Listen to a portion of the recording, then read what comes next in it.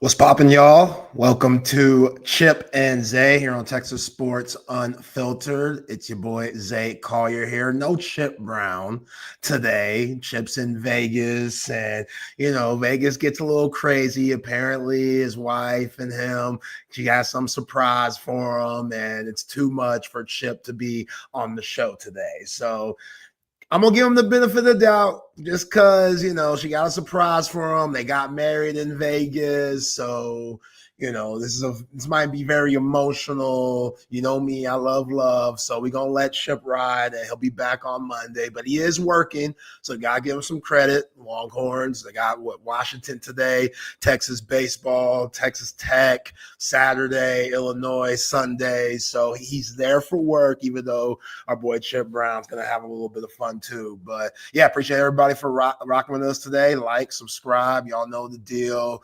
We're on Instagram, Twitter, X, Facebook. Get the app. Again, help us grow. That's what it's all about here on Texas Sports Unfiltered. Cole Thompson will be joining us shortly. Cole said running behind 90 seconds. That's cool. Again, I work with Chip Brown. I'm used to folks being a little tardy. That's all good. But yeah, jam-packed show today. Got a lot to talk about. NFL Combine, Texas players representing, Texas players talking a little crazy too, which I like. You got to talk a little crazy. Isaiah Bond, Jaden Blue, like they going for Xavier Worthy's records. So you got to be confident in yourself. I dig it. I really dig it. We got NFL media guys getting into it at Starbucks. Got to get Cole's thoughts on that. Him being an NFL media guy himself. That's a crazy ass story. Quinn Ewers, he's a standout right now, which is how he's going about answering his questions at the NFL Combine. And Quinn got a different glow right now, y'all. Can't even front. Quinn Ewers, we saw a lot of Quinn Ewers. I wouldn't say he was sad during the season, but Quinn Ewers, real short answered guy, one of those dudes that, he's going to keep to himself, very low key. He's not going to give you paragraphs when he answers a question. At least when he was at UT, he didn't get all that. And we knew there was a lot going on, from Arch Manning talk to, him struggling at times. Clearly, we found out this week him dealing with the oblique injury. That was a thing. But Quinn Ewers, I like the way Quinn's looked so far in Indianapolis. But let's bring on my dude. I've missed him. I know y'all have missed him. Managing editor of the Texas Wire, host of SEC Unfiltered, Cole Thompson in the building.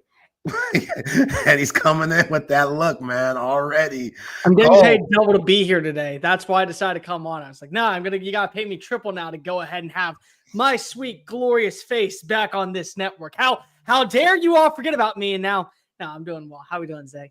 I'm good, bro. I ain't forget about you. Like, I'm glad you're on. When Chip said I'm out, I was like, all right, bro, come on now. You in Vegas. You're out on a Friday. All right, whatever. But he's like, but I got Cole. And I was like, all right, cool. Have a good time. Have a good time. Yeah, have a good time. All right, yeah, we good. Have a good time, my man. Yeah, Cole. we got the juices flowing. We got the veins popping. We got content for days. We got to talk about the Combine. We got to talk about how I was right with the Matthew Stafford crap that was going on behind closed doors. I got to talk about why Texas is probably not going to the tournament this year. We got a lot of things to talk about to piss you off over the next 2 hours. By the way, Lisa Turtle still is hotter than you give her credit for. Oh, gosh. You missed that, don't you? You missed start off talking about the Turtle Meister. Yeah. It's fantastic. Yeah. Quad, I don't know why the app's not working. I haven't checked it right now, but I'm sure our guy BK, he'll get on it and make sure everything gets back right and everything's smooth and spiffy. But yeah, Cole, appreciate having you on today. Like you said, we just got a buku amount of topics to get into. But let's get into a little bit of the NFL Combine, because before you jumped on, I was telling the folks that Quinn Ewers seems like he has a different glow about him. I can't necessarily put my finger on it, which, look, we all know NFL Combine, everybody's going to be on their best behavior. You got to woo these GMs and scouts and NFL teams that are going to end up selecting you here in the draft coming up. So, nobody's going to come in with a frowny face and be salty and petty. Like, it's, Quinn Ewers, we know he's going to come in professional, but just seeing him at the podium and speak to the media, the things that he was discussing. First off, Quinn looks like he's put some meat on them bones. Got a little fatter. Yeah. Healthy fat. There's at the quarterback position, healthy fat's okay. Like Ben Roethlisberger, it worked out for him. It's a good thing. It's a good thing for him. Yeah. When he falls on his ass, it's a good thing. I think that's best. Yeah, especially with the oblique injury and stuff, that coming out, which let me ask you about that first, because those were reports on Quinn Ewers, which might be ironic to some, might be fitting for others, but Quinn Ewers saying this week, and the reports coming out that he dealt with the oblique injury for basically the whole season, tweaked it during the Michigan game, kind of pushed through it throughout the week. They came in, they played UTSA, and that's when he went down for the count. So when you heard that news, what were your first thoughts, Cole? It justified everything that I had said about Quinn Ewers going into the end of his career, that he wasn't playing fully healthy throughout the 2024 season. He wanted to be able to kind of fight through the injury. It led to some issues that eventually hurt Texas at times. And because that he was playing through the pain, it was evident that there were certain limitations to his game that were never going to be back this year. So it justified that, hey, healthy Quinn Ewers versus what we got in Quinn Ewers are two drastically different Quinn Ewers. His legacy shouldn't be tarnished. His overall demeanor about who he was for the organization at Texas should always be remembered and welcomed arms. And that going into the offseason, getting fully healthy, him taking that next step to go to the NFL was the right call, because of now we're going on 3 straight years of injuries during his time at Texas. But Zay, what if he gets another injury and he transfers? So he goes to Notre Dame. He starts there week 2 or week 3. They're playing Texas A&M, and he has a shoulder injury. So now he's dealt with a broken collarbone. He's dealt with 2 shoulder injuries. He's dealt with an oblique injury. He's dealt with a foot injury.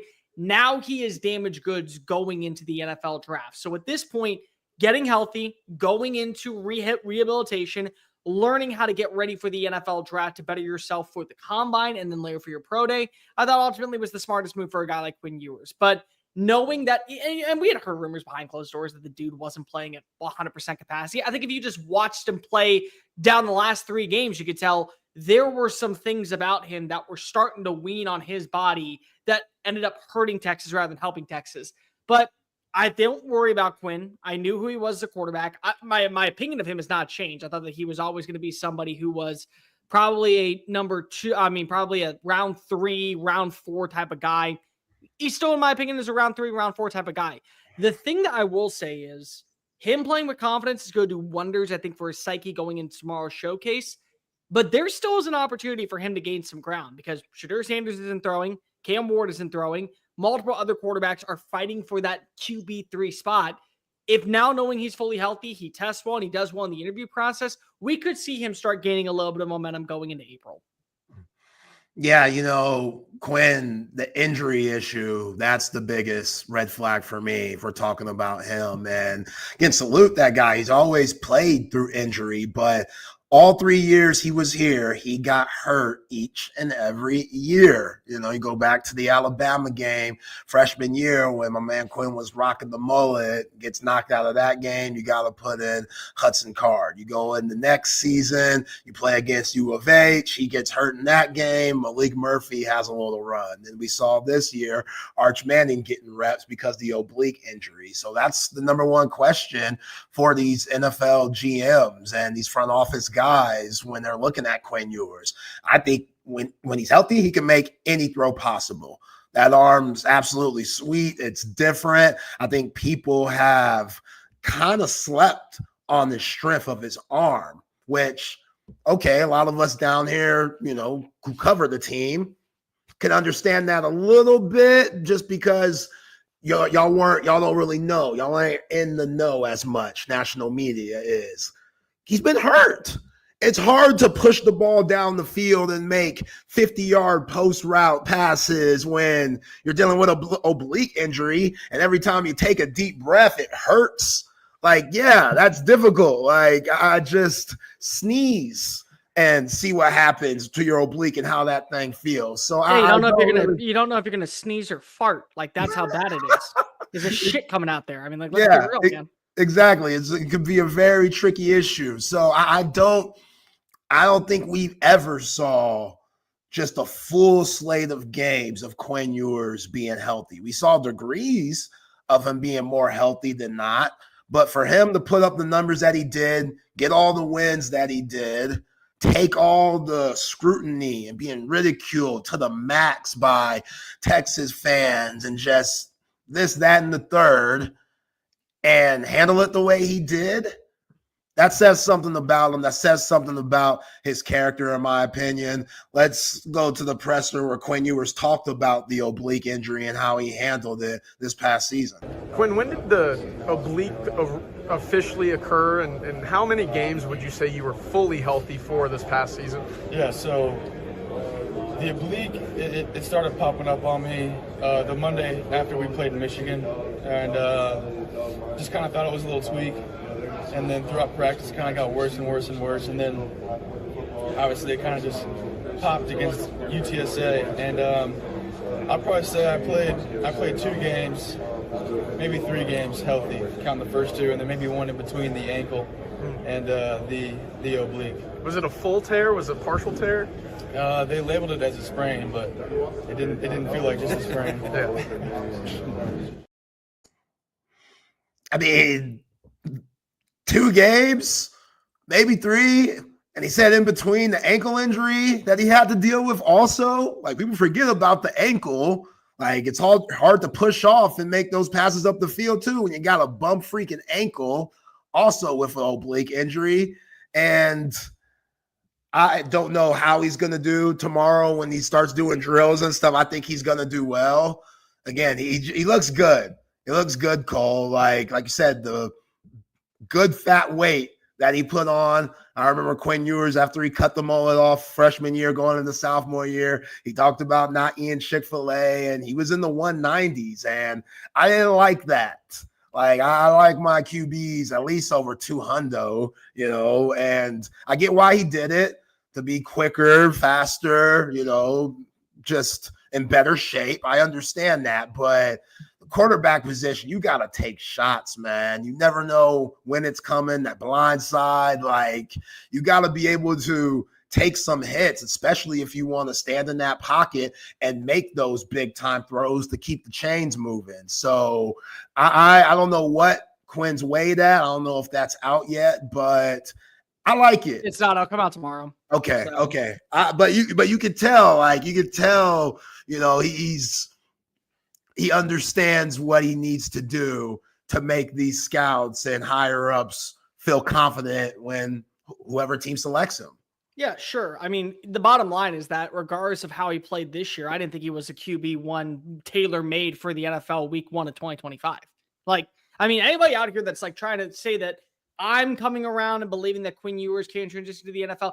Case in point, guys, I don't believe that there's a good quarterback in this draft ready to start week 1. I don't think Cam Ward's ready. I don't think Jahdae Sanders is ready. I think it's a joke that Jackson Dart's getting loved to be in the first round. Like, there's not a single quarterback that I am buying stock in right now to go ahead and be a day 1 plug and play starter, and your team is turning the corner and it's hot and it's spicy and you feel like that this team is actually going to have a little bit of juice. Nobody is doing that in this year's draft for me personally. And there's a reason why I scream into a microphone and people pay me to do so. And I'm not making these type of decisions in a war room, but still, Quinn being healthy, number 1, allows him to kind of show off some of the intangibles that scouts look for: accuracy, deep ball trajectory, release, timing, footwork, delivery of mechanics. What are some areas that we believe are going to allow us to get a better gauge on you going into the NFL draft and going into training camp, going into OTAs, going into the first regular season game? If you have to come in and start, what's your progression to where we feel like that? If you were called upon it, what you can and cannot do. And so For me, just having Quinn at even 80% is better than what we saw him during the regular season because he was probably playing at 40%. And a 40% Quinn Ewers still was good enough to get you to a win over Clemson, still was good enough to get you to a win over Texas A&M, still was good enough to pull you back when your defense shit the bed against Arizona State. And I don't care that he put them in that position to begin with. The defense, which was elite all year, didn't do its job against Cam Scatteraboo and Sam Levitt. That's not on number 3, who's sitting on the sidelines holding a helmet, waiting to get in on the field. So please spare me on the, Quinn Ewers put us in this place to begin with. No, your defense allowing too many explosive plays to number 10 did that. But I believe that now, fully healthy, he's probably going to have an opportunity to sit and learn behind a veteran, hopefully go to the right-made offense that's going to better his odds of transforming into a stable backup. And the worst-case scenario is maybe he ends up starting 4 games in a regular season and a team feels like he's a good, solid player that we can always have as a QB2. That's the worst-case scenario, in my opinion, for him at this point. And that's a good gig. QB2, like NFL. Dude, like, did we learn nothing from Blue Mountain State? Yo, that show's so nothing different. from that show. The best job in college, the best job in all of professional sports is the backup quarterback because you're going to get paid a lot of money, more so than any other backup, because the value of a quarterback position, you hold a clipboard, you wear a hat, girls still go after you because you play the most expensive, pretty position, and you never have to worry about a goddamn thing about ever going in if you're behind an all-pro.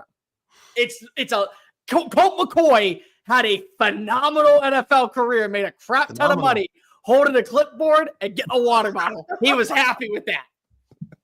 There's not a damn thing wrong with that. All right, first off, love the Blue Mountain State reference.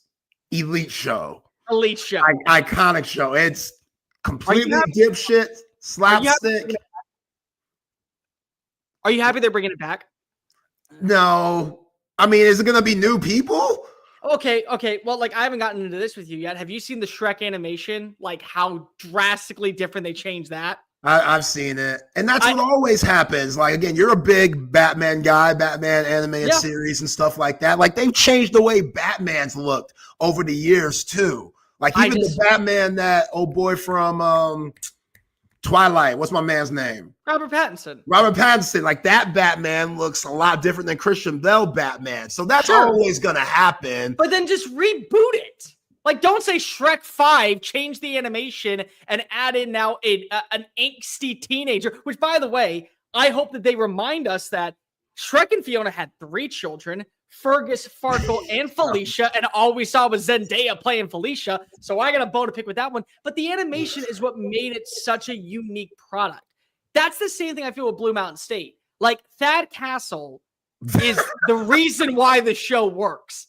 And you got rid of Radon, and you got rid of the running back, and you got rid of Frankie, and you got rid of like half the players. And Thadland was a very fun saying goodbye episode that like went to DVD. If it's not him, then it doesn't work. Like, you can't say, oh, it's Blue Mountain State, but now it's Alex Moran's son. No, I don't care about his son. I care about Alex Moran and Thad Castle and the shenanigans they get in. That's what I care about. Yeah. See, man, I take Blue Mountain State over a lot of fictional football shows that have came out over the years, because I know a lot of people like that All-American show. I've never seen that. It's awful in my opinion. It's terrible. I hated it. What's bad about it? The fact that it's so unreal. It's unrealistic. Okay, did you ever hear the show? What was it? It was the Archie television show. It was on the CW. Somebody can tell me it. I can't believe I'm blanking on it. On the what? CW. But it was about what? What show? Do you remember the Archie comics? No. Okay. Archie comics television show, TV show. I'll remember in a freaking second. Okay. Riverdale. Okay. Riverdale. That's it. Okay. So Riverdale, it went so out of left field after the second season that like it became so unbearably bad with the writing. That's how I feel about All-American. They do a draft and Spencer James is not the first wide receiver drafted. And they all like look at him. It's like, and Spencer James is so upset that he wasn't the first person. It's like, and you see Spencer, it's like, huh? Not me. It's like, bro, no one would ever act that way, and the cameras would never pan to you in that limelight. Like, please. It's so distastefully inaccurate that I can't stand it. I get that. So now you're giving me even more motivation not to watch it. I saw my man Tay Diggs in it. That's fellow dark-skinned brother. He's an absolute legend. His breakout, hit movie was he got Angela Bassett and Stella's got her groove back. Like, he put on for all the young fellas out there, and he put on for all the cougars that say, yo, it's okay to get with the young fellas. So I owe Tay Diggs a lot, especially in my life.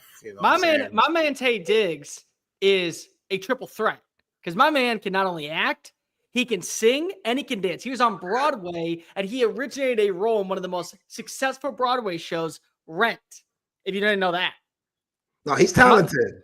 My man can do it all. Like, I love Tay Diggs. Tay Diggs can do no wrong in my eyes. No, he's talented. I'll give you that. But, yeah, when it comes to these fictional football shows, Blue Mountain State, fire. Friday Night Lights, fire. After that, I don't really know where you go. Like, I don't think they have many. Like, clearly they have classic football movies. My favorites is Any Given Sunday. You can't tell me nothing about Any Given Sunday, Longest Yards, Classic 2, the list goes on. But Blue Mountain State is way different than all of those shows because all of those shows have like a serious aspect of it. Blue Mountain State was just slapstick, dipshit, cornball stuff. It was on Spike TV. Like, think about that for a second. There was a channel that we grew up with called Spike. Like, that is the generation below us will never know what type of shenanigans we would see at 10:30 at night flipping on over to Spike TV. They just won't. Like, Blue Mountain, you know what I appreciate about Blue Mountain State? It didn't take itself seriously. Like, it knew it was a slapstick ball laughing joke, and everyone kind of played the part. Like, and they went over the top with it. Yeah. Like, Thad Castle is such an over the top rated character that it makes the show that much better. Yeah. Yeah, I agree. Man, my man Quad firing on all cylinders here in the comments today, which some of the stuff, I hear what he's saying. My man Quad, Standard Labs, and love you, Quad. Appreciate what you do here on Texas Sports Unfiltered and the rest of the listeners. But talking about Quinn Ewers, said, I'm sorry, Quinn is not going to be much more than a backup. At best, he's Colt McCoy. At worst, he's Sam Ehlinger. I've been hearing a lot of these Colt McCoy comparisons.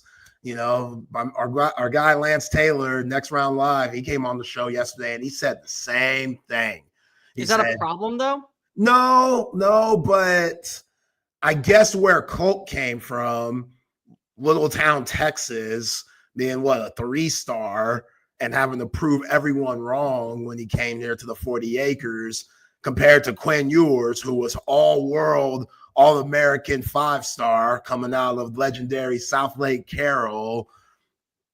That's the thing. That's the thing that's it's kind of hard to fathom when you hear that, because when you think about big-time 5-stars, blue chippers, especially with names like Quinn Ewers and the rankings that he had, okay, this guy, potential number 1 pick. This guy's going to be just like the Matt Staffords of the world and Trevor Lawrences of the world.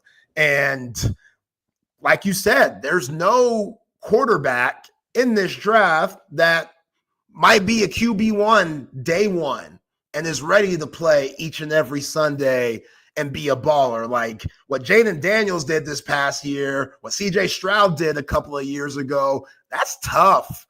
Yeah. That's tough to do. Like, that's pretty unrealistic what those guys did in a way. Like, you got to get to the perfect situation, perfect coach, coordinator, the teammates that you have, they got to give you love too, solid wide receivers. And you just never know what team is going to pick you up and what type of atmosphere that they got going on. So, again, like, yes, I get what Quad's saying. I hear exactly what you're saying, Cole, but if we've never seen Quinn Ewers play healthy, then there's still really good football that he could unleash. I could catch us blindsided. Hell, Brock Purdy Okay. Had these years. Yeah. But I'm just saying, Brock Go ahead, Purdy let's was go. Mr. Irrelevant. And perfect situation going to San Francisco. Thank you. I just want to hear that part. Yeah, perfect situation. Great situation. Debo, Kittle, McCaffrey. His number one offensive line in the country that year. Oh, by the way, the number one defense. I mean, the worst things have happened. Yeah, for sure. But you have to have somebody that's confident enough to run the show, and Purdy did that. So, okay, I don't know. Okay, I think Quinn Ewers. That's my point. That's my point. Is that he had the confidence to do the bare minimum year one. Bare minimum? Bare minimum. Because remember, he wasn't supposed to play. It was Trey Lance's job going into the year. Trey Lance gets hurt in game 2. Jimmy Garoppolo comes on in. Jimmy G looks awesome in Shanahan's offense. Then you go to Brock Purdy toward the end of the year. He averaged like 181 passing yards and a completion percentage of 67.2% and a yards per attempt of 6.7 yards per throw. You were asking him to do the dink and dunk, move the sticks, and not put the ball in harm's way. So what did that do, Zay? It allowed him to build up confidence. And then when they continued that type of path going into 2023, guess what happened? They continued to build that confidence to where eventually he was actually mastering the offense and he was playing with such poise and demeanor because if he built up that confidence. In a man-ready system where any quarterback could have absolutely found success if they did the exact same bare minimum traits. The only reason why we talk about him, Mr. Brock Purdy, more than anybody else is because of his name landed with irrelevant next to it. That's the only reason. If he was pick number 261 and not pick 271, he was a 7th-round quarterback. But it's the Mr. Irrelevant part that we throw in there. We got to throw that in because he's pretty damn relevant right now. Damn, bare minimum, Cole? That's a little cold, don't you think? When you are throwing the football and just saying, hey, Brandon Ayuk, George Kittle, Deebo Samuel, find yards after the catch, and you're not throwing into double coverage or making these throws to where it is you're leading your receiver. Your receiver's kind of doing most of the work. Year one, when they went to the playoffs, it was all bare minimum. Now, I have become a Brock Purdy truther over the last few years by saying Purdy has now elevated the offense. He is a reason why San Francisco has made it to the conference championship and to a Super Bowl. He has built a good rapport inside of what Kyle Shanahan wants. But year one, that was all just, hey, bare minimum. Just get the ball and keep it out of harm's way. That was it. Seriously. Okay. Just so I can prove my point. That way I don't look like an asshole. Let's see. Year one. Zay, I would like you to tell me what was the most what was the most passing yards he had in a game in year one? I'm going to say like 286. 284. 284. What do you think his yards? Right. What do you think his yards per attempt were? Let's say like 7.5. It was 8 yards per play. See, solid. That game that he threw for 284 yards was an overtime game against Las Vegas. That was the most yards that he had. It was an overtime game. His average yards per game was 213. His completion percentage was 70%. His average yards per throw were 8 yards per play. It was bare minimum. It was telling your receivers to find yards after catch, make plays in the open field.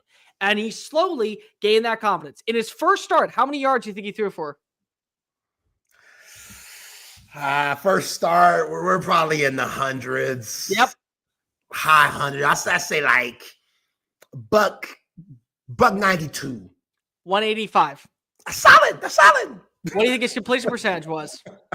Ooh, damn. Like 60 something. It was the highest of the season at 76.2.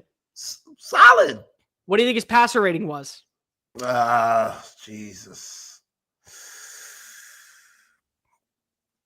I have no idea here. 134.1, the highest of the regular season for him. So again, he just played comfortable. Keep the ball out of harm's way. So if you're asking Quinn to do that at the end of the year, and if he goes into the right situation, then I could see Quinn having the same type of success. But we won't talk about it that same way because if he wasn't Mr. Irrelevant. No, that's a good point. That's a good point. And again, Brock Purdy moves better than Quinn Ewers does. Yeah, but also, Quintavious came out a little bit, y'all. Y'all remember those moments right before he got hurt in the Houston game, 2023. Quintavious, Kansas game. Go look at that. He had a nasty run. Baylor game had another nasty run. Quintavious, it's there. It's in him. It's just the dude was never healthy. So what does that do for your psyche? I ain't running. I'm hurt here. I just want to sit back in the pocket as best I can. And plus, with Sark's complex offense, I got a lot of stuff going on. And again, I want to give Quinn the benefit of the doubt a little bit. I hear what everybody's saying. I hear what you're saying, Cole, what Quad's saying, our boy Lance, etc. Everyone that has just a little bit of caution when it comes to Quinn Ewers. I see that, and I could see him being a backup his whole career. I could see him being one of those guys that has a couple of years where he's a Pro Bowler too. I do. I could see that happening. We've seen weirder things happen, but I want to see him healthy in the right situation where somebody could unleash his talents to the fullest. There's a spot.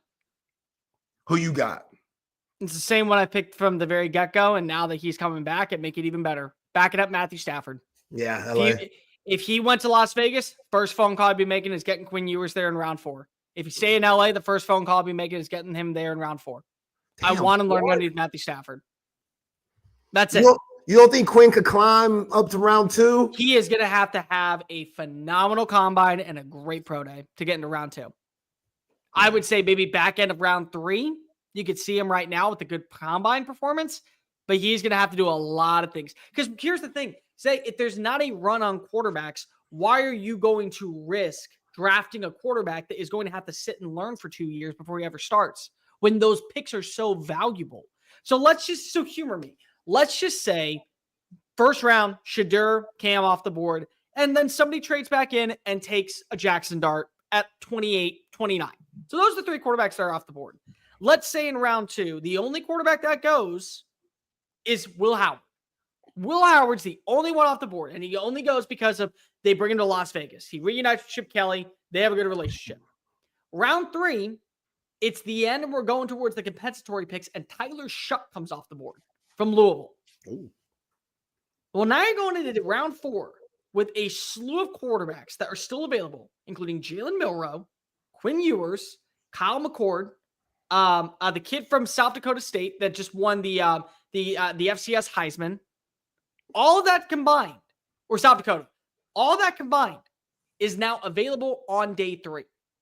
And you're sitting there in your Los Angeles, and we can trade back, get a couple of extra picks, or we can trade up to land ourselves a quarterback that we think can learn for the next 2 years while Matthew Stafford closes out his tenure. And we still can get a premier wide receiver that can help us out right now. If there's not a run on quarterbacks, why are you going to overdraft a guy like Quinn Ewers, who's not going to be made available in 2025, bearing a significant injury or complete and total rejuvenation of his career? Why risk it? I hear you.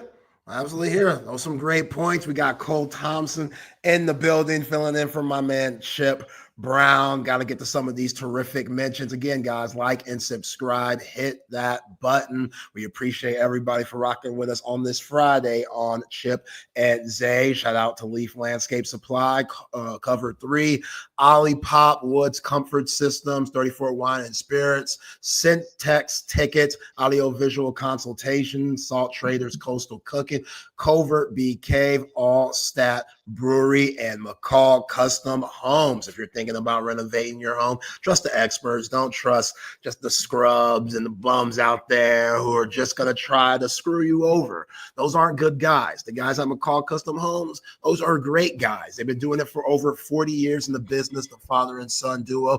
They're all about quality. They're all about craftsmanship. It's about making your home into something truly special. If you want to check them out at their new website, website at McCallCustomHomesATX.com. Hit them up on Facebook. Hit them up on Instagram at McCall Custom Homes. Give our boy Mike a call. What up, Mike? At 512-633-9580. That's 512-633-9580. And shoot Mike an email at mike@McCallCustomHomes.com. It's McCall Custom Homes. We build value into your home. All right, Cole. So another thing that I want to touch on with you, you just mentioned how you aren't confident in any quarterbacks in this draft being QB1, being ready to start once week one comes around for the National Football League season. And that obviously means Cam Ward and Jahdae Sanders also, which a lot of people think otherwise. Love your opinions here. I want to hear why you think that's not the case, why you think that Cam Ward and Jahdae Sanders might need more time on the bench watching and learning instead of getting thrown into the fire like we saw C.J. Stroud 2 years ago and Jaden Daniels, both of those guys who thrived in their rookie season. So Cam Ward is my QB1. I'll just lock that in. I still believe he is the best quarterback in this draft. And if I were to have to start a franchise just based off of 2025 prospects alone, and I need a quarterback, I think that Ward has some intangibles that are going to translate to the NFL a lot quicker than Jahdae. The difference is I think that Jahdae is a guy that maybe is going to have a more illustrious career. I think would be the right word for it, because if there are some things that he does in this game when it comes to his footwork, when it comes to his throwing motion, when it comes to his delivery, I don't think he second guesses a lot. I think that he is very accurate when it comes to his decision making. It's a little bit more advanced. It's just a little erratic. There are some things that I really want to tweak about his game that I think could lead him to be a Pro Bowl-esque quarterback. I like the zip on Cam Ward's ball. I like the mobility. I like the improvisation of what Cam Ward does. And there are some traits that are just going to allow him, I think, to be a difference maker from week one or whenever he starts throughout his rookie season, while teams learn to adjust to his speed, his play style, his physicality, how he is able to create second chance opportunities behind the line of scrimmage. My big question when it comes to Cam Ward is, are the intangibles that were erratic at times that put Miami in such a position of concern, is that going to be worked out of you? Zay, he's got over 3,000 reps underneath his belt between his time at Washington State, Miami, and FCS Incarnate Word. Now, remember, when he was in high school, he didn't play traditional high school football. He came from the 7-on-7 league, I think it was, or it was the two-way football realm. It was the wishbone. No. It was the wishbone offense. So his passing was very erratic when he was getting looked at because of the style of play that he was coming in. Incarnate Word was the only school to ever offer him. But he throws, when I watch him play, sometimes under duress, and he makes bad decisions. Well, at some point, I look at how many reps you've played, and I say, if I take your best game and I take your worst game and I kind of find a middle ground in that, that is what I can expect from you. And some of his best games, he throws for 365 yards, has a pass rating of 125, 135. He also has 3 touchdowns and 2 interceptions. Some of his worst games, when you look back at Washington State, he had a completion percentage around 61%, 1 touchdown, 3 interceptions, and he threw for 425 yards. But again, a lot of the stuff that he was doing was improvisation because if he was playing against inferior defensive lines. That will not be the case at the NFL level. And so there are some things that I want to work out of a guy like Cam Ward that I may just have to learn to live with. Is that worthy of a number 1 overall pick? Is that worthy of saying, I got you out week 1? And the bottom line is that for any team that's picking a quarterback this year with a coach that's facing a little bit of pressure, they're not allowed to let him ease his way on in. Like, you know, the Bryce Underwood kid that's going to Michigan, how much they're paying him? There is a select few, and I'm not one of them, but there's a select few that says he's getting $8 million. He's starting week 1. No. We're paying $8 million for him not to go to the Southeastern Conference and win a title in the Big Ten. He's going out week 1 because we could use that money elsewhere. We can use in the transfer portal to bring in an All-American left tackle. We can bring in the transfer portal to land a all-conference linebacker. But we're paying him to go get this kid at quarterback. I don't care what Mikey Keene has done. I don't care how good Mikey Keene has played at Fresno State or what he did when he's at UCF. He is here just in case Bryce Underwood gets hurt. That's an insurance policy. But we're paying this amount of money. We got to get you in. That's the way I view teams that are desperate for quarterbacks right now. Hey, you don't have time to wait for a Cam Ward or a Jahdae Sanders to come around. We're in a win now mode. You got to prove that you're the right guy for this job. And so my concern is that once Cam Ward gets in a rhythm of things, that's who he's going to be as a quarterback. And the other part that I will just say is that when I look at all of last year's quarterback class, at best, Cam Ward and Jahdae Sanders are coming in at QB5 and QB6, and somebody's dropping down to QB7. Where this year, again, they're QB1 and QB2 because they kind of have to be. Yeah, I hear you. I absolutely hear you. You know, Cam Ward out of Western Columbia, Texas. You know, them Texas boys different. They always do well, it seems like, when they go to the National Football League, get that quarterback position. We saw Jalen Hurts just win a championship. We know Patrick Mahomes, he constantly is winning championships. So Cam Ward definitely has that on his side. I guess Jahdae Sanders reps Dallas? I don't know. Would it be Dallas technically? I think because he graduated from high school in Dallas, right? Yeah. Oh, yeah, he'd rep Dallas. He'd rep Dallas, so you put him in that same boat.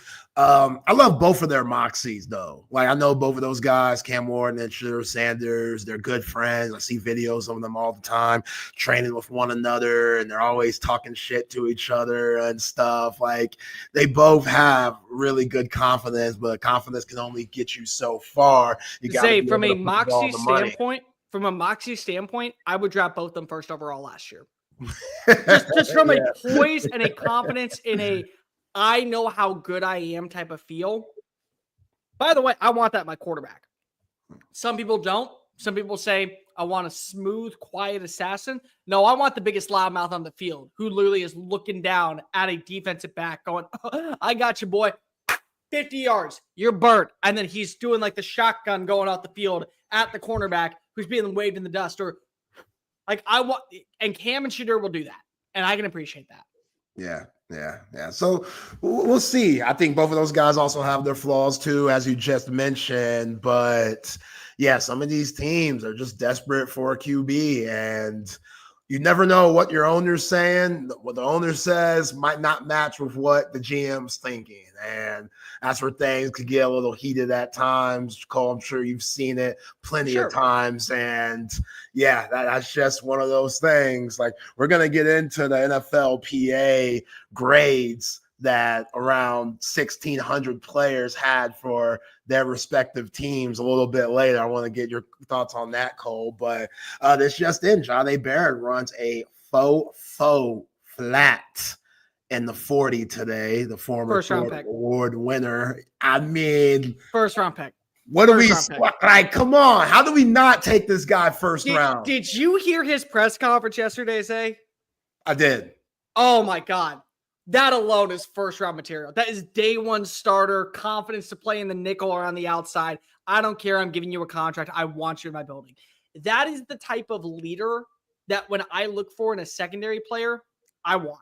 Like, I understand cornerbacks are usually the biggest loudmouths on the field. I want that in my quarterback, not my cornerback. In my cornerback, I want a guy who is a silent assassin going, run against me, see what happens. I'll do it again. Let's see what happens. All right, I told you to do it. No, let's do it again. See what happens. I want that dude. That is Jahdae Barron. I'm so happy for him. I'm happy that he ran a 4.4. He continues to test well. There's going to be a legit conversation. Here's what's going to be really interesting. Does he end up becoming the first cornerback selected that isn't Travis Hunter? Because Will Johnson's toe injury, how is that affecting him to where a name like a Jahdae Barron could easily climb on up into the top 15? And now we're in who fits better in scheme-wise? Who fits better when it comes to our style of defense a little bit more? I mean, might be biased here, but I think Jahdae Barron has more versatility than Will Johnson does. Sure, I would agree with that. His ability to play that star nickel spot, obviously on the outside this year where he won the Thorpe Award. And again, I don't think we talk about that enough, Cole, and just how incredible that was. Like, we've seen this guy play nickel his whole career at Texas, rocking a different number. He was rocking the MJ23 all year. He decides to come back for the 2024 season, switches to the number 7. We see the cool, awesome video of him and Michael Huff, where Huff's giving him number 7. Yeah. And they're going to put him on the outside because they're that confident in Jalen Gilbo's abilities. Not going to lie, I was wondering what the hell we're doing here. Like, this is an interesting move. Want to trust Sark, want to trust Pete Kwiatkowski, but I'm going to have to see results instantly. Colorado State, Michigan, first few games of the year, he gets a huge interception against Colorado State. And again, I know it's Colorado State. Like, we don't disrespect the Rams here. They have a great wide receiver, Torrey Horton. But they ain't no college football playoff team. Let's just say that. College football playoff team. But there's only 12 of them, Zay. So, there's only 12. True. But we saw early that was the right move. Like, his ability to break and just to completely collapse on the ball, it's second to none. Like, it's different. And you're right. Like, the way that he presents himself, the way that he carries himself, to the media, he's going to make you laugh. He's going to say the right thing. I love what he said about Arch Manning. Like, he talked about Arch Manning, and he was like, yo, Arch is one of the most humble guys that I've ever met in my life. He told a story about how Arch, as a freshman, 2 weeks in, offered to do Jahdae's laundry just because he was going that route. And Jahdae was like, nah, bro, you ain't got to do it. And Arch was like, no, my pleasure.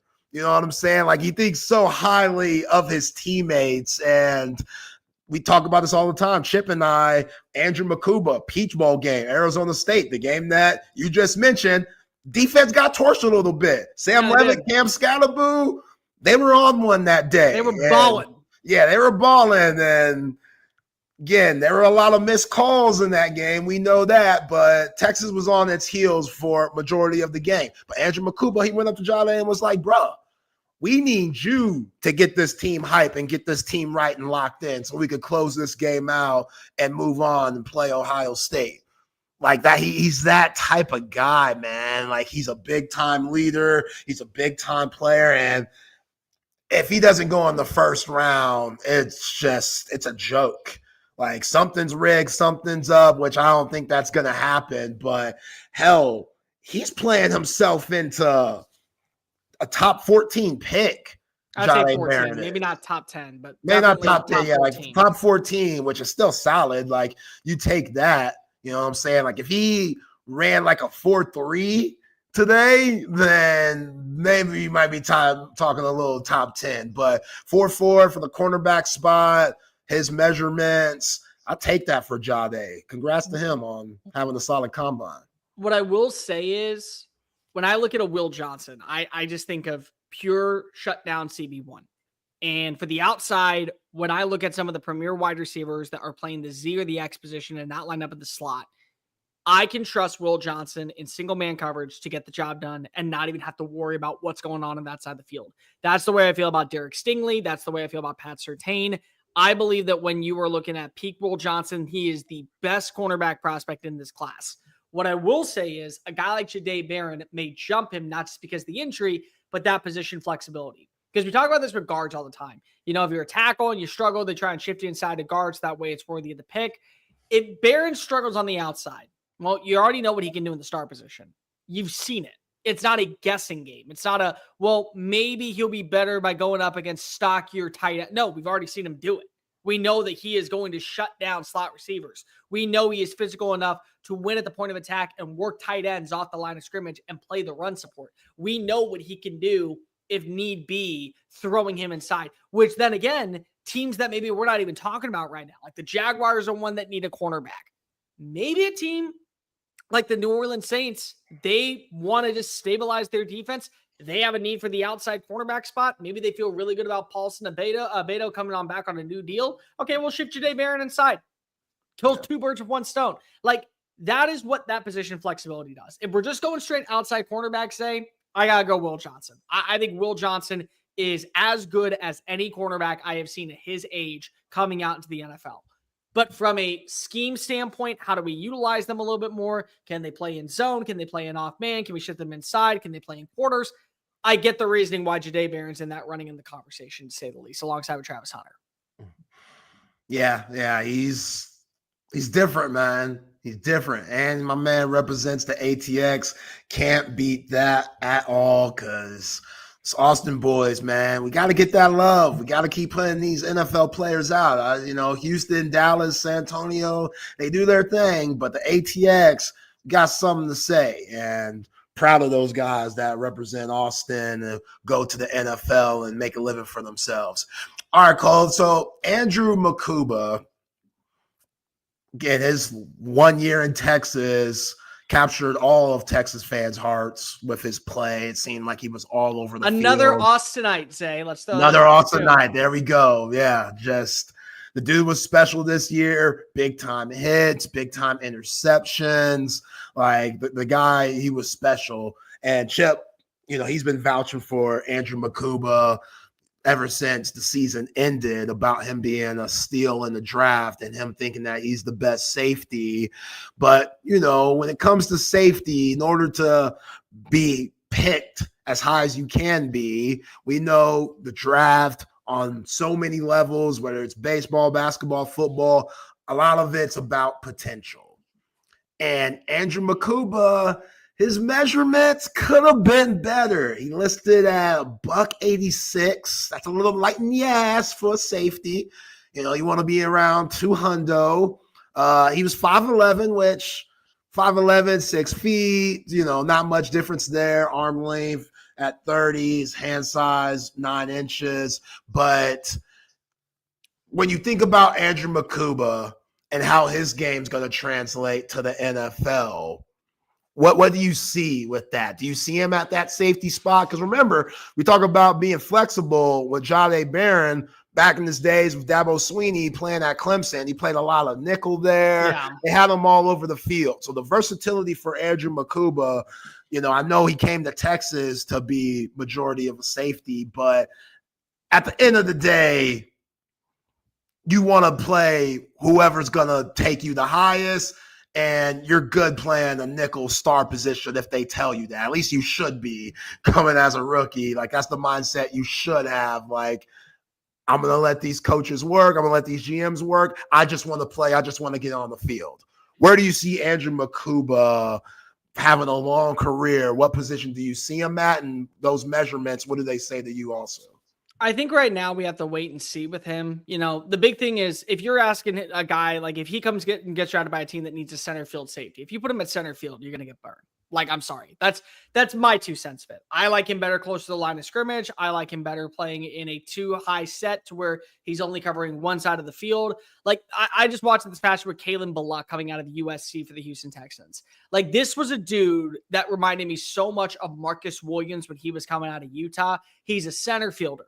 You were asking him not to play against the run. You were asking to make plays in coverage and get those deep shots that are trying to be 70-yard touchdowns, and they're underthrown, and that's a pick.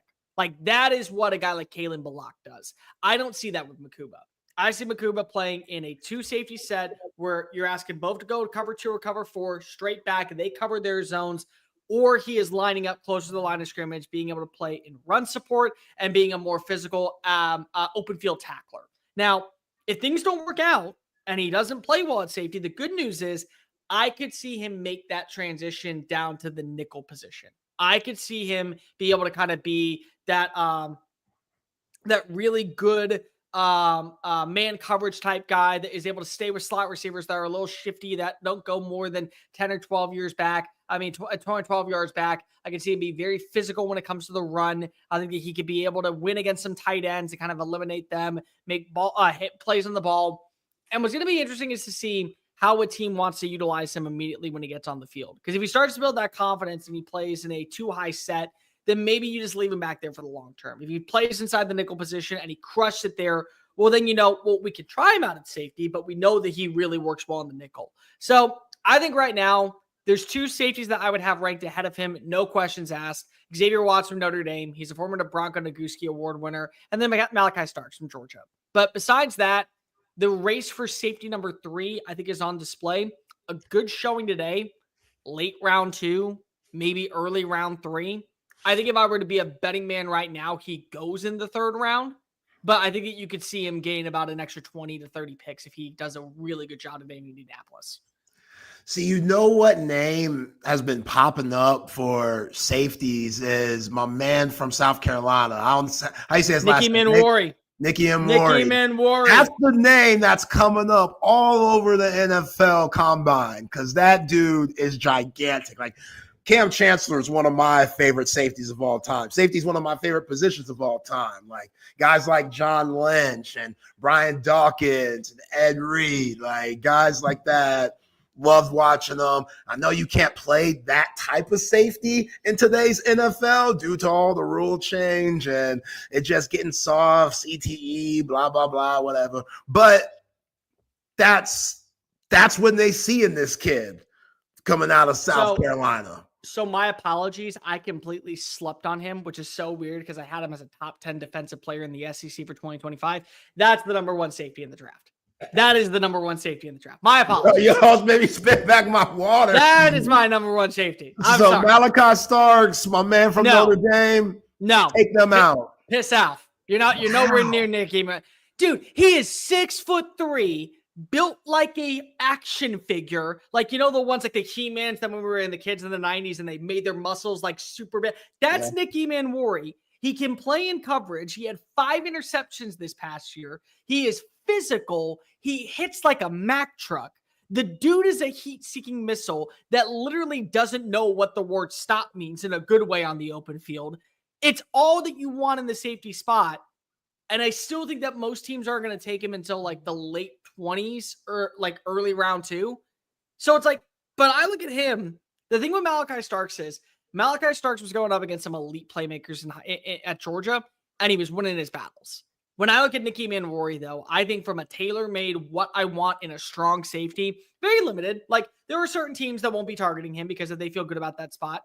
I would just love to bring him on in. Like it's not Cam Chancellor, but I will say the way he hits, the way he's able to make plays in a 2-high set, the way that he is not afraid to come down and blitz, there are similarities to that Cam Chancellor mode that made him such a beast when he was in Seattle. Yeah, my ears perked up when I heard Cam Chancellor. I was like, oh, shit. Like, Cam Chancellor comparisons don't come around that often. Like, you talk about those dudes that were just yoked out of their mind and could care less about their body. Like, I don't care what my body's going to go through. I'm going to light your ass up to keep you out of the end zone. Like, that's my job. That's what Cam Chancellor did for those Legion of Boom teams in the Pete Carroll days. So when I hear this for Iamori, like I'm very intrigued with that. And now that you got him, that's your number one safety coming out. I'm even more. I completely spaced on him. I'm so sorry. That's just disrespectful on my part. No, that's why I'm here. That's why I'm here to bring him up. So, get you back on game and stuff. Cause yeah, the measurements with that dude's impressive. I like what David said right here. David Keith Williams talking about Andrew Makuba, the velocity and power that Andrew Makuba packs at 190 while playing safety at Texas was comparable to any other safety plan at 210. A lot of that I agree with. The way that Andrew Makuba moves, the way that he hits, just his mentality, he plays a lot bigger than that 186 that he was listed at the combine. The issue that I have is, will he end up like a Bob Sanders? Sure. Where Bob Sanders, defensive player of the year, an absolute animal coming out of Iowa, but he was on the smaller side. I think he was bigger than what Andrew Makuba, like weight-wise. I think he was in the 2s. Yeah. I think it was 202, 203, something like that. 203, but he's like 5'8", 5'7", maybe on 5'9" on a good day. But we don't discriminate against short people. Short kings are awesome. Shout out to the short kings, man, doing that. I appreciate you. You're so nice. I just want to fish a compliment. That's all I was looking for. Yeah, man. Them short kings, man. The Muggsy Bozes of the world. Like, shout out to them. Bryce Youngs, keep doing your thing. But that's just him being durable, Andrew Makuba. Like, that's what's going to be the red flag for some of these teams because he did miss games this year too. And it was a knee injury. A lot of people have knee injuries, big, small, but that's the only thing with Andrew Makuba that I'd be worried about with him being at 186, especially with the way he plays, because he's not going to change his game. Like, he's going to be the same old animal that we saw this past year at the 40. So that's what these coaches, scouts are probably a little cautious of. Here's what I worry about. Do you add the weight and lose the speed, or do you keep the speed, lose the weight, and then you get hurt? Because those are two things. Because if you can put on an extra 15 pounds, but if that speed starts to decrease in the process and you're not able to have that same trajectory with the pursuit angles, and now he's gaining 3 extra yards, you're not as valuable as what you were. But if we keep you at 186 or maybe just bring you up to 190, 192, are you going to be able to withstand those type of hits that you see in the NFL? Coming full speed from a Derrick Henry, coming full speed from a Saquon Barkley, from a tight end like a George Kittle. He lowers his shoulder, puts it right in your chest plate. Are you going to get up afterwards? Or are you going to have a separated shoulder in the process? Those are the things I worry about with him. And I get it. And it's justifiably reasonable. It doesn't mean he can't be a good player. But I also, number one, don't think that he is good enough to be a straight center fielder in the NFL. I don't. But I also don't think that there's a lot of great center fielder safeties in the NFL. I do believe that he is best suited for a too-high set that allows him to stay probably closer on the back end, making the open field tackles. But if you got him play him down the box, my only concern is, will he be able to take on those hits sustainably? Yeah. Great points. Let's get to another one of our mentions. We are in the 3 o'clock hour, 1 hour left. No Chip Brown today on Chip and Zay. His wife's got something planned for him. Very romantic. So we'll let Chip slide because him and the lovely L Bell, as he calls her, they got married in Vegas. So, it's emotional. Like, they got some quality time spent together. Let Chip live there, but Cole Thompson in the building doing a terrific job per usual here on Texas Sports Unfiltered. Shout out to Covert B Cave, though, family owned and operated, doing it 100 years in the ATX. That is a long time to be doing something. If you're doing something that long, the quality has to be grade A, whether it is the customer service, just type of cars, vehicles that they have, the brands, 7 terrific brands to choose from. And again, if you don't want to take my word for it, hear from the folks that also love Covert BK. It's really a family experience. I walked in the showroom today and everybody greeted me by name. How are you doing? What's going on? How's everything going? From a price standpoint, from a customer service perspective, just conversation when you come in, it feels no pressure. I want to buy cars here. The family buying car experience, one of the best that you will ever have. Come and experience it for yourself. Covert, born and raised in Austin. That's right, Covert B Cave. Check them out, their website, covertbcave.com. Nobody beats a Covert deal. Not now, not ever. All right, Cole. So the NFLPA just came out with their list and their grades for like about 1,600 NFL players, put their surveys in that they do every single year to improve things, whether it's or just their thoughts on how things are going with their respective franchises. So basically like a report card. They give grades to the owner, the coach, the food that you have in the facilities, the travel, the plane, stuff like that, the weight room, and the treatment of family. And it's a little interesting. It's always interesting to me. I mean, each year can change, better or worse. So you just never know. But pulling up the screen here, if you're watching us on YouTube, you see all the grades, see a big picture of Tua Tagovailoa, and that's because Miami, they got graded as number 1 overall. When it comes to coaching, they're A+. Their owner, A+. Food and travel, A+. Weight room, A+. Treatment of family, A. So they blow everyone out the water. The worst team in the NFL. No shock. The Arizona Cardinals. No shock. Not even a little bit.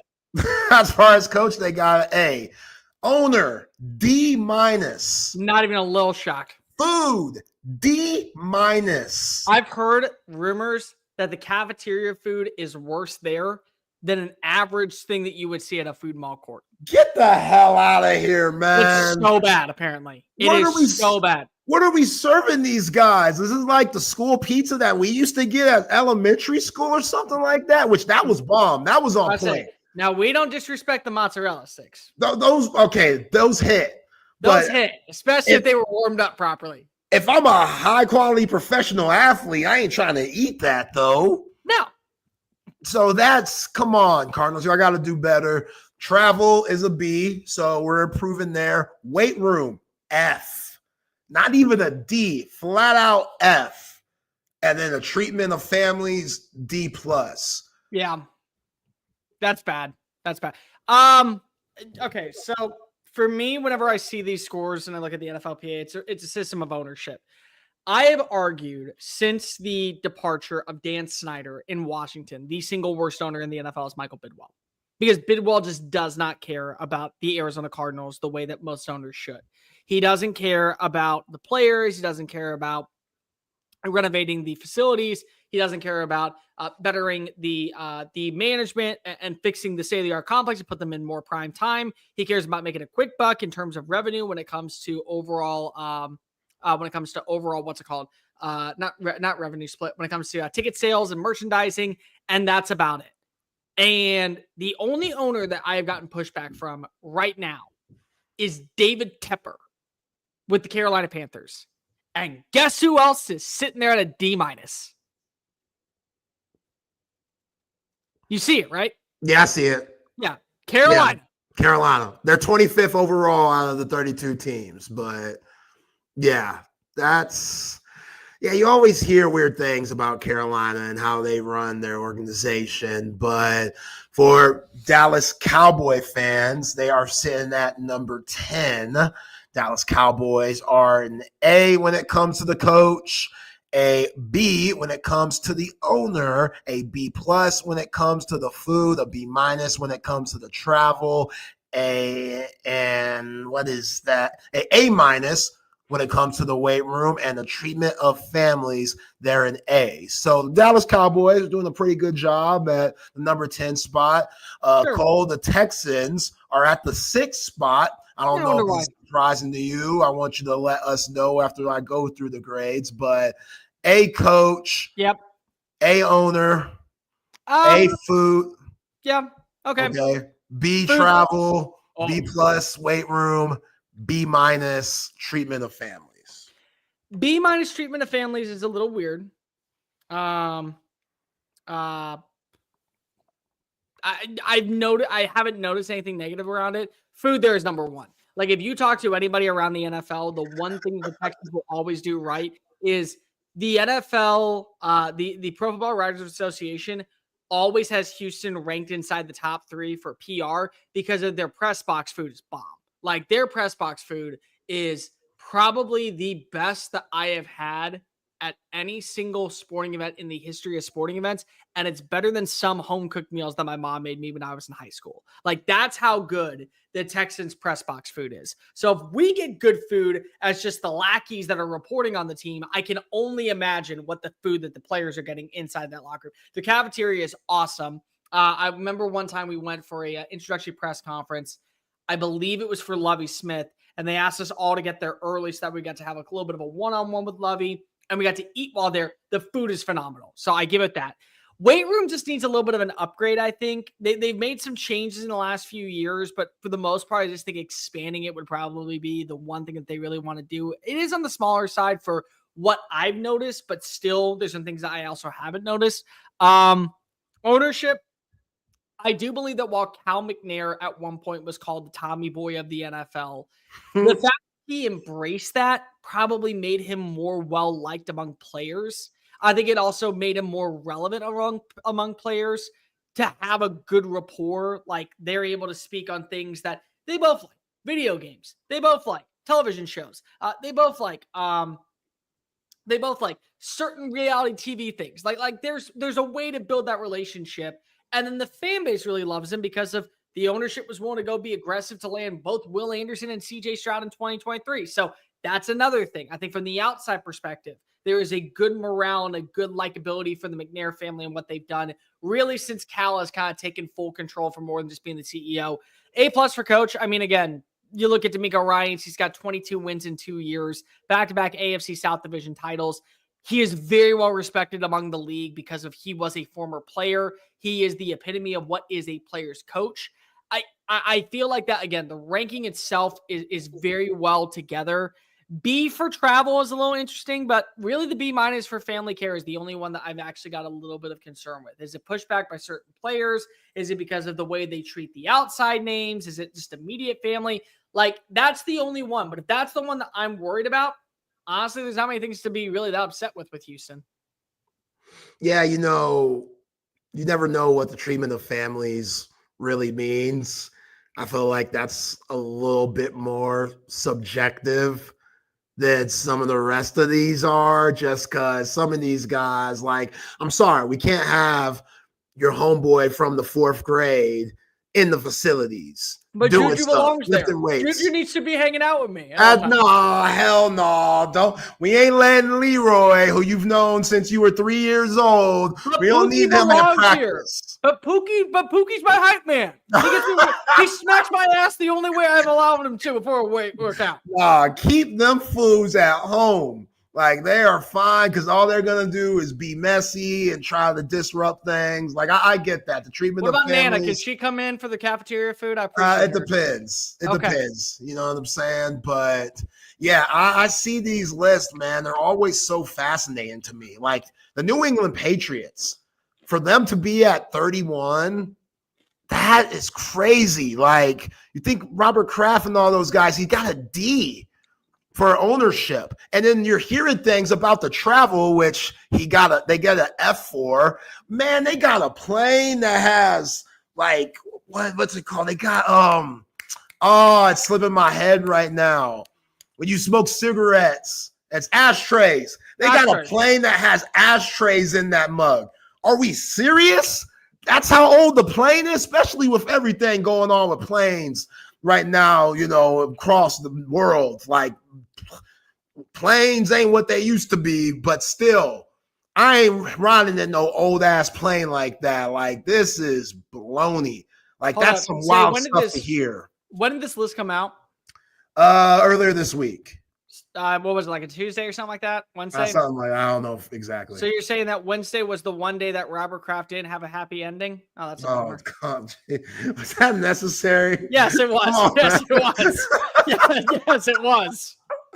Yes, it was. Because honestly, is he really that good? Okay, because again, the whole entire premise about the New England dynasty, was it really the ownership, or was it really Bill Belichick, or was it just the Tom Brady effect? Because I'm looking at it now. Brady's gone, bottom 2. Yeah. Yeah. And I don't know, is that what motivated them during the Belichick Brady era? Like, the fact that everything wasn't top notch. Sure. Was that what, like, did that keep them humble? Did that keep them on edge? Like, grimy in a way? Because you always just hear about guys coming from low-income housing, poverty, and when you go into the process of drafting them, you like those guys more because they got it from the mud and they want to change their life so bad they're willing to work harder than everyone. Was that the mindset? Is that what we're going with if we're New England here? Because I don't know. That's one of the bigger surprises on that list. Like, just how trash we're graded. Can you pull up the list real fast? Because there's one. No, pull it back up. Yeah. What was the biggest surprise for you? Kansas City 26. That was the biggest surprise for you. Okay. Yeah. And also Cowboys coach at an A+ or an A. Who just got fired. You just fired him. How do we know? Like, what? Like, you just fired the guy or let him go, whatever. You didn't come to an agreement. Mike McCarthy wanted more time there. Jerry was like, you ain't getting more time. I get that. So that's a surprise. But I would say overall, Kansas City at 26. Okay. New Orleans at 12 is interesting to me because of, let's start off with travels, B+. Ownership with the Benson family. Bensons are beloved in the state of Louisiana. That's an A. B- on coach. But again, the coach was Dennis Allen, who many believe is a good defensive coordinator, but not a good head coach. Treatment of families, C. Okay. Well, again, is it the Superdome staff? Is it people that are actually internally with the building? Is it connected with the Saints? What's the one I'm missing here? Zay? For New Orleans. What did I not say? Travel? No. Food at a D-. Oh. Have you been to New Orleans, Louisiana? Because the greatest places for food in the world. Oh my God. Like, okay, I have said for a while now that the people of Louisiana, the reason why people say it is one of the fattest states is not because of those people are fat. They're just really well fed. Like, they are very well fed down in the boot. And for them to be a D- with an A owner is shocking to me because of the food there is phenomenal. I went to a grocery store when I was at the Super Bowl at 1:30 in the morning and got myself a loaf of French bread, a baguette with it was like a fake muffaletta, and it was one of the best foods that I have had from a gas station sandwich. I got a route before I left the state, I went to Rouse's, which by the way is a great grocery store if you've never been there, just to pick up their French loaf bread so I can make barbecue shrimp. Like that is how much I love the food in Louisiana, and the fact that they have a D- is shocking to me. It is disgusting to me. In fact, it should be morally wrong that in that state, they are a D- when it comes to food. But you can't eat the stuff that they're popular for. Like, you can't be eating jambalaya and you can't come up with a way to make it protein healthy jambalaya at Touffet. You can't find a way to make it. You have a state-of-the-art owner. Your owner's an A. She can't bring in the best chefs in the world to make it team healthy. I'm sure they can modify it some ways, but it's still not going to be the same. Keep the flavor of that gumbo, with that nice little spice, that dark mud-looking liquid. Which, by the way, I have found this out, and this is where white people are terrible individuals when it comes to this. Our gumbo is awful. Our gumbo is pathetic. White people gumbo or white people gumbo? What's the difference?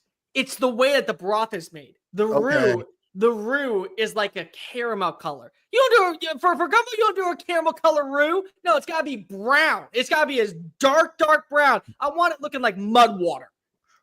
We don't do gumbo well. No. I had some of the best gumbo that I was in New Orleans. And guess what? I know it's not made by someone that looks like me. I know for a fact. I was not me.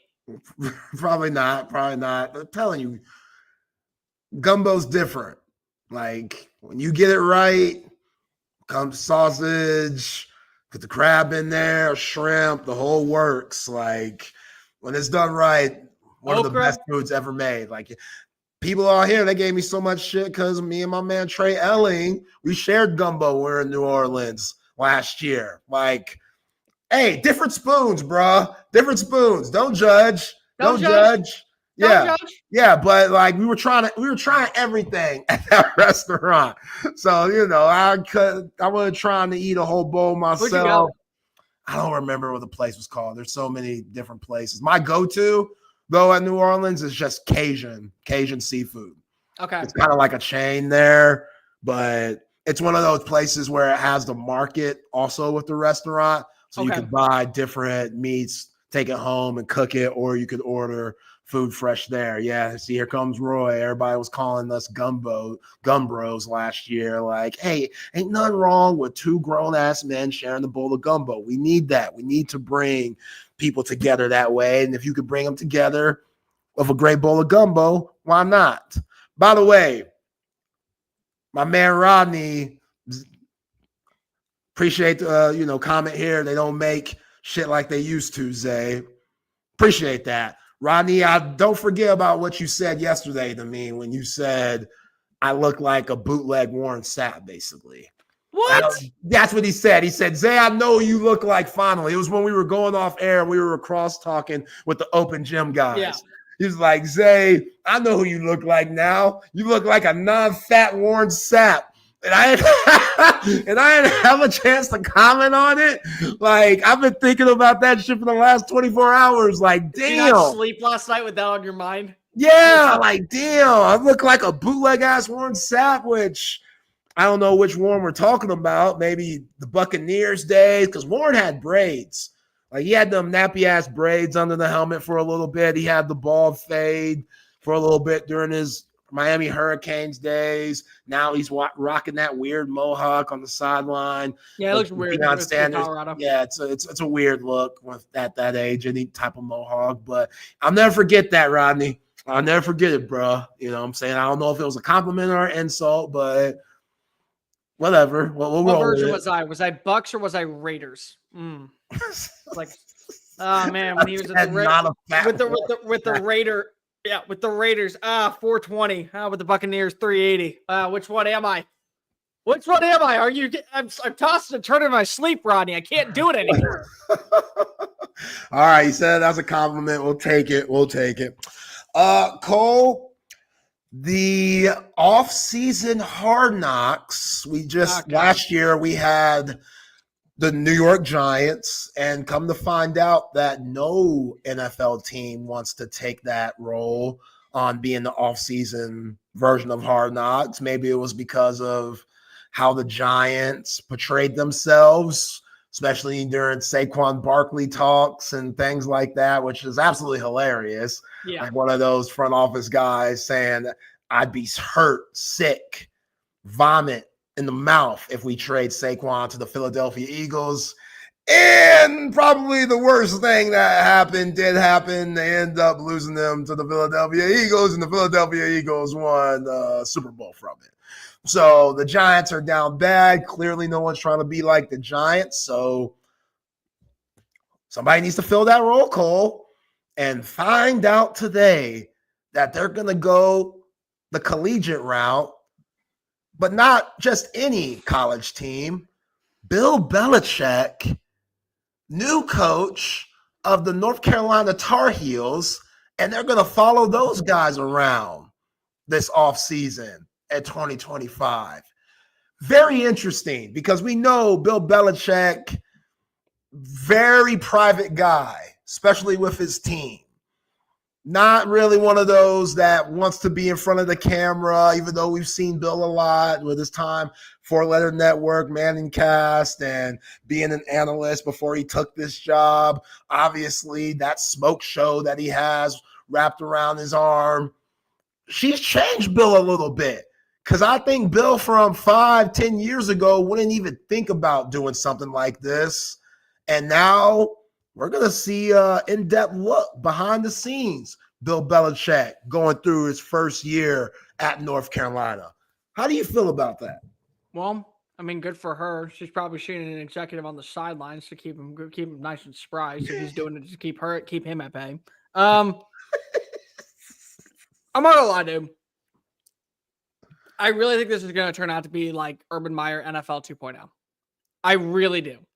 And I feel like that right now at a place like North Carolina, where this to me feels like a very winnable season. Have you seen North Carolina's schedule going into 2025? I have not.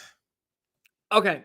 For as many questions as you have with this team underneath the brand new head coach, let me read this off to you. They play TCU to open up the season. Their next 3 hardest games are home against Duke, on the road against Syracuse without Kyle McCord, home against Clemson. They don't play Florida State. They don't play Miami. They don't play SMU. They play at UCF with a brand new roster headlined by Scott Frost coming back in. And they feel like that they've done enough in the transfer portal to where they can be a competitive team. This is the easiest path for them to make it to the playoffs in 2025. And yet still, I have my doubts because I just don't think that you're going to get the buy-in the way that Belichick wants it. I really don't.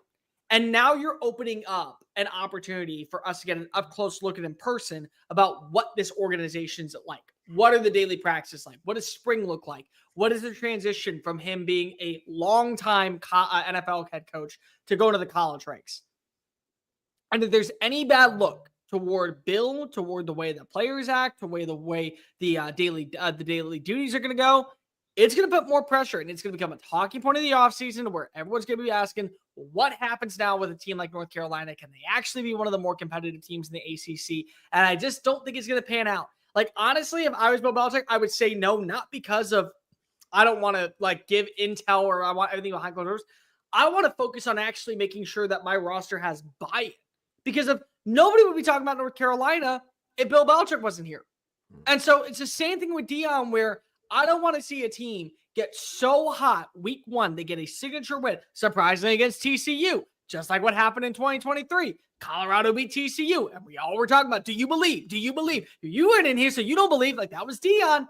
Is that going to be like the same thing? Well, it's time to believe the Tar Heels, and we put them all the way up to like number 17 in the AP rankings, and then they find a way to lose to Clemson after a 4-0 start, and they lose to Cal, and they lose to Syracuse, they lose to Stanford, and they finish out the year 4-8, and then you go, Bill's like, yeah, this isn't for me. I want to get on out of here. Yeah, you know what? I'm going to go ahead and say goodbye. Yeah, Zach Collier, I think it's really a nice time. I'm going to go back to the NFL. I think it's a good old-fashioned life for me. Like, is that what we're going to see at this point? I hope not. I hope not. Big part of me really wants it to work out for Bill.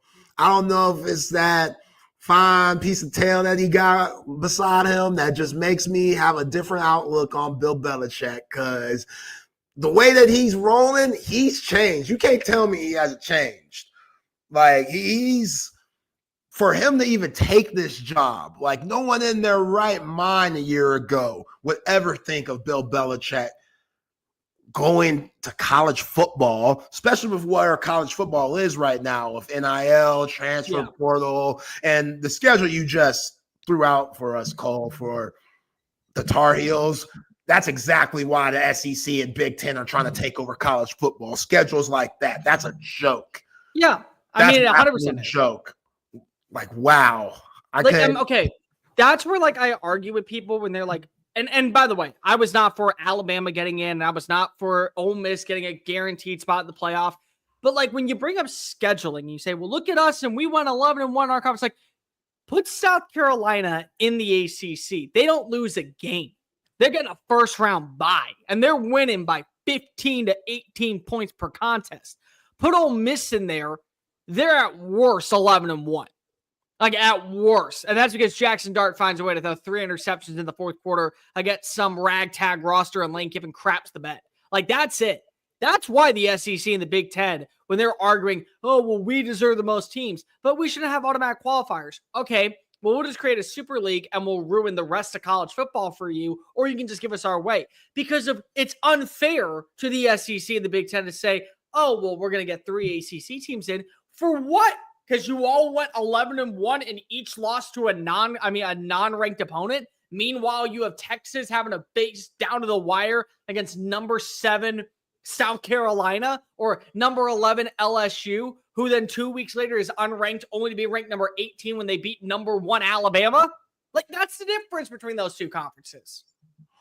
Yes, huge difference. It's a huge difference. And you can completely understand why the Big Ten and SEC, they're trying to beat the rest of college football. They're trying to bully the rest of college football for schedules like that. So going back to Bill Belichick, I do want it to work out for Bill. I want to see what he does, and I'm glad that we're going to see this on HBO or Max, wherever the hell they're going to play it. But I want to see Bill Belichick in a different light. They better have homegirl in it, though. That old 24-year-old main character. I need to see what's going on with her life and how she operates. Because that relationship, everybody says, what do they talk about? I don't know. I want to know. I want to know now. We go find out what they talk about, because got to give her some credit. She could be an old soul. I get it. Her attire, they were trying to clown her about she was rocking the jacket, which I've never understood this fashion take, but the jacket where it's not even on, it's like halfway off. I don't understand that one either. I don't really understand it, but I know what you're saying. Are your forearms cold? Is that it? Yeah, I know it's a thing. Like, I don't know if somebody created it back in the day in France or something and they roll with it, but either way, there's something there. There's something intriguing about Bill Belichick being at North Carolina in more ways than one. And I just thought about this.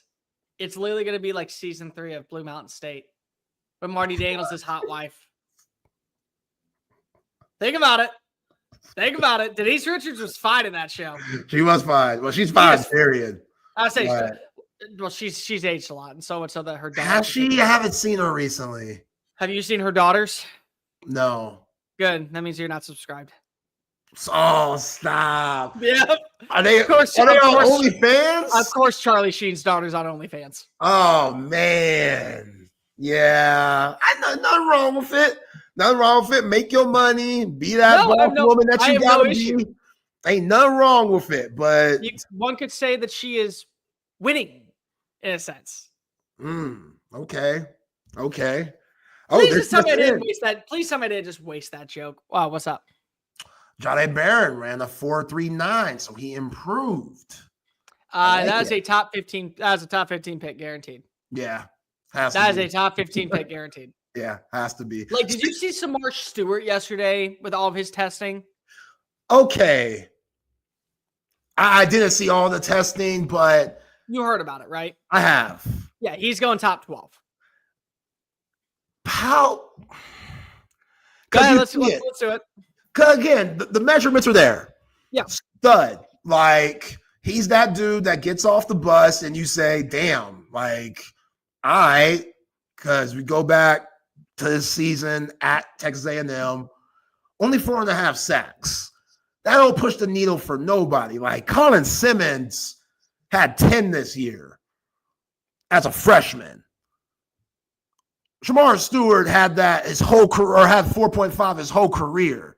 So I don't know. Like, this guy, I don't know about him.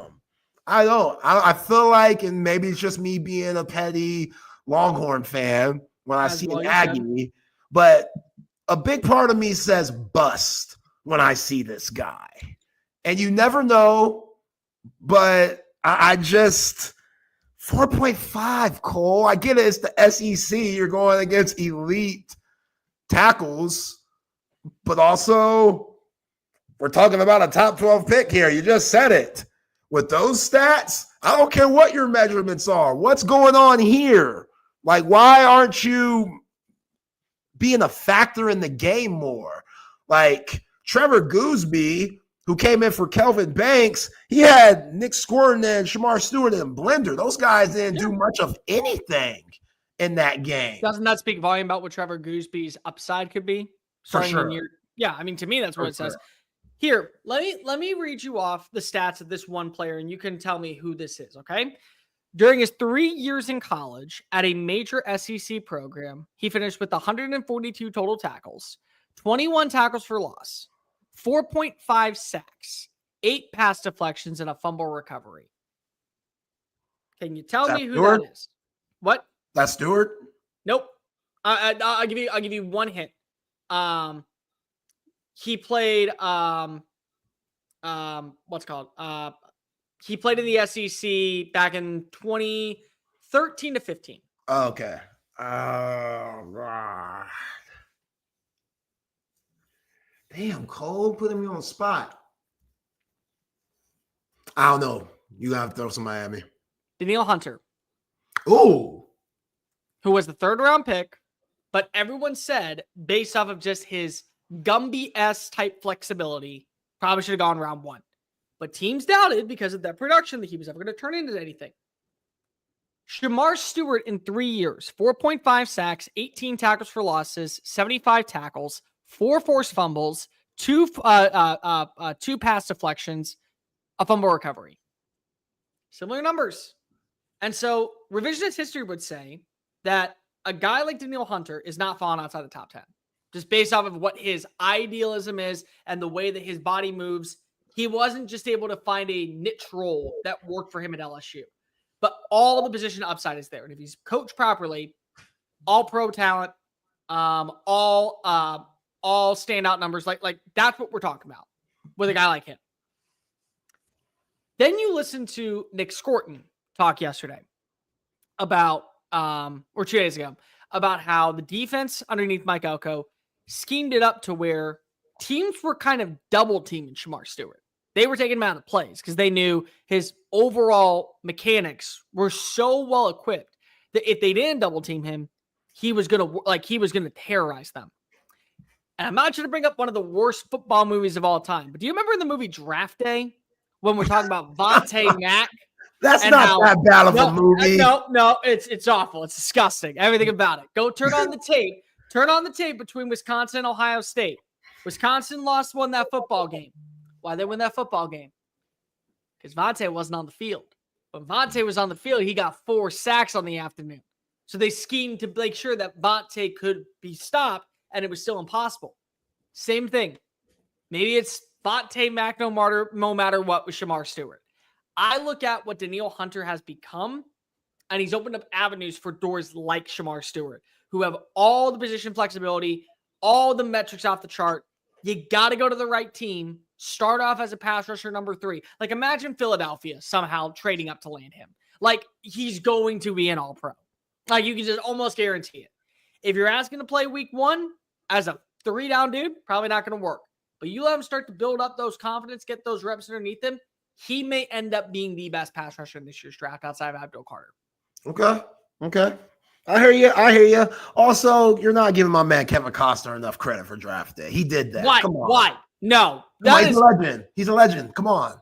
Sonny Weaver would ruin your franchise. You know what? You want to know what? Sonny Weaver was based off of Jerry Jones as a GM. That is why. That is how it was. They went into a draft meeting and they said, I wonder what Jerry Jones would act like. Oh, here we go. We're going to trade that first pick, then I'm going to demand my 3 picks back. That's what only Jerry would believe, and that it can happen that way. Jerry probably is thinking about that right now in Dallas. Well, let's trade out number 12, and then we can go ahead and move back up, and I'll get my picks back. And then I want David Putney. I want a punt return named David Putney. I want that guy.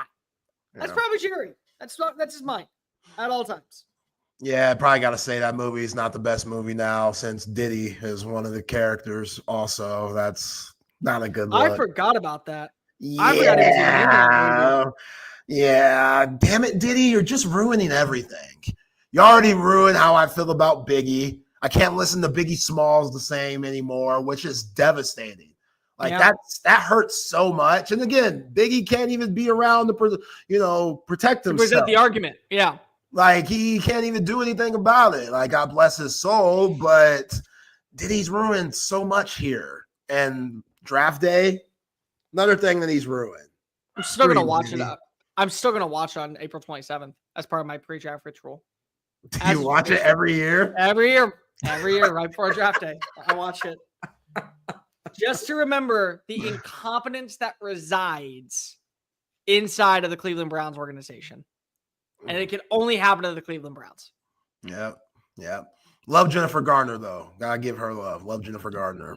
All right, gotta get to another one of our terrific sponsors, Leaf Landscape Supply, full service and wholesale retail plant nursery and landscape supplier here in the ATX. Go visit both of their locations here in Austin, up north at Palm Springs Road, down south off 290 and Monterey Oaks. Both locations are absolutely amazing. They're your one-stop shop for everything you need when it comes to fulfilling any landscaping job. Trendy house plants, a collection of specialty plants and rare plants. They got large quantities of supplies in all of those things. So when you go to their website at leaflandscapesupply.com, you can check all of that out. And remember, when you make a purchase, let them know the boys at Texas Sports Unfiltered put you on. You get 10% off. 10% off. You can't beat that at Leaf Landscape Supply.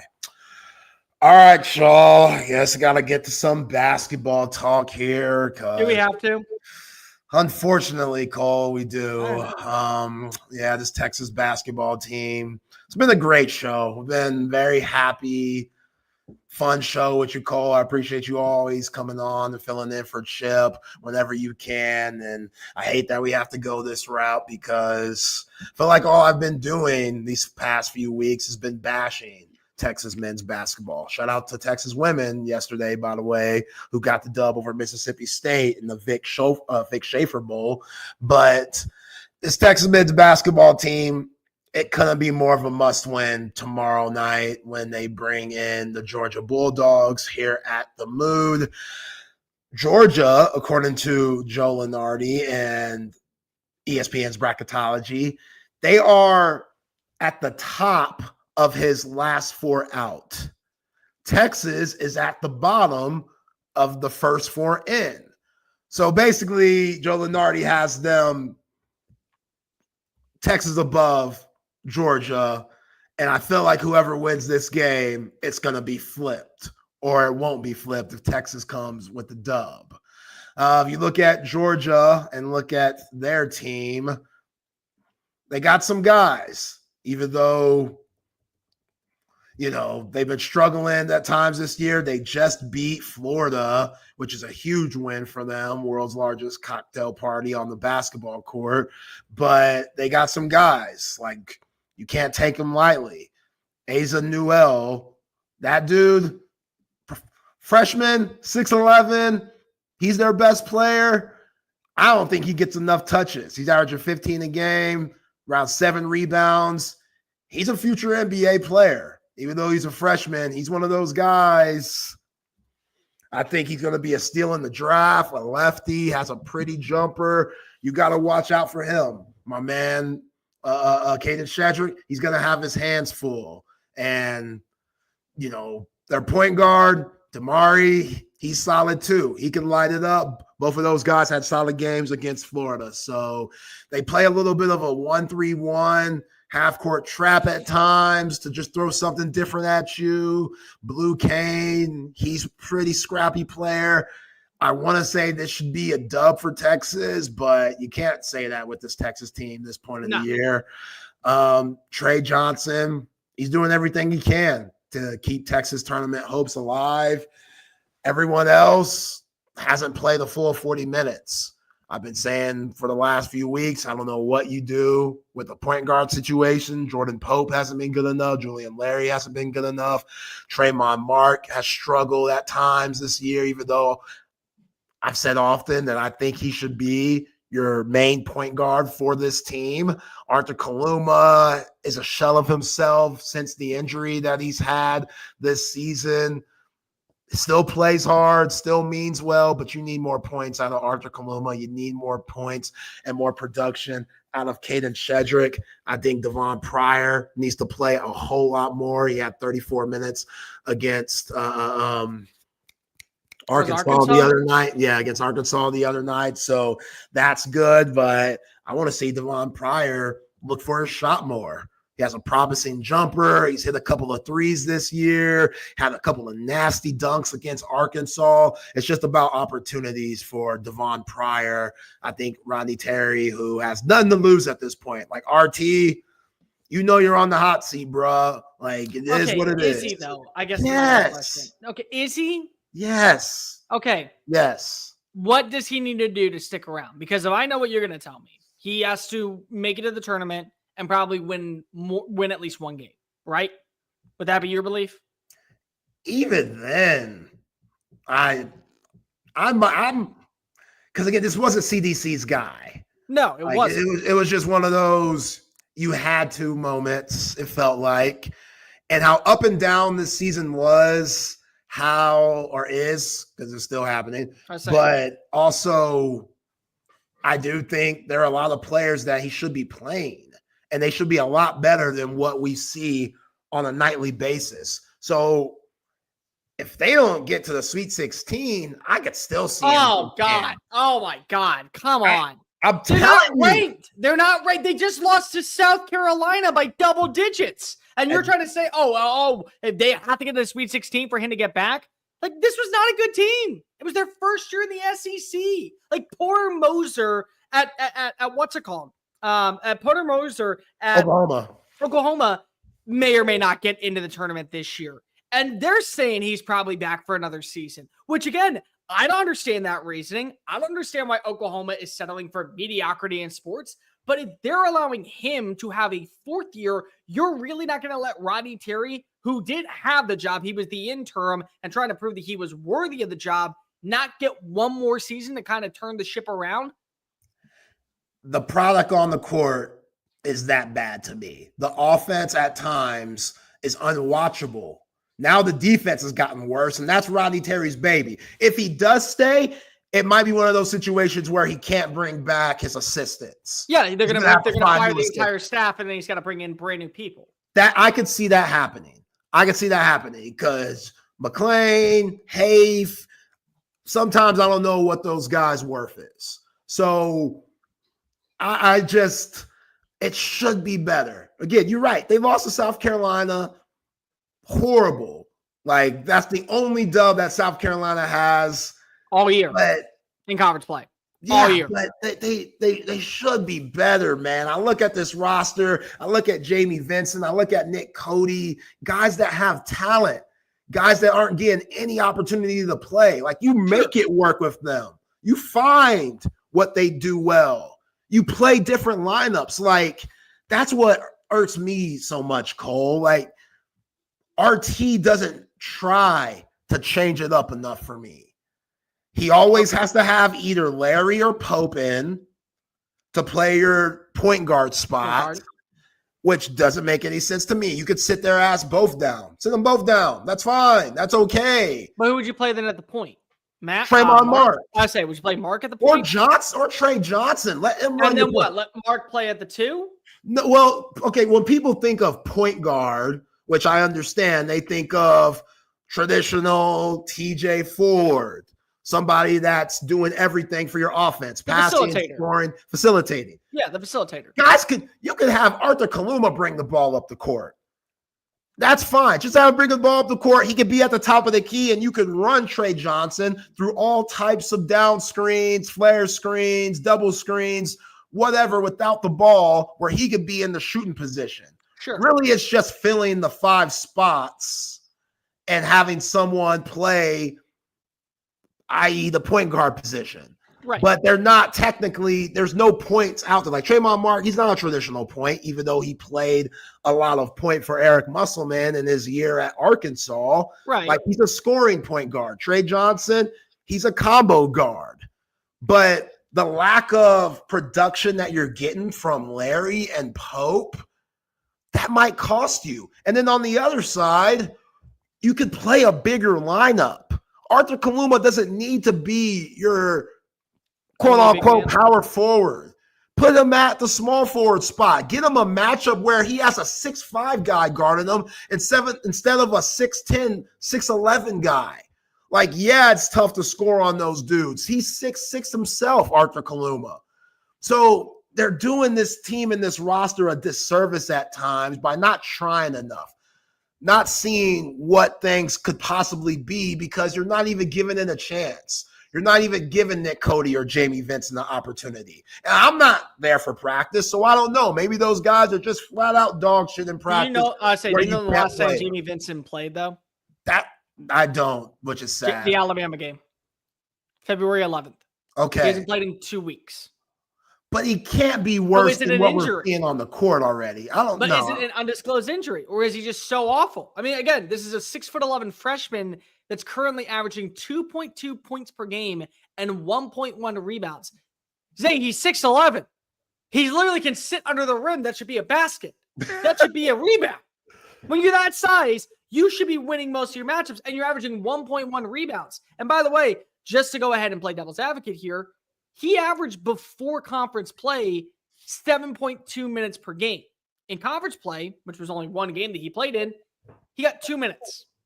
So was he struggling already in non-conference play to where in a conference where this year it is loaded? I mean, say you've seen Lenardi's numbers.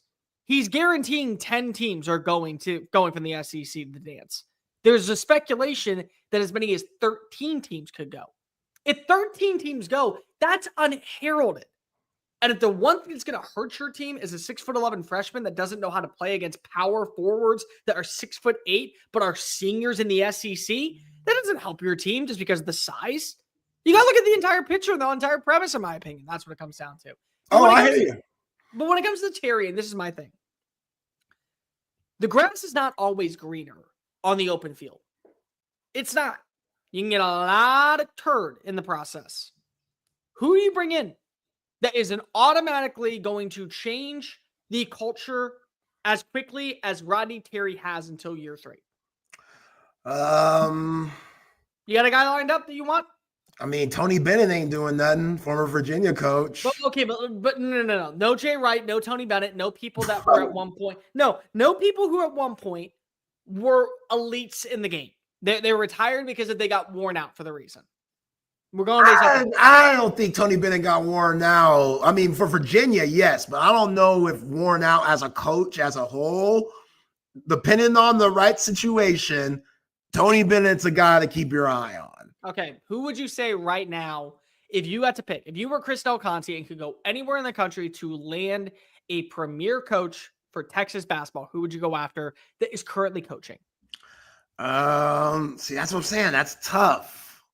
So why are you going to then just hit the reset when you can give Rodney Terry one more year to prove that, yes, I am doing things the right way. I had to make some staff changes. I had to make some budget cuts. I changed my philosophy when it came to recruiting. I changed my philosophy for what we were looking for in the transfer portal. And now we have a team that year 2 in the SEC is going to at least be competitive.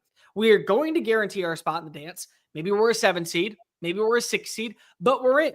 We don't have to worry about not being the number 2 seed anymore. We're in, and we feel really good rather than go, we're going to bring in a new dude. And hopefully he will change the culture because we have all these players that we really, really like, and they're not going anywhere.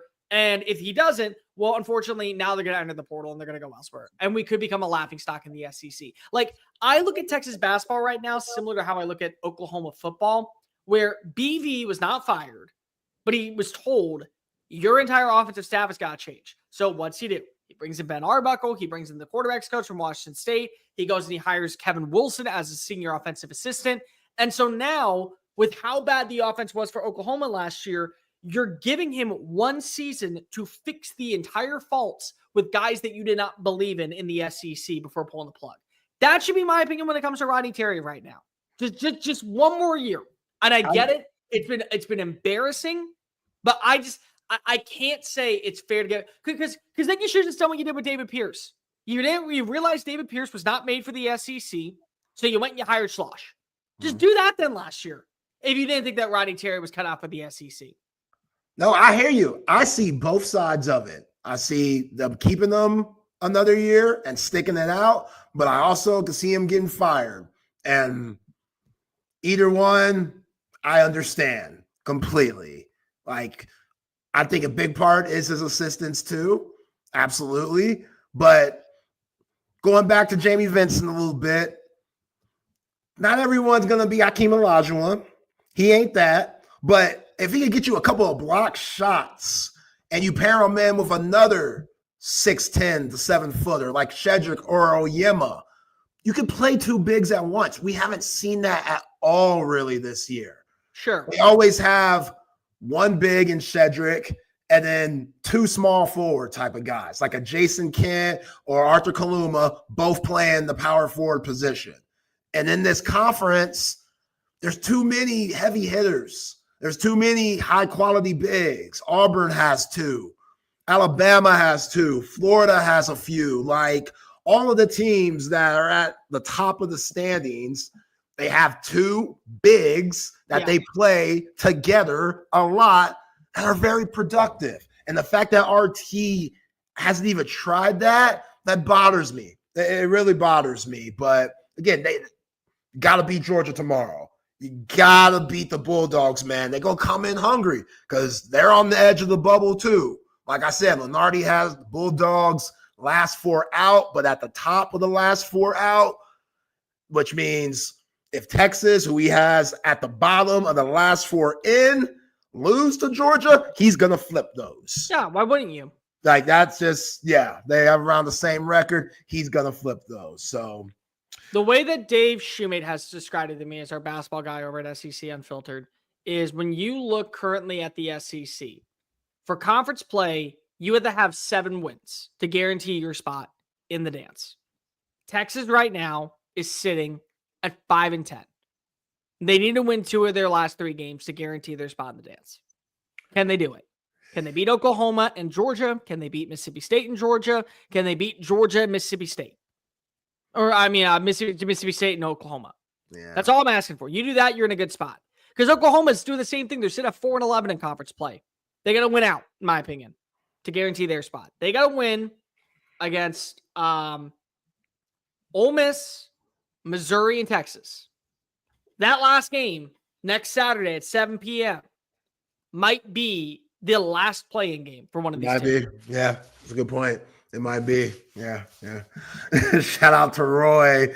I don't know if you know this, Cole, but Garrett Wilson is dating current Texas women's basketball player Shay Holly. No, I did not know that. Yeah, and Shay Holly, I've been on Garrett a little rough because Shay Holly's 3-point percentage has come down from the 2024 season to the 2025 season. Shay Holly had 16 points last night. So, Garrett, that's right. That's what I'm talking about, Garrett. Be a good man, dog. She ain't trying to worry about you. You can't be a problem. No arguments. Smooth sailing. So Texas women's basketball could get this national championship because they need Shay Holly to have games like that. It was a rough game last night in the Vic Schaefer Bowl. Glad the Texas women came through. Big time win. Now, what's also, we'll use this as the chip shot, or excuse me, not a chip shot, the right call today. Missing the chip shot, my man Chip Brown being out. But Texas women's basketball is in an interesting situation. Right now, they're top of the SEC standings, along with South Carolina. Game this Sunday, Texas women, they play Florida. South Carolina plays Kentucky. Kentucky's pretty good. Sure. If both of those teams win, it's going to be a tie. This is how we're settling the tie, Cole. Just a coin flip. That's it. So we're doing, what's it called? Friday Night Lights? Friday Night Lights. We're doing Friday Night Lights? Yeah. What does Billy Bob say to the quarterback? He was like, I don't believe in something. When the coin was flipped, he looked at him, he said something. It was corny as hell, but good cinema. We're doing that for the bi-district champion, for the loser. Have the same record, not make the playoffs at 9-1 in Texas high school football. Do you understand how dumb that was? Like, the fact that you only allowed one team to go to the playoffs that year. Both went, what was it? They both had 2 losses in conference play. And because of that, like, Billy Bob's on the hot seat. Like, you understand how dumb that thought process is for me? Thinking, holy crap, my team is good enough to win a state title, but because of a coin flip, I may get fired. Yeah. Was that just put in the movie or did that really happen? I hope that happened. I don't know. If it did, that's so funny in my opinion. Yeah, but I don't know. And again, Texas fans probably aren't going to like me saying this, but Texas beat South Carolina at home. I think it was a 4-point victory. South Carolina blew out Texas and Columbia. So I like going by points. Let's not settle this with a coin flip. Obviously, this helps Texas because if it lands on Texas, they're the number 1 seed in the SEC tournament. But whatever. And I would feel the same way if it was the other way around. If Texas blew out South Carolina and South Carolina barely pulled out the victory, I'd be saying Texas should get that. So it's weird. I don't know why they're doing this, but that's how they're rolling. Before we bring on the guys of Open Gym, I also want to get your thoughts, Cole, because you being a part of NFL media, the whole Jordan Schultz and Ian Rappaport. Oh God! Don't go to a Starbucks near you anytime soon, bro. What happened? Apparently, folks who don't know, these guys got into a both report for the NFL. There was a story on Matthew Stafford. They're both insiders about it. Yeah, insiders in the NFL. Schultz said that Tom Brady hosted Matthew Stafford at his Montana home to try to get him to come to Vegas. Yeah. Rappaport said they just randomly bumped into each other. And then I guess Schultz had a problem with it at Starbucks. They got a little scrappy. So here's what happened. So here's the part that was very important. Rapp made a joke on television saying, sometimes it's not always about being first. But if you actually believe that, I don't know what to tell you. That wasn't true. Like, he took a little jab at Schultz for his reporting. Okay. So he was soft. So that's you're gonna confront the guy. That's what that means. It shows little man syndrome, in my opinion, which is funny. Because of Jordan Schultz is like 6'3" and Ian Rappaport's like 5'6". But like you're the little man syndrome. But yeah, he goes into the Starbucks at like the Marriott and he calls him out. And there's a couple of words and NFL security has to get involved. And then he's like, now I'm done with a couple of F-bombs thrown in there or expletives that were accordingly what Mike Florio kind of wrote about it. What was so funny about that is, you know that Jordan Schultz's dad is the CEO of Starbucks. I think that's what made it so much more funny. Like he had Starbucks employees. Do you know who my dad is? Energy kind of backing him up with it. That's why I felt protected. That's why I felt I could do this here. Ain't nothing gonna happen to me. Starbucks. I can't get kicked out of Starbucks ever. You can't throw me out. My dad owns the place. Yeah. Cole, man, I appreciate you these last 2 hours, man. You're a rock star. What you do in this business, you do a hell of a job. Glad to have you on. Chip will be back next Monday, but we got to bring on the Open Gym crew, Patrick Davis, and guy that I love following on Twitter, Ghost of Texas Football. What's happening, fellas? What's going on, guys? I do have a question about that Starbucks, though. If you get into a screaming argument at Starbucks, can you still order like a caramel mocha melt thing, whatever you get? It feels like you have to go like black coffee at that point, right? So like, give me black coffee. You can't put sugar on things after that. No, I would. But his dad's Howard Schultz. He can do whatever he wants. That's what he can do. Oh, he's playing. And you know he has the card too. Oh, he 100% had the card with him. Do you know who my dad is, Energy? He 100% has that with him. Free card, no tip, with a bunch of like. I'll add espresso because I'm worked up now. It just feels like a weird place to get into a fight because you can't. There's no drink at Starbucks you can order and sound manly. Because even if you're ordering like black coffee, like black coffee, venti, please. Like you got to with the chat. Yeah, let me get a caramel macchiato. No, you try saying that like that. Yeah, Zay, I'd love to see you order a caramel macchiato like that. We get caramel macchiato. No extra foam. No foam. Zay, not today's America, Zay. You ain't gonna be on the show next week. You're gonna be in jail. What right. happened? Zay was causing a disturbance at Starbucks. He's like, he just ordered a caramel macchiato aggressively. Oh man, Cole, appreciate you guys. Patrick Ghost, appreciate you guys. Thank you, gentlemen. Y'all have a great weekend. Y'all have a great weekend over there and killing it over Chip and Zay. We hope to see Zay back, Chip back on Monday. You know, he's out enjoying some baseball in Vegas, but very excited to start off Open Gym here. You know, we keep it open, and who we bring in to host the show with me. We always have different guests coming on. Matt is going to be out for a couple of days as he recovers from a tonsil surgery, which sounds awful. But he had it today. Everything went well, is what he said this morning. So good luck to him in his recovery, and best thoughts to him as well. But we want to welcome in our co-host for today. Excited to have him. You can follow him on X at 40 Acres Vibes. It's Ghost, the Ghost of Texas Football, joining me today. Appreciate you jumping on the show today, brother. Yeah, absolutely. Honored to be here. You know, as soon as I got the message, I was like, of course. Yeah, I'm absolutely happy to hop on with these gentlemen. So, yeah, big shout out to y'all. Y'all do a great job. Everyday content and all that's great. And I love the variation of guests that you bring on. So I'm happy to be one of them. Awesome. It's great. Yeah, it should be a fun show today. The Combine is happening right now. So been watching that. We'll go through the Combine. We'll also get into a little bit of NFL news that comes out of it that ties back in to the college football. We'll get into Texas men's basketball.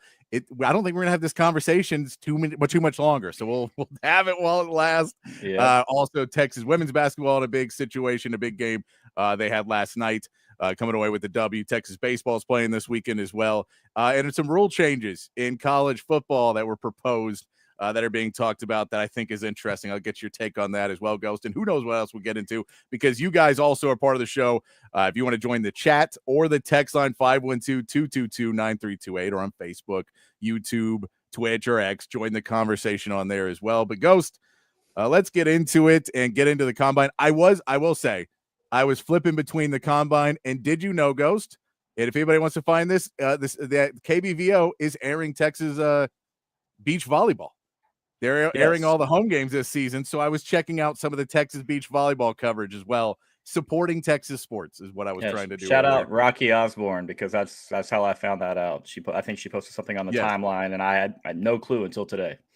So I was flipping between that and the combine, going back like, all right, let's check this out, see how we're doing. So, but yeah, and then Jahdae Barron came out, and we'll get to that in a second. But Jahdae Barron came out, and then I was like, all right, back on the combine, focus back on football. Of course, you got to focus back on football. But we did. We are now on the secondary tight ends day. We've already seen the defensive linemen and linebackers go through. We saw those guys yesterday, and we'll also start to get interviews with quarterbacks and wide receivers and running backs. So we're starting to see those players come through the mill here and get interviews. We saw Quinn Ewers come out and stand up well for himself. Out of the first couple days, out of the defensive lineman goes, what did you see coming out of that? We know Alfred Collins had a pretty good day. Neither him or Vernon Broughton did too much. Barron Sorrell did the most of things, but the measurables came out pretty well for all three of them, especially Alfred Collins and Vernon Broughton. Yeah, I believe you nailed it right there, Pat. I mean, Alfred Collins made some money just with the measurables and the little bit he did. Like you said, he didn't do much, but what he did was pretty significant and exactly what you want to see if you're an NFL scout and you're looking at a guy like Alfred Collins. And the cool thing about Alfred Collins, and I think a lot of folks around our program would agree, is he's probably not played his best football yet, and he still is climbing towards that upside and that ceiling. And so I'm really happy to see Big Al get it done. And, I think we know that, a lot of people have kind of underrated and underplayed Barron Sorrell, throughout his tenure at Texas. Is just not a guy that, attracts a lot of maybe news articles and headlines. But, man, yeah, he showed out. Another gentleman that made himself some money. And it's so cool that we're in a position to talk about this again, Patrick, after so many years of not having names even represented. If you would have had this conversation, it would have been a 3.5-minute conversation and might have been talking about a third or fourth rounder, during that time frame. So, man, our punters look great. They did great out there. Yeah, as a conversation a few years back. So, no, it's a great different world to be in for Texas football right now, to be able to get into every day of the combine. You have players. So not only are you worried about players, every day there's different things and different reports coming out. But yeah, I mean, really, we saw the arm length for both Vernon Broughton and Alfred Collins, which basically, if you're coming into this, you're not running the 40, you're not doing drills, that's going to be your big piece is, right. Are you going to measure out right? Are you at the weight that people want to see you at? Alfred Collins was at 332. Vernon Broughton was at 311, which is pretty light for a guy who does what he does. But both those guys, I feel, are about the right weight. No, we're not getting a Tavondre Sweat situation of, is he going to lose weight? Is he going to gain weight? And then comes in about 370. And everyone goes, all right. I think he figured out, we talked about this. We had Casey Studdard on the show yesterday. We're talking about the fines for your playing weight. And I think he knew, let me set the expectations at a realistic level. If I lose all this weight and they try and set my weight at like 350, I'm screwed. Me paying thousands of dollars every day. And so I got to get it to a reasonable level to try and keep the weight there. But Barron Sorrell also, we saw run a 4.68 40, which is good to see. And then we started to see the tight ends and DBs come out. Jahdae Barron was the only guy who's gone so far. Jahdae Barron goes and runs his 40. He gets a 4.4 the first time and then comes out the second time, gets a 4.4 on the clock. He's a little upset. He thought he could break 4.4. They come back and tell him on the official timing he got a 4.39. So he was extremely happy when he got that news. Both Mukoba hasn't gone yet. Gunnar Helm hasn't gone yet. And after that, Jahdae Barron shut it down. He didn't really need to do drills. He'll do them at Pro Day. But that was a big piece coming out of a lot of people scouting. And I saw Todd McShay talk about Jahdae Barron, and he was like, I don't care if he runs a 4.6. He's still the best cornerback in this draft. So now he's 4.39. You can maybe put him outside. This guy can probably play everywhere in the field. He has NFL speed. How big is that for Jahdae Barron that maybe you move him up? Now he feels like he's a top 15 pick, right? In my mind, he's solidified in, and obviously everything is dependent upon team needs and what these general managers and owners are really, really wanting to do. But, I mean, he's made the case to be a top 10 pick, even in my opinion. I think I saw a tweet earlier talking about the Raiders are going to be in a big position of need there, and they have the 6th pick. Now, think about that story, from 3-star, stays an extra year in Austin, multiple position changes, and then to potentially a top 10 pick. But yeah, a massive day for Jahdae Barron, something that makes everybody happy to see. Everybody's rooting him on, wanting to get that time. I thought 4.4 was great. Obviously for Jahdae, he wants to break that. And then to know that they come back with the official time, I mean, make your heart happy for the guy. And of course, his bank account will probably reap a little bit of benefit from it as well. Yeah, exactly. And I thought it was impressive. 4.4 twice in a row is also impressive because we saw a lot of guys that weren't, again, the guys like the speedsters will go out there and they'll try and beat their time. But the guys that are kind of running 4.5s and that, where maybe they had one good time, their second one's going to be slower almost every time because they're not speed guys. Jahdae Barron wasn't a speed guy. That's not his defining quality. And so you were looking at some of the other guys that you kind of put out there. They were comparing him to Brian Branch, and he ran a 4.62, I think. So, you're comparing him to guys and saying his versatility makes him a top 15 pick, even without the speed, and then running a 4.39 was really good to see for Jahdae Barron. I get why he shut it down. He did a great interview too. He's done enough. I mean, he's done so much. Like you just talked about. I mentioned the position changes. I mean, he has put out anything that you could possibly want to see if you're an NFL scout at the moment. I mean, he's got a guy that you're going to drool over. And so for Jahdae Barron, I mean, 10 out of 10 combine, a home run so far. Can't be happier for him. No, and look, the speed training and those trainers at Texas and who they've got working with these guys as they go into the draft, they figured that one out because they're putting up great numbers now. I think they saw it, and this was a little bit. I remember seeing A&M was doing it really well at a point where they were having all their guys go really, really fast, and they had a great trainer where guys were faster at the combine they seemed like in the regular season. But now you can tell Texas figured that one out. Oh, anything y'all can do, we can do better. And they've got that staff now, and it's a night and day difference. And you can tell it because now Isaiah Bond and Jaden Blue have both said they're going to break Xavier Worthy's record, which means they both ran in the 4.2s in training. Right. Because you don't say that if you're not close. If you're in 4.3s, you're not like, all of a sudden I'll be a second quicker. Well, even if you're running 4.2 6s and 7s, you probably don't even say that. No. That's a big jump. But would love to see him get up there. I kind of want X to hold on to the record a little bit. At the same time, it would be great to see him get a. So I think of the two, in my opinion, I think Blue has the better opportunity. If one were to break it, I would expect it to be JB23. But I mean, watching these world-class athletes run and knowing that they came from our university, and like you just said, we're doing something dang right getting ready for the combine because there's a lot of different ways that could go. I mean, you've got a lot of time off between the end of college football season and the combine. There's a lot of different things that these kids could be doing, but to know that our guys are putting their head down, busting their butt, obviously have great tutelage in what they're getting into as what they're training. Fun to watch, brother. Yeah, it's a lot of fun. We also got to hear from the guys. Said where they're meeting. Gunnar Helm talked. He met with a bunch of teams. I did see the report too that he didn't mention in the original group of who he said he talked to, but the team has now said they have talked to Gunnar Helm is the Texans, which is fun to see. The Houston Texans looking out there. They've drafted a tight end not too long ago in Cade Otton, who played with CJ Stroud back at Ohio State. He's not really ever going to be a tight end one. He's a good tight end two. But if you look at what Dalton Schultz is at, they don't see Dalton Schultz as a long-term solution. He's a very hit-or-miss guy for the Texans. He'll drop 6 passes in a row, and then on a big third down in the fourth quarter, pick you up 2 or 3 shots in a row. So there's things in it that are really impressive.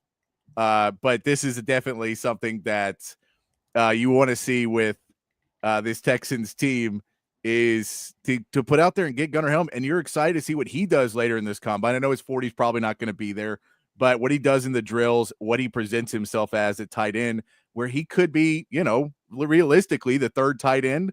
You could put him in that group. If he really shines out, he's probably going to be in that 4th or 5th.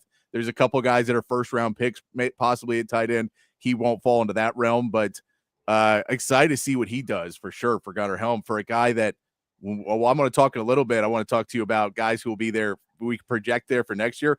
But this is a guy that literally a year ago, I remember talking on there with Rob Babers, and we both came to the conclusion they really need to figure out something at tight end. We like Gunnar Helm a lot, but there's no way he can separate himself and make himself a, usable 3-down tight end.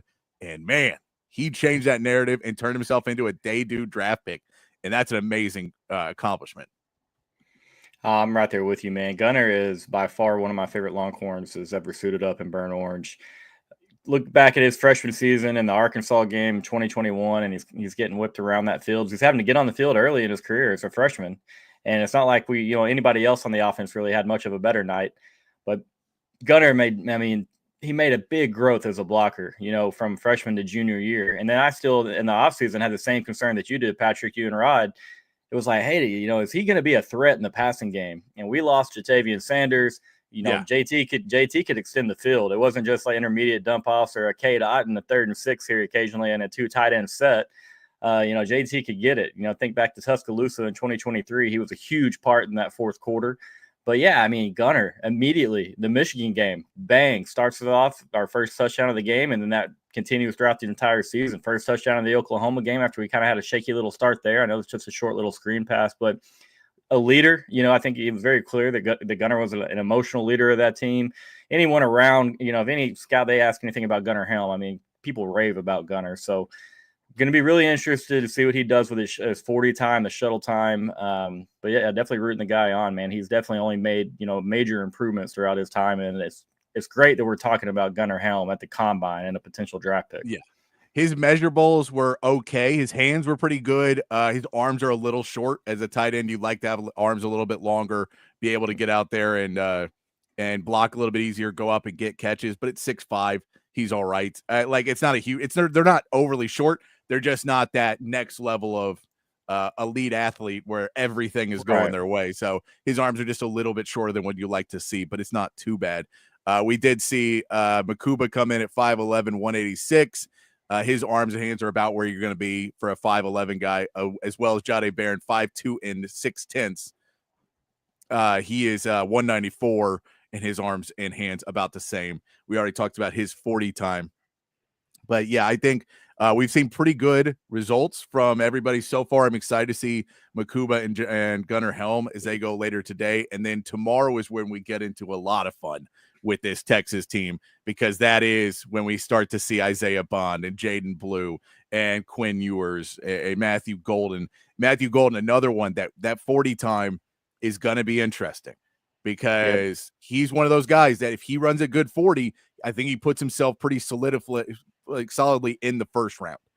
And so if he's maybe a 4-6 guy, out of a wide receiver, may drop him down a little bit. Teams say, I don't know if I'm going to put him in. He may not be a wide receiver 1. Now, if you actually look at the numbers, the fastest guys at the combine typically are not the best players that come out. They can be a little bit slower. So it doesn't matter at wide receiver. That's not necessarily a factor into the world. But if he does run fast, he has all the other pieces. I'm curious to see his hand measurements as well, because he has some of the best hands.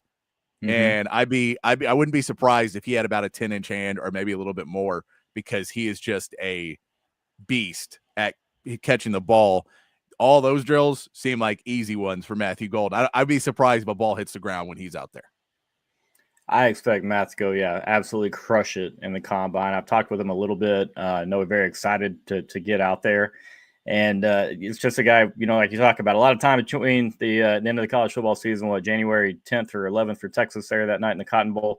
And now, I guarantee you, Matt's done something to try, in his mindset, whatever he's doing to improve his draft stock on a daily basis. Speed's going to be a big factor, though, man, as far as draft position and where he falls, like you just mentioned. And so if he can go out there and run, 2 or 3 tenths of a second, maybe faster than anticipated, goes a long way. So like you said, he has everything else that you want to see in a receiver. He's been really physical. He's great in the red zone, catches everything thrown his way. So, nothing but great things to say about Matt Golden. And, again, like Gunner, let's see how fast he can move. Yeah, and Jaden Blue is going to be another interesting one to see. He'll be interesting in the drills. He's, because Jaden Blue has almost everything you want in a guy that does what he does. He's not necessarily going to be your best runner between the tackles. Everybody knows that going in. The big question is, can he get over the fumble problems he had? And you're not really going to find out any of that at the combine. I think you'll find out more of him being a freak athlete. And those parts when he goes through tomorrow will be a lot of fun, where if he has all those pieces, that's what he needs to have. Because the other questions will come out in between, but those won't be answered at the combine. So this is kind of, where you talk about And Matthew Golden can raise his draft stock a little bit by shattering the narrative that he's not as fast. Jaden Blue has to be fast.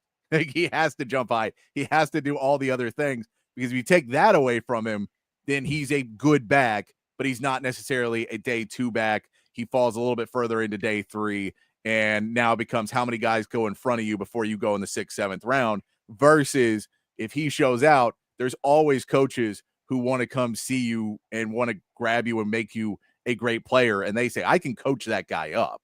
So, and, you know, we could see that of, you know, depending on where he falls. I mean, he does have a running back coach that's in the NFL now. So we know at least one person's vouching for him. Like we could say for Vernon Broughton and Alfred Collins, they have a defensive line coach in the NFL now that they worked under, with Bo Davis going to the Saints. So there are these guys that have people vouching for him out there. But watching what Jaden Blue does tomorrow will be big for just, he has to be able to keep up what his athletics look like. No, I fully agree with you there. That's what Jaden Blue is. He's a blur. You know, he's a guy that once he gets a step on you, you're not supposed to catch. And, you know, this is 20 years ago, and you have a Jaden Blue who had a lot of fumbles there in the first half of that season, and he finds his way onto an NFL roster. Jaden Blue is going to spend a lot of time of that season on the bench. He might get a couple of reps in garbage time, but it's a different era now. Everybody's platoon system. It seems like everybody goes that route nowadays, maybe outside of the Chiefs, which, I mean, they kind of, I guess technically they do because Lamar's half running back, but and that's not a dig on Lamar. Fantastic quarterback. But I think there's a place for Jaden Blue. Go look and see what he did, you know, at the end of the season. You know, a great finish to the season after a lot of Longhorn fans, you know, I'm on Twitter all the time. A lot of Longhorn fans are giving up on the guy for the fumbles, and it was fun to see him turn around. 4 touchdowns over the last 3 games. Huge catch there against A&M in the corner of the end zone. That was a hell of an athletic play there, and to hold on to that one, get a foot down. Now I'm going to have to work on getting another foot down in the next league, but he'll get it down. So, yeah, Jaden Blue, man, if you look at, the first half and you're kind of like, you know, it's that train riding gif, you know, where the one guy's looking out and the sky's sunny and bright and he's got the binoculars and he's smiling, and the other guy's on the train and he's like looking at the cave on the right side. It's like all dark and he's frowning. And it's just, I'm going to choose to look at that and hope that he's, you know, put those fumble problems, which either most likely a technique issue or a mental issue there as far as, you know, just getting over the fumbleitis. And so let's put it to bed and run real dang fast tomorrow and see how high they'll put him on the board. Yeah, we also talk about Isaiah Bond. He's another one. He wants to run really fast. His, you know, this combine, I feel like it's kind of him reintroducing himself as first half of the season Isaiah Bond, and having those meetings and just be like, I was hurt. I was hurt for the second half of the season. So when you saw me disappear a little bit more, it's because I couldn't physically do what I did. And if I go out and run fast, he runs fast, he can jump high, he can do those things. Once again, he starts to climb back up there. And then it's just being sure-handed for him. Yep. So, you know, if he goes out and he does well in the catching drills as well, I think, you know, he starts to climb back up a little bit, because we just know the second half of that season, he was, you know, spring training, we see the spring game, which no more spring game, but we saw him in the spring game, and you were a little worried that maybe he was not going to have the relationship. All worries gone early in the season, and then late in the season it came back again, wasn't able to be that guy. But this feels like the reintroduction of Isaiah Bond. I agree with you, man. And we were talking earlier about the guy, and I think a lot of Texas fans have forgotten how explosive he is. I mean, he put on a show there early on in the season, and just a blur, straight line speed, caught mostly everything there. And then, yeah, as soon as we started having injury issues, you know, and every time he seemed to be ready to come back of the injury, and we're right back to square one. Well, then, as you know, man, I mean, if you've been around sports long enough, you know, you start worrying about your body. Well, you start losing focus on other things. You know, the hands seem to slip a little bit too. And so for me, everything seems to sound like Isaiah is ready to roll from an athletic standpoint, from a health standpoint, and he'll kill it in that regard. So yeah, the catching drills to me, the route running, be a technician, like you said earlier, it's not just about being fast at the next level. You know, speed's not everything as a wide receiver.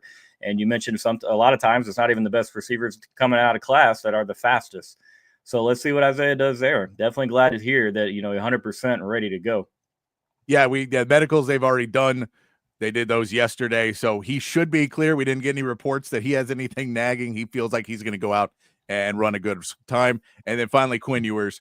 This one is the most interesting. I saw somebody put out projected 40 times, and Quinn Ewers' projected 40 time was pretty high. I believe higher than Matthew Golden's projected 40 time, which if he beats out Matthew Golden and Matthew Golden doesn't do a 4.6, 4.65, something like that, then it'll be really impressive. But I'm just extremely curious to watch Quinn Ewers 40 time. It looks like he's put on a little bit more weight, which is good to see. He lost some last year because of some issues, but it felt like the injuries that kind of got a hold of him, and you didn't want to see him taking hits. All of those pieces, you wanted to see him put some of that weight back on, but do good weight. So it was one offseason, he kind of lost all the bad weight. This offseason, he put on good weight. So hopefully Quinn will come out there. And it's also, we know the injury was worse than we thought it was. So can he put the ball downfield? Can he put the ball out with zip? Can he take away those criticisms that always felt kind of weird because young Quinn Ewers didn't have these problems. Now, he was never necessarily reliable as a deep thrower, but he could put the ball down the field. Yes. And now he wasn't doing that at the end of the season. Part of that is everyone played back on him. They sat safeties back because they know he throws interceptions there. So he just couldn't throw as many. But on the other side, it didn't look like he really wanted to either. So that'll be fun to watch. And everyone's eyes are going to be on Quinn Ewers and seeing how much arm talent is really there after he says he's 100%. I fully agree, literally word for word, everything you said right there. I was screaming all season long, quietly to myself, like, Quinn's hurt. He is hurt. No matter what they try to say, Quinn is hurt. We've seen Quinn Ewers throw deep ball after deep ball after deep ball at Texas. We've seen Steve Sarkisian dial up deep ball after deep ball. We have the fastest team that we probably ever had in the history of Texas football. You're not going to throw deep balls. Quinn was hurt. And that's why it was so tough to watch Texas fans body the guy. Not all of us, obviously. There's a lot of people that loved everything that was happening. Not everyone, but it was hard to see some of the negativity surrounding Quinn because he was giving it everything he had, not complaining, not whining about injury, not using that as a crutch or an excuse. And so I want to see him let it rip, man. I'll never forget the deep ball to Xavier Worthy against Alabama, not the one at the moon ball at Bryant Denny, but the one in Austin in the first quarter. DKR 2022. That was one of the best throws Quinn Ewers has made as a Longhorn. And I was sitting down there in that end zone, and I was just amazed, at the apex of the ball, but still with the power that it was coming out at. Nice tight spiral. Love that X brought it in, obviously, but that's what I want to see. I thought we'd see that with a healthy Quinn Ewers all year long. I know we had trouble connecting on those a couple times, as you mentioned, Pat. But there's no reason, in my opinion, that Quinn's not taking those shots if he's hurt. That's the only thing that's going to keep him from doing it. He likes the deep ball, and he threw it pretty dang well in high school. But fantastic in the intermediate range, so it was hard to argue or complain about anything that was going on. He was still getting the job done. But a healthy Quinn tomorrow. If he runs faster than Matthew Golden, I cannot even imagine. There will be a commercial made about it. There will be something, Quinn will have a commercial talking about being faster than Matt. So if he runs like a 4.4, something like that, people will freak out about Quinn Ewers. It'll be fun. Oh, yeah. Andrew Makuba just went a 4.46 on his first 40 time. Unofficial. It was a 4.46. Did not look thrilled about it. Mm-hmm. I think he can go a little bit faster than that. So we'll see if he bumps that up in his second run. But 4.46 unofficial for Andrew Makuba in his first run. But it'll be fun to see what Quinn. I do tell you, I'm not a do you know who I am guy or do you know what I do for a living? But there would be points you'd be watching the game with friends or whatever else, and somebody's friend would come off and start spouting off, this is why Quinn shouldn't be in here. He's a worse quarterback. And I was like, dude, let me just tell you, not only do I do this for a living, but I work with a lot of people who do this for a living, and every one of them thinks you're an idiot. I'm not saying Arch is not going to be great. That argument is completely different. But to say Quinn Ewers sucks at football, that's a crazy statement. We'll start there. And then the rest of it, maybe there's arguments we could have. But saying that Quinn Ewers is bad is just crazy. Trust me, we've been at Texas. There's been bad quarterbacks. You play against bad quarterbacks. He is not one of them. He just wasn't what we thought he was going to be, which is the greatest quarterback. You think people would have a little bit more patience and a bigger leash with the guy, considering what we watched for the 12 years before he came to campus. No disrespect to David Ash, Tyrone Swoops, Gerard Hurd, Sam Ellinger, Shane Bouchel, any of the guys. Yeah. But Quinn played consistent football. A couple stinkers in there. I'll never forget October or whatever it was in October up in Stillwater, the nail game, the fingernail game, 19 for 49, three picks. But the fingernail game and the broken hand game. So we kept throwing to a guy with a broken hand. funny how that works. Funny. Didn't find a lot of success there, but let's go, Quinn. Get it done, buddy. There you go. If we want to get a couple reports, I did see Matthew Golden has met with a ton of teams, including the Dallas Cowboys. We did see Jaden Blue has met with the Houston Texans, and Quinn Ewers, some of the teams he has met with: Jacksonville, the Raiders, the Saints, the Jets, the Steelers, the Titans. So these are all people on my list. I'm waiting to go through some quarterback positions because we got the Matt Stafford news. All those teams, except for Jacksonville. Jacksonville is not on my list because they don't need a quarterback. They've just paid their guy a lot of money. He may not be great, but they pay him a lot of money. One more thing I just want to hit with you real quick before we go over to the next, and I want to talk a little bit about the future of Texas going to the Combine. But the other thing that's coming out, Travis Hunter is not running, is not doing drills today. He doesn't need to. He's Travis Hunter. We know what he is. The only thing he was kind of doing was they talked to him about that. He's like, I wanted to be a cornerback here, but I'm not just a cornerback. I am also wide. He's very intent on that. He's a two position player. But he's also come out and said, it is very important that I go first overall, which I don't think he's going to do. And it also is that he really, really wants to play both ways. Are you at all worried that this Travis Hunter may be an issue at a point when he is, when he gets drafted to a team and they have to tell him, this is what we want. We want you to just play DB for the first year. We may run you in a couple sets, or we just want you to play wide receiver for the first year. And we may play but we're okay. We don't want to put you in both things. Do you think it's going to be a problem for Travis Hunter if he doesn't get to play both, or if he's a fourth pick in the draft or something? I don't know enough about Travis Hunter as far as, what type of pride he has. And, like if I don't get to play this side of the ball, I don't want to be part of that organization type situation. But it's definitely something that you got to get to the bottom of and find out, if you are scouts and NFL GMs and you're working on getting your team together. How do you play a guy both ways at that high of a level against that type of competition? Because go ahead. Both ways consistently. He was playing every snap at Colorado. You can't do that in the NFL, and especially not as a rookie. Especially, it's going to take you a couple years because if you're going to do that as a rookie, you're going to be okay at both things, and you're good enough. You'll have great plays, but you'll miss things on both sides because there's just not enough time to learn everything. And so it seems dangerous at a point. If you go back and watch, was it the Utah game or was it BYU? One of the two that Colorado played and gave up a lot of points to, a lot of passing yards to. But Travis Hunter was, he was getting cooked out there, and it's not because of doesn't have the ability, but look at how much work he's put in throughout the season. It's not like he's just playing both ways every Saturday. It's, Tuesday through Thursday when they're really getting at it in practice. And so for me personally, I'm very curious to see how it plays out. I wouldn't think it's sustainable in the long run to go out there and play a high volume of snaps on both sides of the football against, the best footballers in the world. Playing 100+ snaps every game doesn't feel like it's going to work, but that's what he wants to do. We'll see. Imagine you score, you break one for 70 yards, and then you come out and they're like, all right, can you get out here and try to guard Justin Jefferson or Jamar Chase for 5 or 6 straight plays? Yeah. No, it feels, because it feels like you're like, well, we can't ever trust you to be our number one wide receiver or our number one cornerback because you're not going to be constantly available. Right. Which now means we have to have a number one at both those positions and you, which is great. But how am I going to pay you number one money if you're not my number one? Yeah. And so that falls into a different weird thing. I've already said for Travis Hunter, he should focus on wide receiver and then play some cornerback. I know that's not what he wants to do, but wide receivers, you can be a number 2 and make more than any cornerback in the NFL. Maybe be part of the nickel or dime package on occasion. You know what I mean? Like you just said, try to be a number 1 receiver, be a part of a good organization. One of these quarterbacks stays around for 2 decades. If you had him in your back pocket, that'd be nice. Yeah. These receivers that just stay around and have it easy forever, but be a part of a good organization. If you have to play defense, just take a little pride, eat a little bit of pride and get out there, be an extra back. They make so much money. Why would you not want to jump on that bandwagon? I know he probably wants to elevate the cornerback and he has these goals.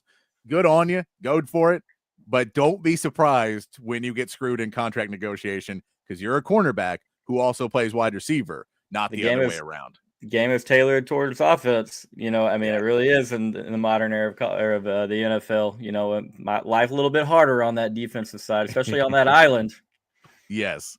All right. I want to get into something with you, Ghost, about the future of Texas football and what we could expect at the combine next year.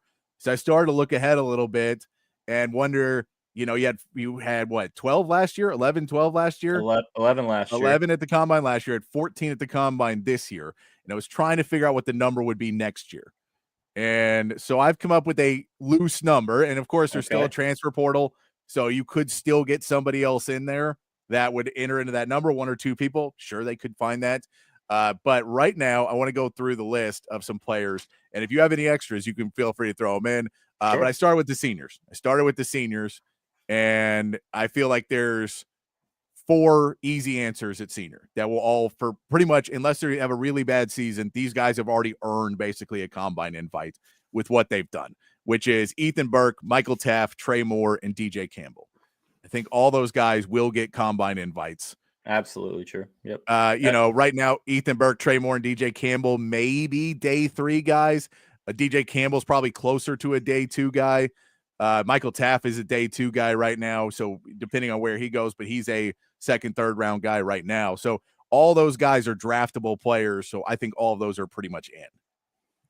Agreed. No, absolutely. And those are all guys that you would have to think, you know, only work harder. Now, you never know how the season's going to play out and how everything will look. But I mean, I like their chances at, you know, combine invites. Yeah, and then we move down to a couple other seniors that can prove themselves. Both of them will get a lot more playing time this year, so very clearly could be combine invites, and that's Jalen Gilbo and Cole Hudson. Both those guys, Cole stepping into being a starter. If he plays really well, he may earn himself a combine invite. Jalen Gilbo as well, depending on what he does this season. Both those guys are questionable. I don't know if you just picked them right now. If they came out early, they're not going to the combine, but these are guys who could earn their way with a good season this year. Well, I mean, you got to really think that the coaches moving Jalen from the star to corner tells you a lot about what they think about his ability to play that spot. And so, and knowing how hard Jalen works and, you know, the trajectory of his career at Texas, you know, you anticipate a plus season from him. And if you can go into the Southeastern Conference and you're one of the better cornerbacks, you know, if you're one of the better handful of cornerbacks in that league, and maybe they're not all the others in that lot aren't coming out with you, you know, you put yourself in a really good position, obviously, not just for a combine invite, but, you know, for top 3 or 4 round selection. And so, well, let's see what Jalen can do. He's going to have a little bit of a battle out there at the cornerback position with Kobe Black as well. I'm missing a name, but yeah, we'll see if Jalen can, you know, win that position. And if he does, and it's, you know, he's going to have a lot of opportunity to prove his draft stock. And even if he doesn't, if he's not, you know, doesn't win that corner spot, which I honestly expect him to, you know, the way we've been in the secondary with the talent that we've had and the different types of, you know, rotations that we've had, they get a lot of run, and we don't know exactly what that secondary will look like next year. So, I mean, Jalen's going to be on the field a ton, and we'll have an opportunity for sure to improve that draft stock. Yeah, and I mean, you're also talking about Dwayne Akinas running that secondary now. So you're changing up a little bit of who he puts in there. And I know the story was Dwayne Akinas used to run that room where he would have your starters and he would have their desk up front. And we would walk in every day where you were supposed to sit. And then one day you'd walk in and he'd go, no, you're back now. So-and-so's up. And he'd be like, what? No, that's not good. He would do it. Sometimes he would do it because you lost it. Sometimes it was because the other guy earned it. And sometimes it was to keep you on your toes. But Dwayne Akinas used to do that. We'll see if he does that again here at Texas. Then we go down to the juniors. There's 2 guys that we assume are going to go pretty easily. You just say Anthony Hill and Manny Muhammad are probably both going to go after their junior season. They're both first-round talents. So if you say you have first-round talent, it's hard to get somebody to stay. Now, NIL, everything else, who knows? But right now, you would assume both those guys are going to go. If I had to pick right now, I'd guess both of them to go. And CJ Baxter is another one. I expect him to have a good season. Running backs, especially when the mileage matters so much, you have a good season. Usually, that opens a door. We saw it with Jaden Blue. No one would have expected Jaden Blue to go, but the CJ Baxter injury opens a door for him. and he did. stepped right through. So CJ Baxter has a good year next year, stays healthy. It feels like he'll walk out that door as well. I fully agree with you, and man, sure hope Cedric comes back fully healthy and has the opportunity, because we, for one, be great for obviously himself to improve that draft stock. Two, Texas needs that type of running between the tackles that CJ Baxter can provide. And it's not like he's just an in between the tackle guy. You know, we saw him hit a home run a couple times last year. The K-State game comes to mind immediately. So I need Cedric to, you know, to be healthy for himself, and then also for my fandom of the University of Texas football team. I needed, you know, a lot of PTSD last year, buddy, from short down and distances and not being able to get across the finish line there, first down marker. Yeah. But so, yeah, absolutely ready to see what Cedric Baxter can do. What was another junior that you mentioned? So we got Manny Muhammad, Anthony Hill are the two other ones. Oh, right. I do think, you know, that Anthony, obviously a lot of insane talent in that young man's body. And so first round grade, but I still think he can improve that draft stock, work his way up to top 10, top 10, of course. And so another big season playing in the SEC at linebacker and, you know, being a leader of that defense. Obviously nice that when you have a co-leader right behind you and Michael Taff on a lot of snaps, but it's going to be fun to watch Anthony Hill. It's crazy how fast time goes. I can remember the commitment flip just like yesterday from, you know, A&M to Texas, and short time later we're talking about this young man being a first round grade and moving on. But we got one more year, so I won't go too far down the line. Yeah, and then Malik Muhammad, he was the one that his year last year is so underrated because people just didn't throw at him. Yep. And so he didn't hear his name a ton because people just did not throw at Manny Muhammad. And so it'll be interesting to see this year. I don't assume. I mean, you assume they're going to test the other side more, but the question will be, do they keep him on the boundary or do they move him over? Where do they put him on the field? Does he get a little bit more versatility in his junior year? And maybe they say, we saw what Thorpe did. We saw what Barron did win the Thorpe. Maybe we use that a little bit more for Muhammad. So it'll be interesting to see what they do with him. But he's, again, a guy where right now he was shutting guys down. They just didn't throw at him. The only guys who really threw at him were backup quarterbacks who weren't expected to play. Basically, the only guys who threw at him. Clemson, one game, you know, I mean, he had one game where he let up anything. And like you said, nobody was really wanting to test him. The big thing for me with Manny is he might have the best opportunity to prove himself throughout the entire season just in the first week of the year next year, because he's going to have Jeremiah Smith sitting over there. And it's going to be a great opportunity for him to go in there and show that he, you know, hey, I'm about being CB1. I can be physical with this guy. Great technique. You're going to have to use all the tools in the bag like Texas and Jahdae Barron did, you know, and the rest of the secondary and the way that they defended him in the Cotton Bowl. So a big chance there early on for Manny Muhammad to go ahead and draw some eyes with those NFL scouts, turn some heads. Yeah, it'll be a fun one to see what they do. And then as we go down, a couple other juniors that have a choice to make. And these are all guys that will be NFL players most likely. But the choice is, do they leave after this year? Depends on what they do this year. Depends on where it is. Two ones off the top that will definitely be NFL players, Leona Lafau and DeAndre Moore. They're NFL players, but depending on what their season is, depends. Do they stay for a senior year or do they walk away now? And then you throw in Trey Wisner and Derek Williams as guys who have the talent. And they've shown Trey Wisner depends on how much playing time he gets, how healthy CJ Baxter is. But he showed what he can do. Again, running backs, they love to bring guys in. Running backs get drafted at a really high clip as well because they don't want to sign guys that are 27, 28 years old. So the attrition in running backs in the NFL is huge. So if you're saying we're constantly putting 3 to 4 on a roster and we're not keeping anyone who's 30, it really slows it down. We're offensive linemen, it's a little bit harder because all these guys are going to be a little bit older. For running backs, you just get those guys in. So those are 4 more names that are kind of questionable if they come out in Lafau, Moore, Wisner, and Williams. Let's go Wisner first. You know, I mean, that's a guy, you remember him back on, you know, when he was on special teams at Texas and he was, you know, laying wood, laying hat. You know, those are things that scouts, GMs, all those guys, draft junkies, they love to see that type of stuff. The way that he runs after contact, you know, they like to see that. Now, he obviously needs a little bit more weight on him if he's going to go play. He's never going to be an every down back at the next level, in my opinion. But again, in the platoon system, probably needs to improve the hands just a little bit. You know, he had a couple drops last season, but I fully expect and think that, you know, Contravion finds a spot on an NFL roster, gets a lot of run on like special teams. I just hope it's via draft pick, and, and it's not one of the free agent pickups. So a big year for him. DeAndre Moore, I expect him to blow up. I think that sometimes you just see that there's a really good rapport between a wide receiver and a quarterback. You see it every year on the good teams. And I expect DeAndre Moore, Ryan Wingo, and Arch to just a big love triangle. All right. It's going to be a lot of fun to watch. I think Dre blows up pretty big. Let's see. Derek Williams, man. I mean, I think a lot of people last year, that last half of the season, completely forgot about Derek Williams just because we had such a good pass defense unit. Michael Taft was playing at such a high level. And, it took taking over as every down in that role for Derek. But Derek's been so dang good. 5-star coming out of, another member of the Arch effect, kind of 5-star out of Louisiana. I think Derek rebounds, hopefully at full health, because I know if he's able to put in the work, he's going to get it done. Derek Williams, in my opinion, of those four, I mean, I might argue has the highest upside as far as draft pick wise.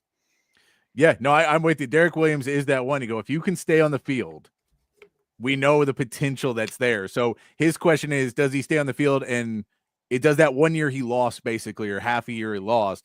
Does it affect him enough that he needs to stay for his senior year? I think he's going pro. The question is it this year? Does he leave after next year or the year after? And then Leon Olafau is another one that we know he's an NFL talent. We saw what he could do when they started playing with Anthony Hill, because they were like, we can't keep him on. He couldn't stay on the bench. And whenever you see a guy on a championship level team that can't stay on the bench because they just have to find a way to put you in, that he's got some talent. You go back to that ULM game, and I think that's the moment where everybody was like, damn, this guy is the real deal. He is a headhunter. He's a guy that, every single snap he is out there, I feel like the offensive coordinator is like, okay, where's 18? Where is 18?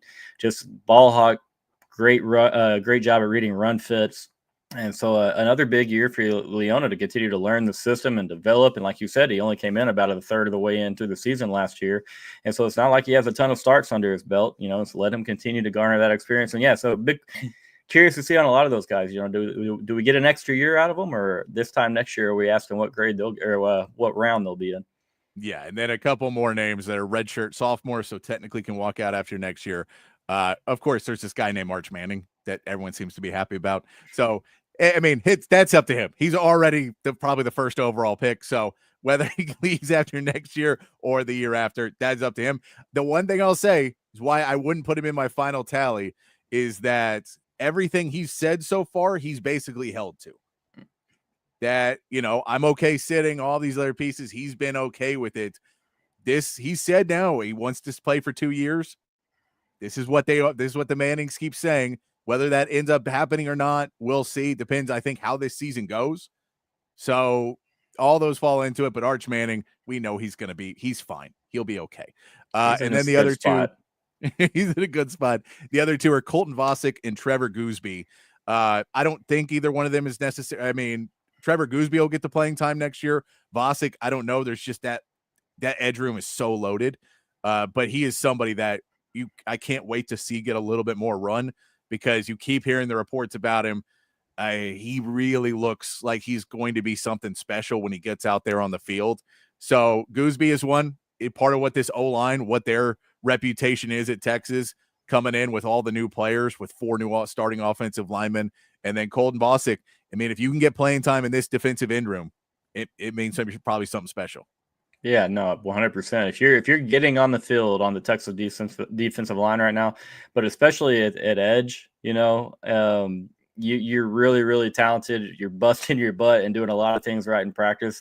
And so, a big thing for Colton is just, can he stay healthy? Can he stay healthy long enough to get the reps that he needs and to get the, be on the field long enough? I mean, it's just, that's the only thing with Colton. The room's so good, and those guys are being healthy and continuing to develop, and we just need him right there doing the same. Should be an NFL player, obviously great bloodline there for it. And you talk about Mr. Gooseby and a really good start, if you want to stay to his draft stock late in the season last year. Really a couple of impressive performances he had. And so selfishly, I'd like 2 more years of Big Trev, but we'll see what he would. We'll see what it looks like. But yeah, that falls into how good are you and what are you ranking? Because if you're a day one guy, you're gone. Pretty much anyone who was projected first rounder, you walk away then. I get it. I get what NIL is. I get all those things. But if you're a first round pick, you normally walk away. But if he falls into maybe third and they're not sure and it matters, that's when you start to come back. That's what we saw with DJ Campbell. DJ Campbell was a guy that could have gone. He could have gone. He would have got drafted. But he's also teetering into a day 3, and he didn't want to be a day 3 guy. He feels he could be a day 1 guy. Yep. And so he's coming back. He wants to lead that offensive line. It depends. Some guys are different. Some guys don't like school. They just want to get out as fast as possible. Some guys are ready to move on. It depends on where you want to look. But that's so basically after I look at all these names, there's several names that can go. I think we end up with a total of what? 6 and 7 juniors and 3 more. So 16 total that could go. I don't think all 17 are going to go. No. You're probably looking, I would say you're most likely looking at anywhere between 10 and 13 is what your number is probably going to look like next year at the combine. If it's less than that, the good news is it means a lot of guys are staying. That's really the good news. Yes. Is the lower the number is next year is not necessarily indicative of the team not performing as much as it is that guys are coming back for a senior season, because you figure the difference between a couple of them is the seniors is Cole Hudson and Jalen Gilbo. 4 of those seniors are gone. So you're starting at 4, and then anything that's under that, under 10 now, is basically your guys are staying with you. Yeah, I mean, I think that's a pretty good ballpark, 10 to 13, somewhere in there. And, again, selfishly, if it's less than that, it's like, man, I start to get my hopes up pretty dang high for 2026. But, 13, there's no way you're going to get all 16, 17 of the names that you mentioned there. I feel like, a dozen, a baker's dozen, rather, might be the ceiling on that. But, yeah, what a time. You're talking about potentially 3 consecutive years where we're pumping out double-digit draft picks or combine invites. And, yeah, good times, man. This is we could have made the whole 2-hour segment just talking about the combine and everything that the guys are doing right now. No, it's definitely a fun time to be a Longhorn fan because, man, it's been way worse. Most of the time we're talking about, we're like, want to be nice when we're back there, and how do we get back, and what do we got to do? And so it's very much fun to be where we're at right now. I want to take a quick break, get a couple words from our sponsors here on Texas Sports Unfiltered. We come back, we'll get into quarterback fits. And as the quarterbacks go tomorrow, we'll talk about the rookies, where some free agents, but a big domino fell today, and what's going to be happening in the quarterback position. There's 10 teams I have that could answer questions at quarterback. Get into those when we come back. Talk some Texas men's basketball. They have a game. What a shocker. It's a must-win. Who would have guessed that Texas plays a must-win game? Evergreen tweet. They must-win game for Texas. Texas women's basketball. We'll talk a little bit about the coin toss too, and where that may end up for Texas women's basketball. Texas baseball playing in Vegas, and if you don't like faking injuries, the SEC is looking at it. The SEC is pissed off about faking injuries and college football, so we'll talk about that a little bit as well. If you guys want to join the conversation, jump on in the chat or on the text line as well, and we'll get to whatever you guys want to talk about as well. It's a Friday. Yeah, we'll get loose, and who knows what comes up. We get into if we get any good stories. Andrew McCuba, by the way, 4.46 on his second run as well, unofficial. So I don't know if he's thrilled about that. He may be hoping to get a 4.45 and get that late little tenth of a second, but 4.46 on both his runs. Let's take a quick word from our sponsors here from Texas Sports Unfiltered on Open Gym. The best sports bar in Austin, Texas, USA, America is Cover 3. They've got everything you're looking for in a great sports bar. TVs everywhere, so there's not a bad seat in the house, and they've got the right games on. You're not going to have to ask the bartenders, the waitresses, the waiters for the game that you want to watch. They know the games that you want to watch, and the food. My goodness, that's what separates Cover 3 from the other sports bars out there. An upscale menu with tons of great items. You got to try the Sean Adams prime rib sandwich. They've got the filet mignon. They've got the fish tacos. Of course, all of the sports bar classics like wings and nachos as well. Great burgers, great salads. I'm telling you, something for everyone. Of course, the full bar happy hour prices, the weekend brunch. You got to check them out. Anderson Lane, Round Rock, and San Antonio. And, of course, Cover 2, 183 and Lake Creek. It's Cover 3. Dining, spirits, sports. Hi, I'm Dan Covert with my wife Hayden. Welcome to Covert BK. Our newest location in the gorgeous Hill Country includes Buick, GMC, Cadillac, Chrysler, Dodge, Jeep, and Ram, and hundreds of pre-owned and certified vehicles for you to choose from. We have 3 service departments that are ready to take care of your car, truck, or SUV with 86 service bays to accommodate any repair and get you in and out quickly. Come visit us today to select the vehicle you've been dreaming about. Covert, born and raised in Austin. Shout out to Leaf Landscape Supply, a full service and wholesale and retail plant nursery and landscape supplier here in the ATX. They have 2 terrific locations. Y'all should check both of them out. If you're up north, hit up the one on Pond Springs Road. If you're down south, hit up the one off Monterey Oaks and 290. If you're looking for large quantities of supplies to fulfill any landscaping job, trendy house plants, a collection of specialty plants and rare plants, Leaf Landscape Supplies, your one-stop shop for everything you need. Go to their website at leaflandscapesupply.com so you can check it out before you get there what you want. And when you do get there and you're in the checkout line, let them know your boy Zay Collier put you on, the boys at Texas Sports Unfiltered, and you get 10% off. 10% off, can't beat that at Leaf Landscape Supply. Hi, this is Tom McKay, owner of Audiovisual Consultations. I got this, Dad. This is Camilla McKay, and my dad can help with any TV or stereo needs you have around your house. Just call him, and he will come to you with advice and a great price. And the guys that work for him are awesome. They can install anything, anywhere. So, like my dad says, just relax and smile. We handle all the work. So just give us a call at 255-8678 or on the web at avconsultations.com. All right, back here on Open Gym on Texas Sports Unfiltered. Myself, Patrick Davis, along with Ghost. You can follow him there at 40 Acres Vibes on X. You can check him out there, giving you lots of great Texas takes and conversations on the X machine. Is that, I don't know what to call it after Twitter. Always Twitter for me, man. It's so weird. I still don't know what to call it. Too much else going on. It's Twitter forever. Before we get into some basketball talk, I do want to talk a little bit more NFL because a story came out today that Matt Stafford has reached an agreement with the Rams. This was something that I've thought of as the first domino to fall in the quarterback carousel for the NFL this offseason.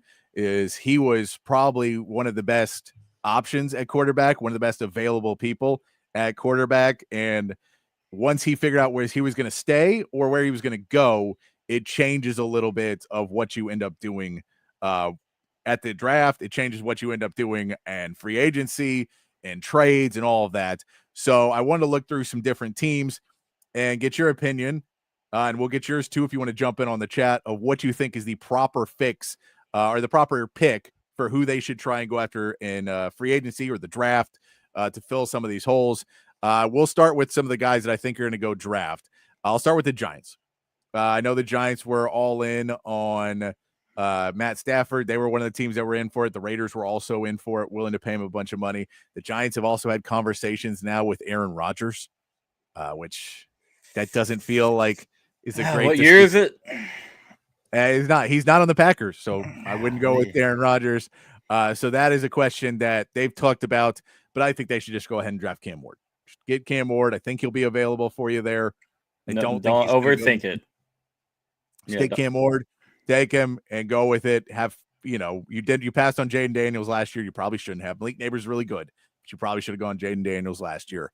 And then the Raiders, go Shador. You know you want to get him. You know you're a fan of Shador. We all know it. It's not a well-kept secret. So just if makes you a lot got of to trade up sense. to get him, if you got to trade up to get him, then trade up to get him. But go get your guy. You want to be aggressive about it. It all feels like it works out well in that situation. I don't think Shador is necessarily going to be a great NFL quarterback, but he's better than what you've had the last few years. I mean, definitely would be better than what they've had the last few years. I mean, Shador throws. I think Shador is a pretty dang good quarterback. There's a lot that comes with drafting a Shador Sanders, and as long as you're ready for everything that comes with that, but it's Las Vegas, it's Shador Sanders, it's Deion Sanders, it's prime brand. It just feels inevitable. I guess I would say that, and also making your point on the Giants, Monique Neighbors is insanely good, and they better, like you're saying, get him a quarterback before he's not in New York City anymore. Like that would be priority one for me if I was a fan of the Giants. Yeah, and I'll throw in there for the Raiders too.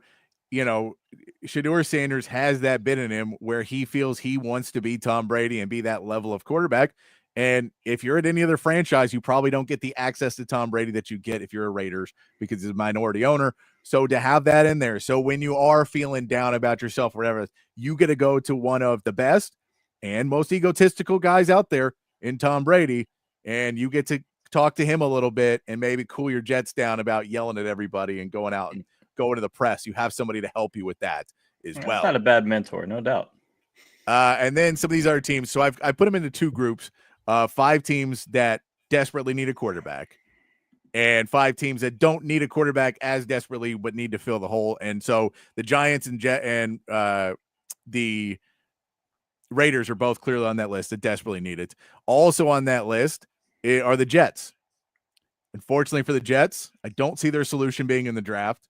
I don't see their solution being available. I don't think anyone really wants to go. They have a lot of other talent, but after you saw the Aaron Rodgers experiment fail, you saw that Woody Johnson is now maybe more of a Carolina owner who will get rid of things and wants things to happen very quickly and isn't necessarily going to give the resources that need to happen, that a lot of guys are probably not going to want to go there. So I'll give you somebody who doesn't have as many options in Justin Fields. If you want to put him out there, he's a guy that can go. You get to work him into a system. He's you can try and build him up to be a tough guy. They're trying to run a much tougher organization with Aaron Glenn. He's brought a guy from the Lions over to be the offensive coordinator. Justin Fields is a tough enough guy that you can put him out there and say, we're just going to play tough football, and Justin Fields is going to be our guy who does that. He was okay with the Steelers, wasn't good, but he was okay. If you don't have an option this year, something better than just sticking out the worst possible option is Justin Fields. I mean, heck of an athlete, man. And it's a guy that, once he figures it out and makes defenses respect his ability to throw the football, obviously he's got incredible ability to run the football with his legs, And so I'm a fan of Justin Fields. I'm not big on Ohio State. It has nothing to do with the game that was just played in January. But I loved Fields coming out of college. I was big on him with the Bears. Just think he's been in a tough spot. It's not a good offensive system there in Chicago. They ruined Justin Fields and DJ Moore. Do you know how hard that is to do, to absolutely just ruin both of those guys? Not ruin, but temporarily ruin. And then it makes sense. I like Breece Hall a lot. I think Breece Hall is a dang good back that's, once again, stuck on a bad team that can't block anybody, they can't throw the ball. That's a recipe for a really, really poor running statistical year. And then you look at Garrett Wilson out there, wide receiver, and there's some offensive talent for you. Got to find a way to get those skill guys the ball. And if you have a wide receiver like Garrett Wilson, it's a go up and get it guy. You can put the ball out there, and Justin Fields is good enough to throw it to a go up and get it guy. He's good enough to that spot. That. Let him do the rest. Well said. And then speaking of the team that Justin Fields just played for, the Steelers are in desperate need for a quarterback as well. Russell Wilson experiment didn't really work. Justin Fields experiment didn't really work. So go out and go get Sam Darnold. He's not going to be super expensive. He's a fit you can put on this team. I don't know if it's, going to save you long term, but it'll fill you for the next 2 or 3 years. And if you find somebody better than him in the time, you draft somebody in the second, third round, and they work out, great. But until then, you can put the question to bed for the next couple of years and get a serviceable quarterback and try and win with defense. Yep. Which that's the Steeler way, right? Play really, really dang good defense, do just enough on offense to get by. And it kind of felt like they're getting back to that. But you used to have guys like Big Ben out there making really tough plays. Cordell Stewart before that. These guys were backyard football players that are getting things done. And give old Sam, obviously you got an upward trend on his career line right now. So why not give him a shot and let him run it? They're competitive. You want to win now. And then final team I have in this bracket is the Browns. I know they have Deshaun Watson. They have to do something. He's going to play 4 games next year. He doesn't play anymore. And when he does, it's bad. So they have to go get somebody. They don't want to go long-term right now because they're still paying Deshaun. They're hoping. So you go and trade for Kirk Cousins. You probably get him for pennies on the dollar at this point. They already moved him out in Atlanta. They already want to play Penix. That experiment failed with Kirk Cousins. So put him out there. What's the worst that can happen? You'll be the Browns again. But don't take Quinn Ewers in the second round. Don't do it, Browns. Don't do it. Nobody wants to see that. Don't take any of these guys. Just go, like you just said, go ahead and take, and I mean, with all due respect to Kirk Cousins, go ahead and take the quarterback that's already dead and put him in the quarterback graveyard, and that is Cleveland. I loved Kirk Cousins in Minnesota and even in Michigan State before, but it's over. An Achilles recovery at that age, I mean, that's really tough on. I'm older than him, I think, but that's tough on the guy. Go ahead. Send him to Cleveland. No one's going to watch. No one watches the Browns anyhow, occasionally, but it's time. Go ahead. Let that career just slowly fade away. There's not a better place for it. But hey, if there was a resurgence, I would be one of the happier guys. I love Kirk. Look, and we saw Joe Flacco played well there. We saw Joe Flacco do well. And if you're trying to keep Myles Garrett and all of those pieces that you're not going to trade him, then at least go get another quarterback that maybe you can win some games and Myles Garrett isn't as pissed off. You could be onto something here. You just don't send a young before their ceiling has been hit quarterback or before their prime has been met. You don't draft a quarterback there. You got to send them the old timers, the guys that have been around, the veterans that have been around. Nobody really wants them as a starter anymore, and that's their last option. And then boom, maybe he takes that Joe Flacco road. Yeah, maybe he runs from the graveyard. That's what you just have to scare him with it. He becomes an actual real life ghost, quarterback ghost. Yeah, exactly. Then a couple other teams that are going to be looking at the quarterback position. We can say the Titans, they have the first overall pick. I don't think you take a quarterback there. There's too many needs right there. I wonder if you can get one either early second round or you can go ahead and trade back into that first round and get him. But I think Jackson Dart would be a fun one for them to take. That isn't necessarily a start this year guy, but maybe if you get through half of the season, you can take him there. I don't know another team for Jackson Dart. I don't think he starts next year. I don't know what the trajectory is for him as much. I don't think he's necessarily good enough to be in there, but if you can get him for the Titans, I don't dislike that pick for him. It feels like it'll be okay. He's going from Mississippi to Tennessee, so he's still in the same area. Maybe some of the fans will transfer over there as well. So Jackson Dart to Tennessee, I'm not upset about especially if you get him in the second round, early second round. Yeah, I like Jackson Dart. The only thing is, as far as a prospect goes, I fully agree with you. I don't think there's any reason why he should start as a rookie at any point. I think that patience is going to be a big thing with him as far as at Ole Miss, in Lane Kiffin's systems, a lot of one read, quick reads. They throw a ton of bubbles, a lot of fades. Very, very simplistic system for a college quarterback. And I'm not saying it's not effective. I'm just saying it's an easy system to learn. And so we'll see what Jackson Dart does here as he's getting into, a more advanced system in the NFL. And now maybe it's not super advanced. It all depends on where he goes. But I think with time, you talk about a guy that can also use his legs. He's a big kid. I like the upside for Jackson Dart. As far as Tennessee goes, man, they've really struggled at quarterback play lately. I almost don't want him to go there because I'm rooting for Jackson, but I think he's got a little bit better wheels than Will Levis has too. True. I'm still kind of bitter with Jeff Fisher, to be honest, about all of that. And I know he's long gone from that organization. I'm bitter. Good. I'm bitter. Look, behind me is my Love You Blue poster. I'm still bitter at the entire Tennessee organization for taking the damn team out of Houston. You should be. Absolutely. So I wish you know what they should draft? A pile of garbage. That's what you get in Tennessee. Draft Bud Adams. Draft him. Let him go play quarterback. He's been dead for a while, but that's my point. Then another interesting team, the Colts. Chris Ballard came out and said he wanted to have a quarterback competition. They have Anthony Richardson, but he wants to have an actual competition for it to try and make him push farther. But I don't think you draft a rookie to do that, especially not early, because now you're just throwing away a pick. You're throwing away a pick, either the Anthony Richardson pick or the one you made this year. And that feels not what you can do when you're already not doing well. And then you're in a division that's winnable. Because I'm a Texans guy, but it's a winnable division. Absolutely. And so if you're in that position, this is where you go Russell Wilson. He's out there. He's a veteran. So if he can push Richardson down, then if he's your stopgap and Richardson's not the guy and Russell Wilson beats him out, cool, you can draft somebody next year, the year after. But he can also push him. He's a veteran, so it's not a long-term solution. And he also can help Richardson a little bit if he wants to teach him some things about not being a great quarterback, but doing enough to go win. And This is how you win. This is how we're going to try and play the game. This is simple stuff. And look, nobody likes me either. And I can go out there and win. And by the way, you don't quit on your team and walk off the field because you're tired on third down. Don't do it. and I cannot believe it's still the craziest thing I saw last season in football. I mean, that's way up there, man. I've never seen anything like that from junior high. I coached junior high school level for a while. Never seen anything like that anywhere at any level of football.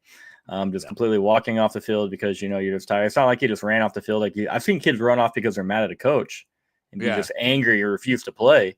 But just simply because you're tired, you're a quarterback, you're the quarterback. The ball's in your hands every snap, and you're just like, no, we're good. We're good here, guys.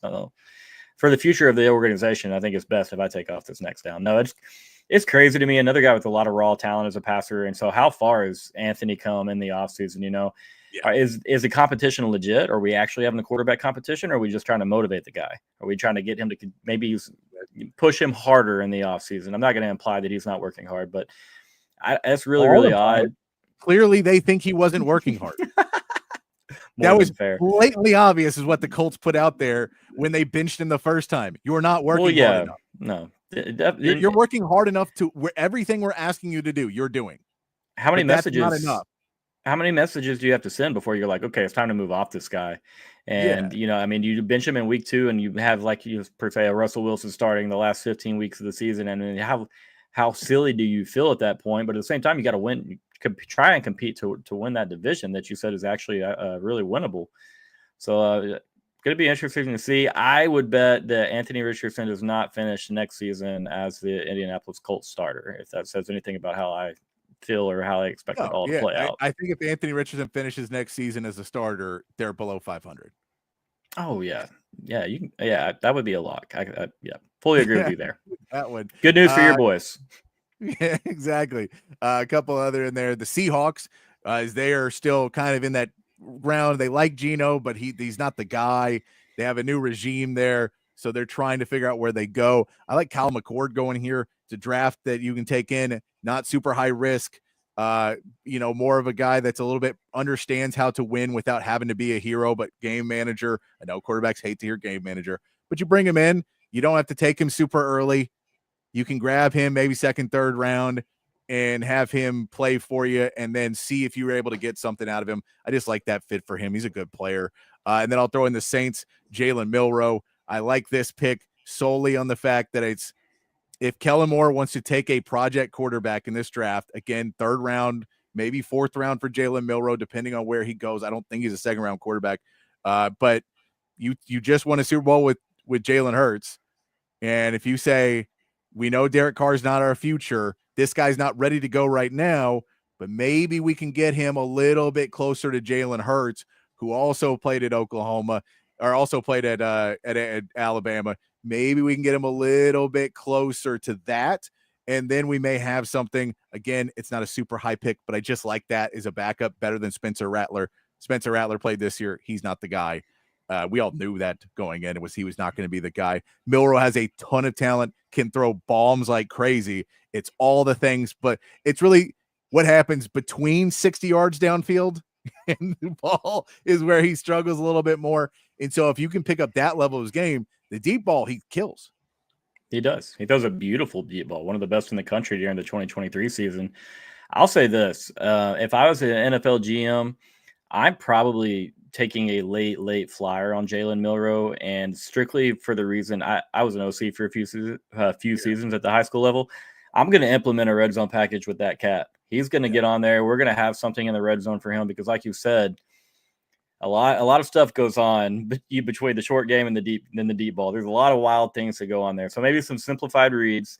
It's like, hey, we're running play action here. You're 100% going to get a one-on-one matchup. If it's not there, throw the ball the hell out of bounds or run as far as you can to the corner and go for as far as you can.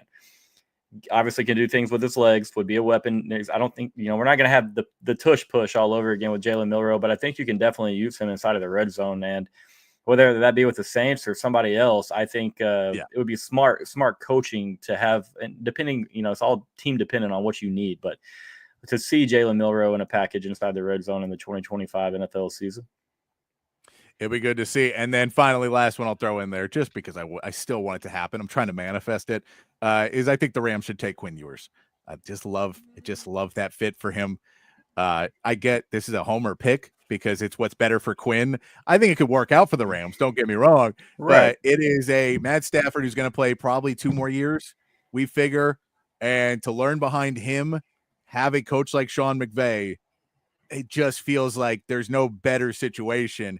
And as Texas quarterbacks have gone recently, with the last, 4 Texas big name quarterbacks have come out, none of them have necessarily had great landing spots. Vince Young, we just talked about Jeff Fisher. Colt McCoy goes to the Browns and runs for his life. Sam Ehlinger is just stuck in Indy, never really got off the ground there, and is just kind of pushed down the depth chart. So all the guys that we had high hope for, nothing really happened. So I just love to see him at the Rams. Plus, there's the Dallas connection with him and Matt Stafford. It feels like everything, it would be so perfect and easy. And then you also get to shove it to Georgia. They kick Stetson Bennett out too. Come on, you don't need Stetson Bennett anymore. Put in Quinn Ewers. Let me just say, I'm all with you on that one. I would love for Quinn Ewers to be under Sean McVay, get some tutelage from there. Matt Stafford, obviously Matt Stafford being a Dallas kid. I was East Texas, and if you got time for a little Matt Stafford story, I've got a short one. Go for it. So playing club baseball, we played a lot of tournaments in the Dallas area, and we would run into Matt Stafford and Clayton Kershaw's club baseball team quite often, the Dallas Tigers. And so obviously they're pretty upper echelon in that whole club scene. They're winning lots and lots of tournaments. We struggled to just score a run against those guys, and they're never even throwing Kershaw. Kershaw was the big dog, and we're seeing the 5th, 6th, 7th, 8th pitchers. Everybody on the team can get out there and throw. And then one game we're playing them in Corsicana, Texas, at Navarro College, and it's cold, man. It was what was it? I want to say I don't even remember the time of the year. I mean, maybe it was early March, but it was chilly, windy, and not a good day for hitters. As is my point. Much like the Texas and Dartmouth series we just saw up at the Dish. And I look over and Clayton Kershaw is warming up in the little bullpen to the side. And I'm like, there's no way they're about to bring this rascal in the game. I'm due up 3rd in the next inning, and I don't want any part of that right now. I'm being very honest with you. I wanted no part of that when he was in high school. And so a couple other gentlemen have warmed up over there for the Tigers throughout the course of the game. And so I go back into the dugout after we get the 3rd out of that inning. I'm getting my batting stuff, and I just turned to the coach, and I was just like, are they bringing Kershaw in? He's like, no, man, you're good. You're good. I was like, okay, thank you. He goes, we're bringing in Stafford, though, so that'll be fun. I mean, it's just a lot more flat of a fastball, but he still threw plenty dang hard himself, grounded out to second. So I'll take that and wear it with a lot of honor, to be honest with you. There you go. I like that. That's a good story there. Appreciate that one. Let's move over and get to sad news now and get to Texas basketball. It's always a disappointing conversation. I've talked to a bunch of different people now, so I love to get different people's opinions on it. We know in the chat line, normally we'll get somebody pop up and get a little angry, which I get. Everyone's angry with this year's Texas basketball. I understand it. The only reason that I am not as angry as a lot of other people is because I've watched Texas basketball since the mid 90s is when I was in, high school and really watching this stuff and really trying to take it in. So I have a different viewpoint of what Texas basketball is. I know we're trying to be a better program. I'm very well aware that CDC wants everybody to be a top 5 program. Texas basketball has never been that. Now there's been years that things have gone very well for Texas. Yes. But overall, we're not a team that wins tournament games 2 years in a row, which has never have been. And that's unfortunate. But it's just not very common at Texas. It should change. And the fact that it's not changing for Texas right now, and it happened, you had 2 years in a row, and man, 3 years in a row would have been a really great trend. It doesn't feel like that's going to happen. Joe Lunardi put out his new bracketology today. Texas is still in Joe Lunardi's bracketology. They're still in. They're the last team in now. They have moved down from last 4 buys to last team in. So it's on very thin ice. You, of course, have to win out now to really have any shot to be in there. And then you have the SEC tournament as well and whatever you're able to do in that. But this is a difficult situation for Texas to be in. Of course, backs up against the wall. This is a Georgia team that is, again, what a shocker, beatable. But that doesn't mean anything. We saw them go up against Arkansas in a game that was winnable. They did some of the pieces right, but once again, the offense just wasn't there. And if you say Trey Johnson's not on this team, I think it's like, are they better if they can? Because now the rest of the team can score, but you don't have 39 points out of the rest of the team added on. But maybe the rest of the team. But it's ridiculous how this offense is playing right now. They're just doing awful. A couple of pieces I'll talk, and then I want to get your opinion on all this goes. Sure. Georgia Just dropped 4 in a row before winning their last game over Florida, but all the teams they played were ranked teams. It's the SEC. They had a really tough stretch. Then they beat Florida, who's number 3, really good team. They beat them 88-83. In that game, they shot 10 for 18 from threes. That's not good for Texas, because if they're not good at all, this is going to be a problem for Texas. Now, the good part of this is they had 17 turnovers. Now, Texas sucks at getting turnovers. They don't play passing lanes well. They don't do anything. Again, Kendall Weaver's been out. We keep hearing that he's getting closer and getting closer. He's at home. Are you going to bring Kendall Weaver out in this game? If you bring Kendall Weaver back out, your steals are probably he'll probably have 2 or 3 steals in this game because that's kind of what he does. But you have to turn the ball over in this game. A couple players to get to before we talk about strategy. Silas Demery, 6'5", he'll kill you from 3. He lit up Florida in that game. He shoots 36%. But again, guy who can turn it over. And then the other one is Asa Newell, 6'11". He's averaging 15 points per game and 7 rebounds per game. He's going to sit inside. Big guys have eaten up this defense in the last. They just know how to go after right now. Caden Shedrick's doing all he can, but there's just not enough size and not enough strength inside, and it is eating them up. This is a Texas team that held Arkansas to 69 points in regulation. That's pretty good. That was not a defensive lapse. Now, they let him shoot lights out from 3, but they did hold him to 69 points. I think that's worth noting. Of everything bad that happened, they held him to a winnable number. If you hold a team in college basketball under 70 points, you should be able to win the game. Texas did not, because they couldn't score 70 either. This feels like another game. If you can hold Georgia to around 70, you can win this game. But can you score points? That is the problem with Texas basketball right now. And then that is, I mean, a huge question. Can we score the basketball? Watching Texas basketball, if you're a basketball guy, basketball might be my favorite sport. I had a very long-winded rant about this over on my channel the other day on YouTube because I've held a lot of it in. And it's not just this season. It's over the last year as well. And even dating back to the 2022 final or Elite 8 loss to Miami there in the second half when you blow a big lead. Bad offensive basketball is just what we played for the last couple of seasons. It's very stagnant on the offensive end. There's not a lot of movement. Doesn't feel like a lot of energy either. See a lot of one-on-one, a lot of hero ball. Now, listen, when you have a Trey Johnson, that man's going to shoot the ball a lot. Okay, but you can still be a little bit more advantageous in how you run your sets rather than being one-on-one, getting him coming off corners, getting him in the low post. But it just seems like, hey, it's Trey up top. Here he comes. Everybody get out of the way. It's kind of like old playground style. Well, now there's times where Arthur Kalum has been really, really hot. He had a huge game early in the season against Auburn. Well, then Jordan Pope had another really big game, not just the one he had in non-conference, but it seemed early in the year or early in conference play, we were playing kind of up with or playing close, I guess, to Auburn, Tennessee. We made those games at least interesting to watch, and it was because one of those 3 guys just went nuclear. Yeah. And it feels like if one of those 3 don't go nuclear, we don't have a chance to keep a game within double digits. And these are college guys we're talking about. They're not going to go out there and shoot a repetitive 40% from 3 or 55% from the field. Trey just had a massive game, and it feels like Trey's going to have to do that almost every single time we play. And again, this isn't on the players, in my opinion. Okay. I think this team was poorly constructed. Keenan said that as well. It was not well brought together. There is talent, yes, that you still have to have talent that matches together. We saw Charlie Strong and Tom Herman pull in all types of talent at Texas for 8 years or 6, 7 years, whatever it was. And then you saw the overall win-loss records.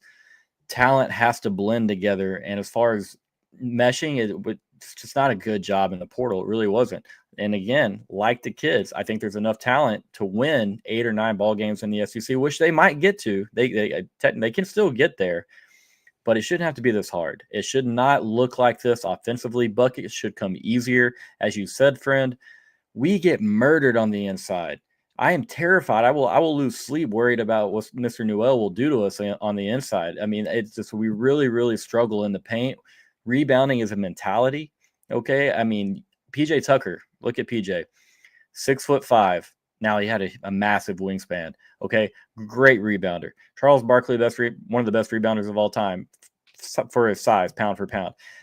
We just don't seem to have that tenacity, that hunger, the mentality that we need to get in there and do what we need to do with the dirty work. We get in there, we played really good defense against Arkansas, in the second half, but in the first half, man, we kind of looked soft. And again, this is coaching. This is all coaching you put a mentality in your players.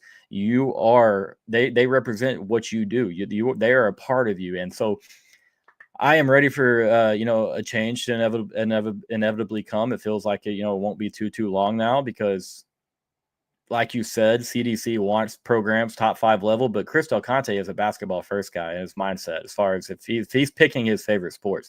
So you have the brand new Moody Center sitting right there, a very luxurious venue, beautiful venue, fun to be at, a crowd that wanted to fill it up, students that got engaged. Well, it seems we've lost a little bit of that energy. And right now the girls' atmosphere is a lot more fun to be in than the guys' atmosphere. It's a blast. Vic Schaefer and company are doing a hell of a job with that. Going to girls' games, a ton of fun. The guys, on the other hand, you don't feel that same energy. Even when it is a full crowd, the noise level might not be the same. And so I fully anticipate Texas.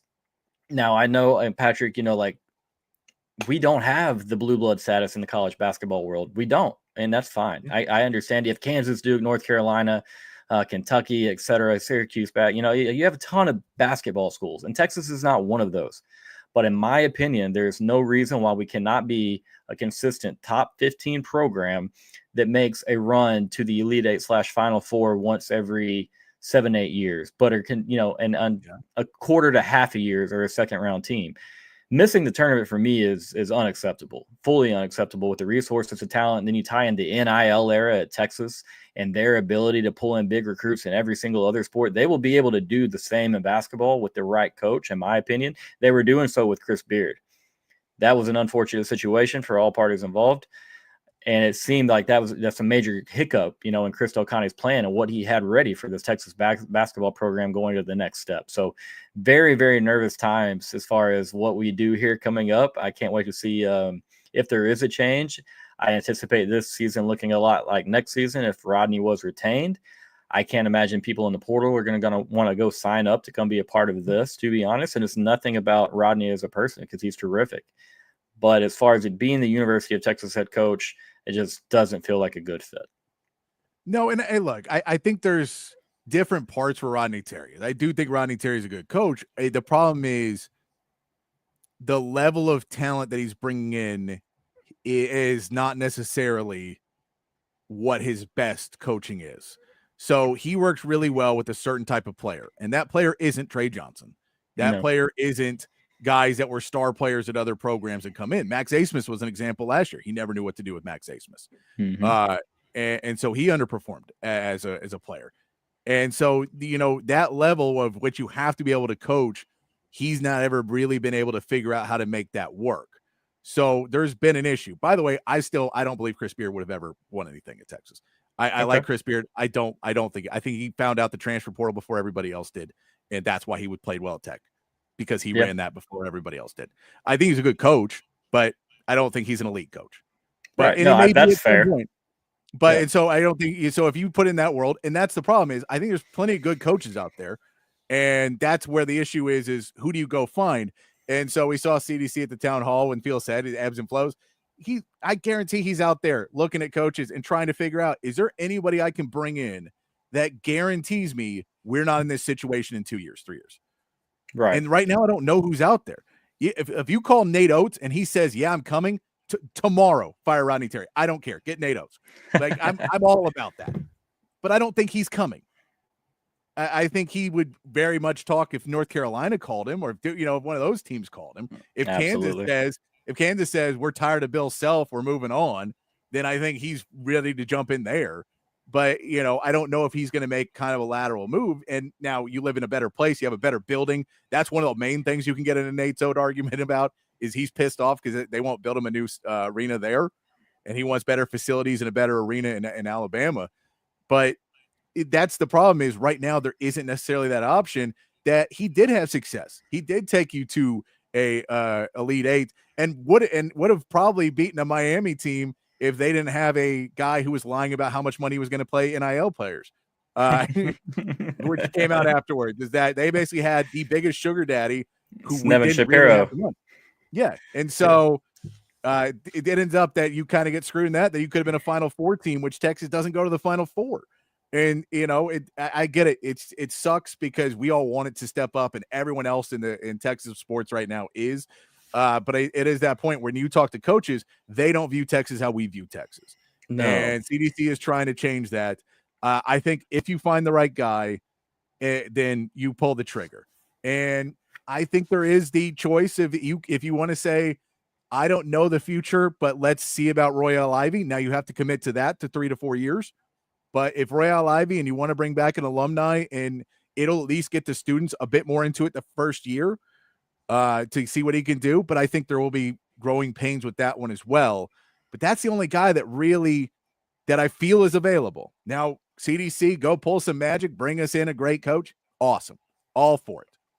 But that's my main concern about getting rid of Rodney Terry willy-nilly is, well, you're placing with Shaka Smart. And I like Shaka too. He's a nice guy. But he had easy detriments that he didn't know how to coach star players the same way. And so, and coaching star players too goes into the fact that if you don't have that reputation, if you're not a Coach Cal, if you're not Bill Self, who's put countless players in the NBA, it's really hard to tell them, I don't care. We got to get other guys involved. Hey, we got to do some other things. This can't be revolved around you 100%. And it feels like Rodney Terry walked in and said, it's your building, Trey. Whatever you want to do, you do that. And Tremont Mark and Jordan Pope and Arthur Kaluma all are like, well, we'll help, but shit, can you run us a play? Can we get something going for us? Because right now, the play you keep running is a pick and roll that is an automatic double team because no one else in your team's scoring enough. And they ran that a million times against Arkansas. And by the end of it, every single play was a automatic double team into Trey Johnson. You're like, what does it matter? If he's got no one else who can score the ball, they can double. And so it's turned into a problem this year. I'm as disappointed as anybody is with this season. I'm hoping that this team shows up and comes home and figures some things out. I'm hoping that Kendall Weaver gives you at least a spark that you can beat these last three teams. I don't think it gives you anything in the tournament, but I think it does give you something to at least spark you a little bit more in game because he is a spark plug player, which you don't have. So I think that can give you that edge of where you're not a bad team, but you're not a good team. You're not even really an okay team. You're just kind of fluctuating. And you have this star on the team that if you don't have Trey Johnson, you're a bad team, but you play completely differently. It's just a weird, and yeah, I would agree with you 100%. The roster construction, that's the other part, is I like Chris Ogden too. But if you want to say he's the general manager, then I'm going to look over at the general manager and be like, you did a bad job. And I know Rodney's part of this, so I'm not, trying to scapegoat anybody. But at the end of the day, I look over there and go, yeah, you didn't know what you were doing either. You guys went out. You were behind the 8 ball on some of these transfers because we'd see the rumors of guys who could possibly come in, and you were a little bit behind everybody else, and you didn't fundraise quick enough, which is another problem with Rodney right now. Mm-hmm. Is in today's transfer portal in college basketball, it's extremely important to get transfers. And that difference of it takes me 2 days to get $800,000 or it takes me 2 phone calls is really big. Because maybe you have a top in playing for you this season if you got that money quicker. And he would make a big difference on this basketball team. An absolute big now, difference. granted, you have him instead of Kaluma. Those are interchangeable players, but he's also a better player than Kaluma is. And I like Arthur Kaluma a lot, but we've seen what Toppin is doing. He is increasingly getting better and better, while Kaluma, really good player, but we knew what he was. He's not consistent. And that's going to be a problem in a team. Very streaky. Yeah. So I like him a lot. If he could get consistent, he'd be great. He'd be an awesome number 2. But he's disappeared and he's had injuries too, which are killing this team as well. I definitely, understand, you don't want to fire Rodney if you're going to just be back in this situation, as you're saying, in three seasons because you made a hire from maybe a less than desirable hire pool. And so you do have to make a good hire, the right hire, if you're going to go ahead and move on. I will say this, CDC has pulled so many rabbits out of his hat, and I'm just fully banking on that when I, am rooting for a change right now. Cause you're talking about taking Mike White from Oregon. You're talking about taking Chris Beard. There's others that, he's made several coups that I'm not going to be able to remember at the moment, but I I agree with you. You take Nate Oates immediately if he were an option. There's, a guy like a Quinn Snyder who's did great things in Missouri, was in the league, had an opportunity to take this job in the past. Maybe I used to see him in games all the time. Right. Yeah. Right. And so there are some names out there that, your first immediate names. I've heard a couple names being, shot into the wind. No, not sure if there's any validity to any of those names or not, but it does sound like like you said, it was inevitable, but he's out there and seeing what's on the table for Texas, and he's probably doing so very quietly and will never give us any inclination as to what he finds. So not unless he finds one that's coming. So yeah.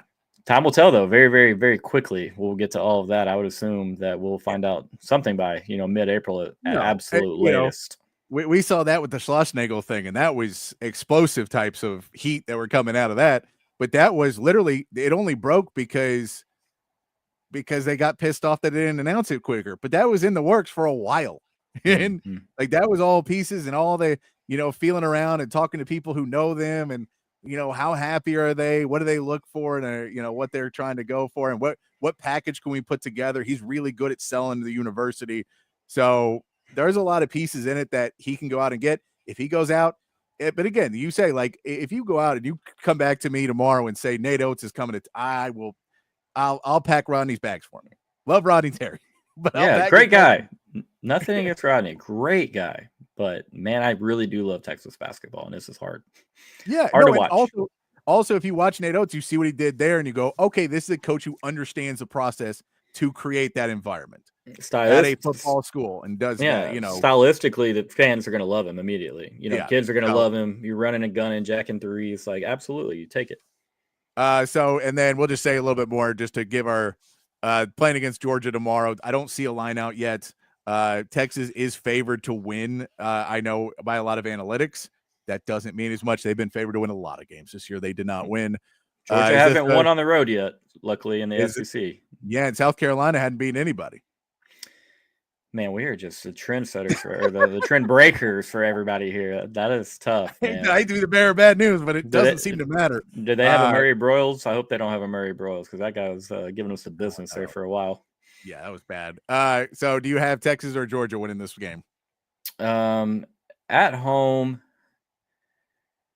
must-win game for Georgia. Georgia finds a way. You know what? I'm going to take Texas, even against my best interest. I'm going to believe in this one. I didn't pick them. I didn't pick them against Arkansas, but I'll pick them here. I think at home I'll give them the edge. I felt that. I felt it coming. I couldn't have us both jinxing Texas with the sweep here. So in my heart, you know what I'm picking. Let me go over, talk a little bit about Texas women's basketball because they are killing it right now. They did have a little bit of scare last night with beating Mississippi State, with Vic Schaefer going back to Mississippi State. And of course, the hatred for Vic Schaefer, that's the Mississippi State for leaving. It's always funny. You're like, dude, it is what it is. I get it. It sucks. And we're Texas, so we very rarely lose people like that. But at the same part, you're like, I get it. And that's also the scariest part is if we get a really good basketball coach, that's a sport we can get poached in. It's probably the only sport that we get poached in. But that's one that someone could say if one of those blue blood schools comes calling, that possibly they go to the blue blood. But that's also the scary part. If you win a national championship, you're like, really? Maybe? And especially the NBA now too. That's another scary. Like Dan Hurley was getting those offers. So what could come out of that. By the way, Dan Hurley's not coming, but there's good and bad feelings going on in my head right now about that. I don't want to hang out with Dan Hurley, but he's a pretty good coach. Yeah, man. We might win some games. But they come out, they get a 68-64 win. They were down at half. Just kind of a good run across the board. Shea Holly showed up in this game, hit 4 of 6 threes, which is really nice to see because she hasn't been hitting threes all season. But the fun part that comes out of this is Texas is now 1 win away from guaranteeing they're in the running for the number 1 spot in the SEC tournament. South Carolina is the other team that is in that right now. And the issue is now South Carolina does have to play Kentucky. Yes. So they have a top 15 team that is going to be playing against them. It doesn't seem to matter. South Carolina is really, really good. But how do you feel about the coin flip that is decided that if it goes if both teams win over the weekend, that the decision of who will get the number 1 seed in the SEC tournament turns into a coin flip? I mean, honestly, I heard Zay and Cole talking a little bit about it right before we came on. And, I guess, we should be happy we get a coin flip, considering they did blow us out. And they, blown a lot of teams out in conference. They won by more impressive margins we have. Not that that matters, as far as breaking tiebreakers go. But, yeah, I don't know, man. I don't know. Find some other way to do it.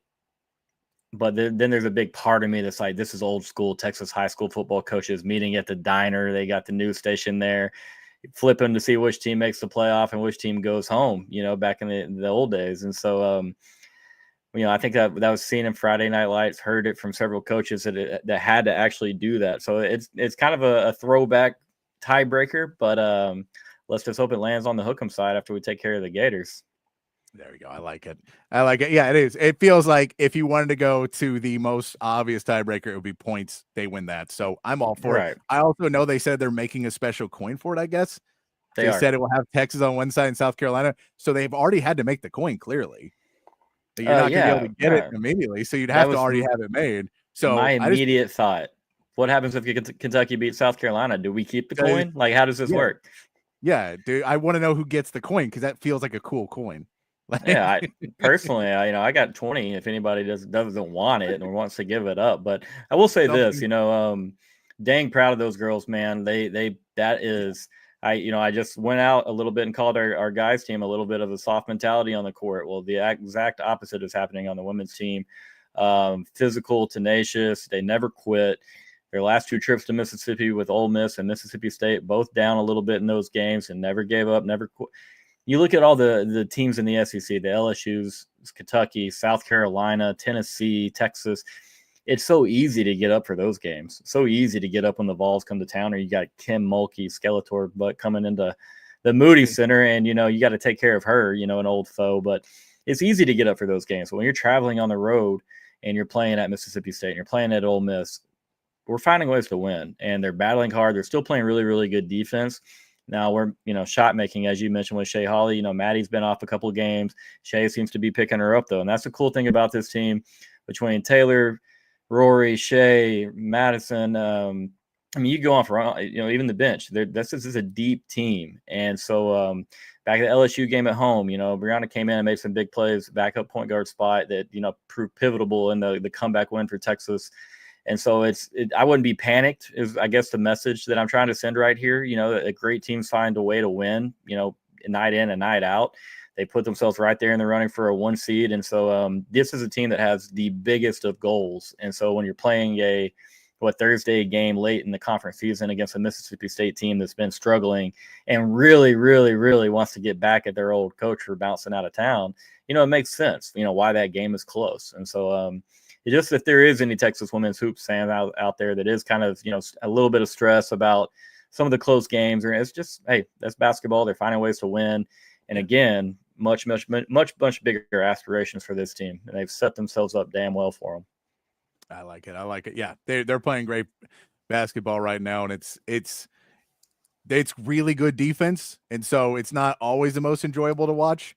But they are playing really good basketball. When they're scoring the ball, it does become a lot of fun to watch. But they're going to be a lot of fun to watch in the tournament as well, because as that level of play picks up and the teams pick up, it is going to be a lot of fun to watch this team compete. One more quick basketball note. If there's anybody that is, wants to watch some really good basketball in the morning, the state high school girls tournament is going on in San Antonio. You have Elia Chavez playing, or I believe 10 or 11 o'clock tomorrow morning for Lubbock Monterey. Texas obviously is knee deep in that recruitment, really trying to get in there and get the country's best player to end up in Austin. And so me personally, I will be making that short trip down and checking her out. We'll be happy to post some clips and report back, but she looks like the real deal. A lot of fun to watch. And so, water and burn orange is all I'll say. That's what you like. I like it. Let's get a couple of words from our sponsor real quick. We'll come back, talk some Texas baseball as we keep it rolling along here, wrapping up the show on Texas Sports Unfiltered with Open Gym. Myself, Patrick Davis, along with Ghost, having a good time on a Friday afternoon. If you want to join the conversation, chat, text, you know where to hit us. But a couple words from our sponsor real quick before we come back, talk Texas baseball. Hi, I'm Hayden Covert. Welcome to Covert Buick GMC of Bee Cave, your home in the Hill Country for new and pre-owned Buick and GMC vehicles. With beautiful inventory arriving daily, including the GMC Yukon, Sierra 1500, and Buick Enclave, you'll be certain to find the perfect vehicle at an incredible deal. Our service department is also open for all your vehicle maintenance needs. Visit us today for a test drive. Covert, born and raised in Austin. We are professional grade. Altstadt Beer, the best beer that you can find all throughout the great state of Texas. Y'all know I've been a fan of Altstadt for years now, and if you try it, I think you will be too. If you've already tried it, you know exactly what I am talking about. Altstadt is brewed locally in Fredericksburg, but available all over the state of Texas.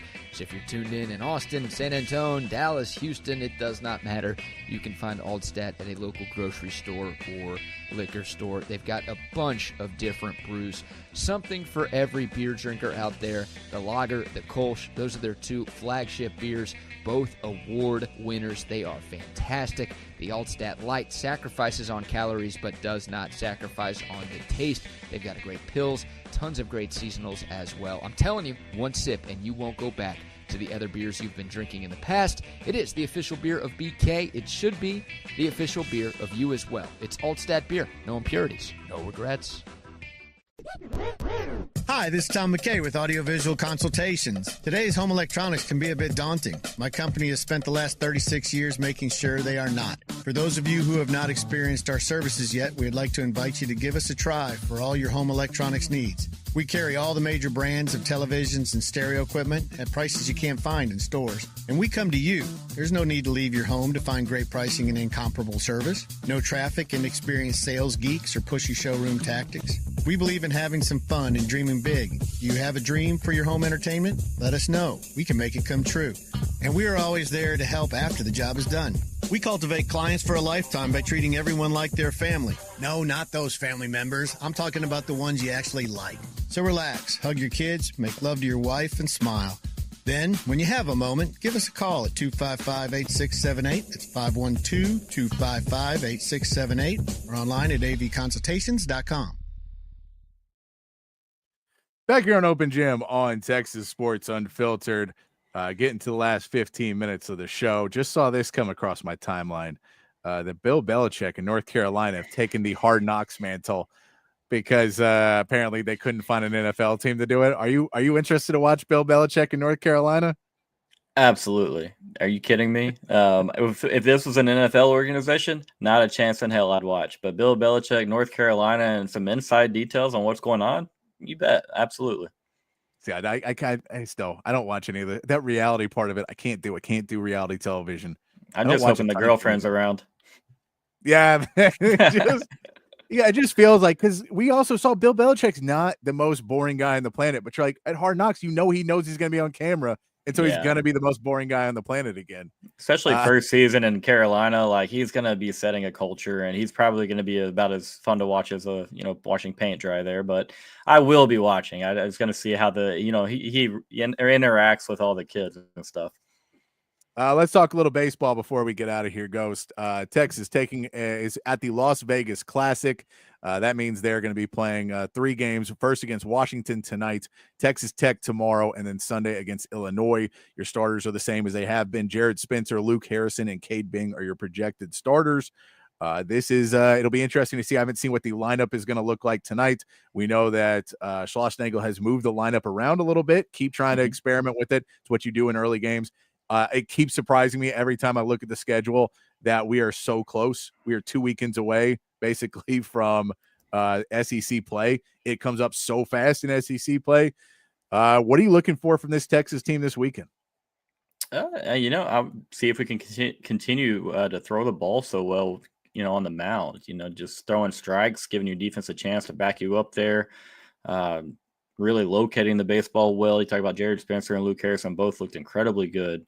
And so I would love to see that. And then obviously more positive work out of the bullpen, man, something that we didn't see a lot of last year at all. And so it's really, really refreshing to see the start the bullpen has had. I'll be keeping an eye on that.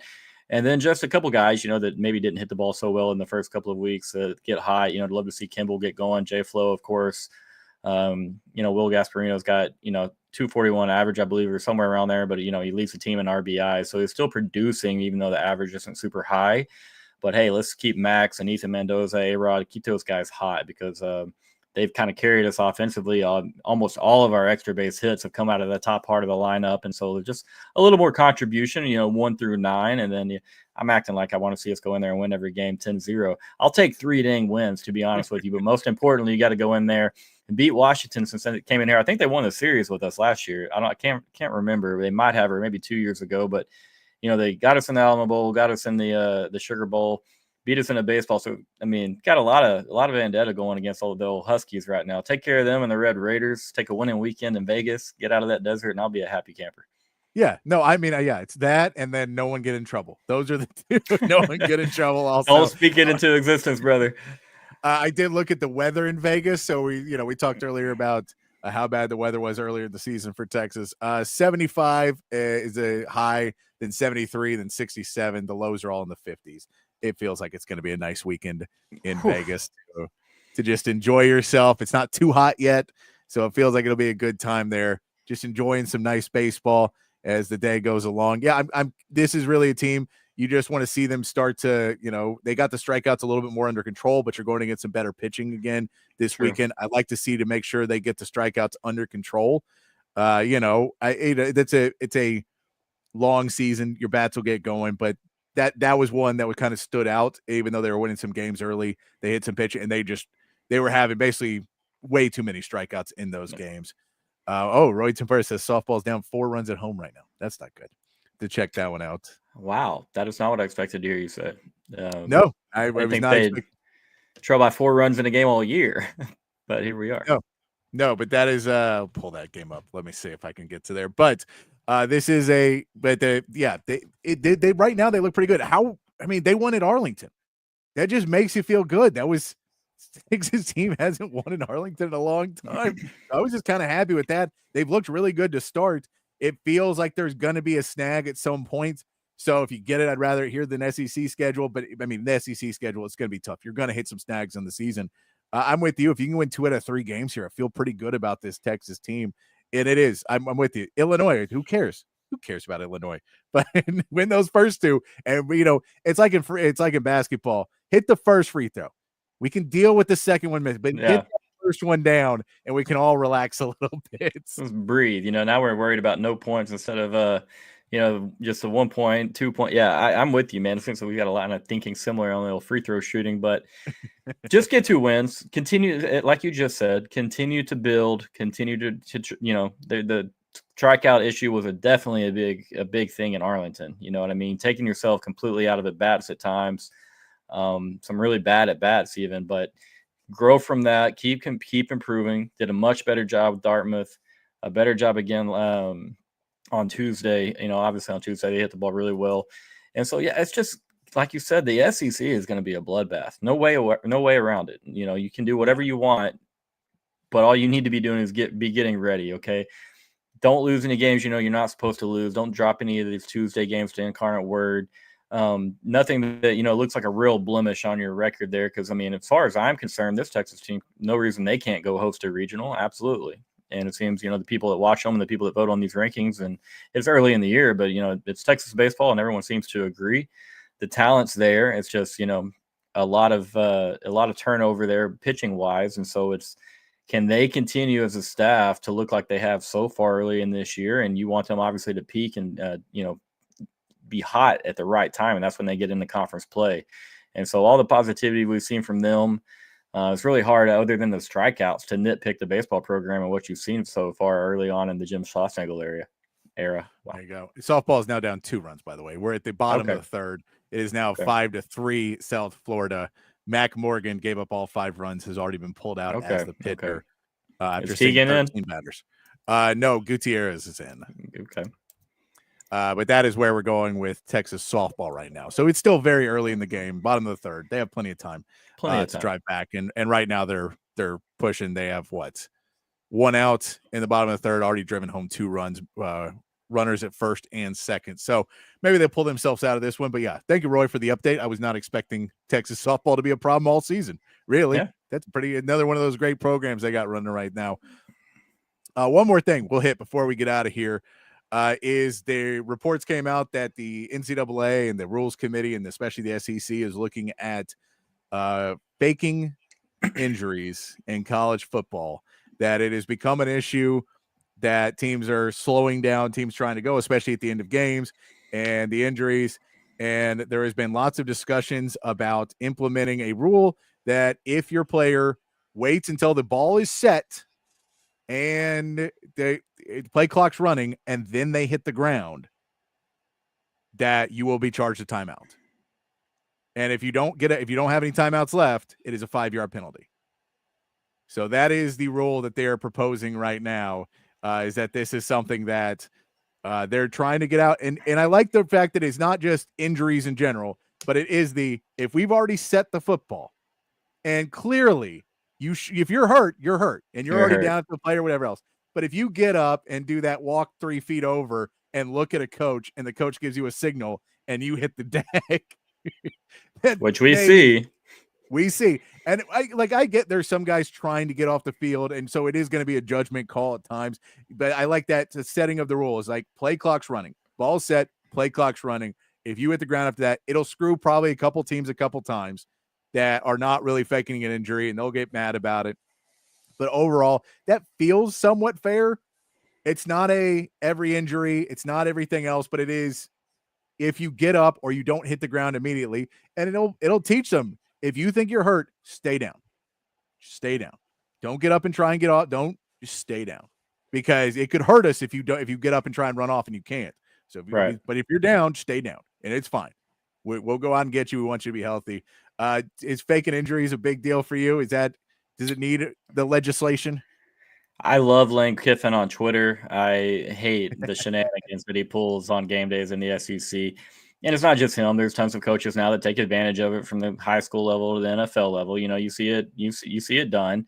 But yeah, something must be implemented as far as a penalty of some sort, loss of timeout, whatever it is. I think that I might even make it more stern than just a timeout, to be honest. I almost go straight into the 5-yard penalties and everything, because some schools abuse it so much, and sometimes it's so blatantly obvious. It's just disrespectful to everybody's. I mean, I know it's not about me, but it's disrespectful to the game and everybody's time, the opponents, your own teammates. It's just, you're trying to get your schematic advantage, and I'm sorry that you didn't do a good enough job of, prepping and taking care of business on your end, that we now have to manipulate the system in order for you to get a better opportunity for yourself. So I'm tired of it, man, because I was big on tempo, to be honest with you. Spread it out, throw it around, and get to the line of scrimmage really, really quickly and do it again. And so I know the game is already tailored towards offense. I mean, it really is, and for good reason, though. You have to consider the health of these guys. And so, but as far as being a defensive back or a linebacker, you think back about Michael Taft and, such a controversial play there in the Peach Bowl against Arizona State. And the guy was just going straight up to make a normal everyday standard tackle, in my opinion. And it turns into this mega crisis where everybody's still talking about it at times. And none of my Arizona State friends will talk to me anymore. And it's just, this is a big deal. And so I can't imagine it's tough as it is on defenses already. I can't imagine getting any tougher, but all of the fake injury stuff, I mean, we've got to nip it in the bud somehow. And I'm just glad they're talking about it. I'm not smart enough to be the one to figure it out as far as what we got to do, but something has to be done. And I'm talking to you, Lane Kiffin. You're my guy. I love juice, but we got to cut that shit out. It is way played out. No. And that's what I like the concept of balls spotted, play clocks running, because it at least gives you a real point of it, where it's not just a judgment call.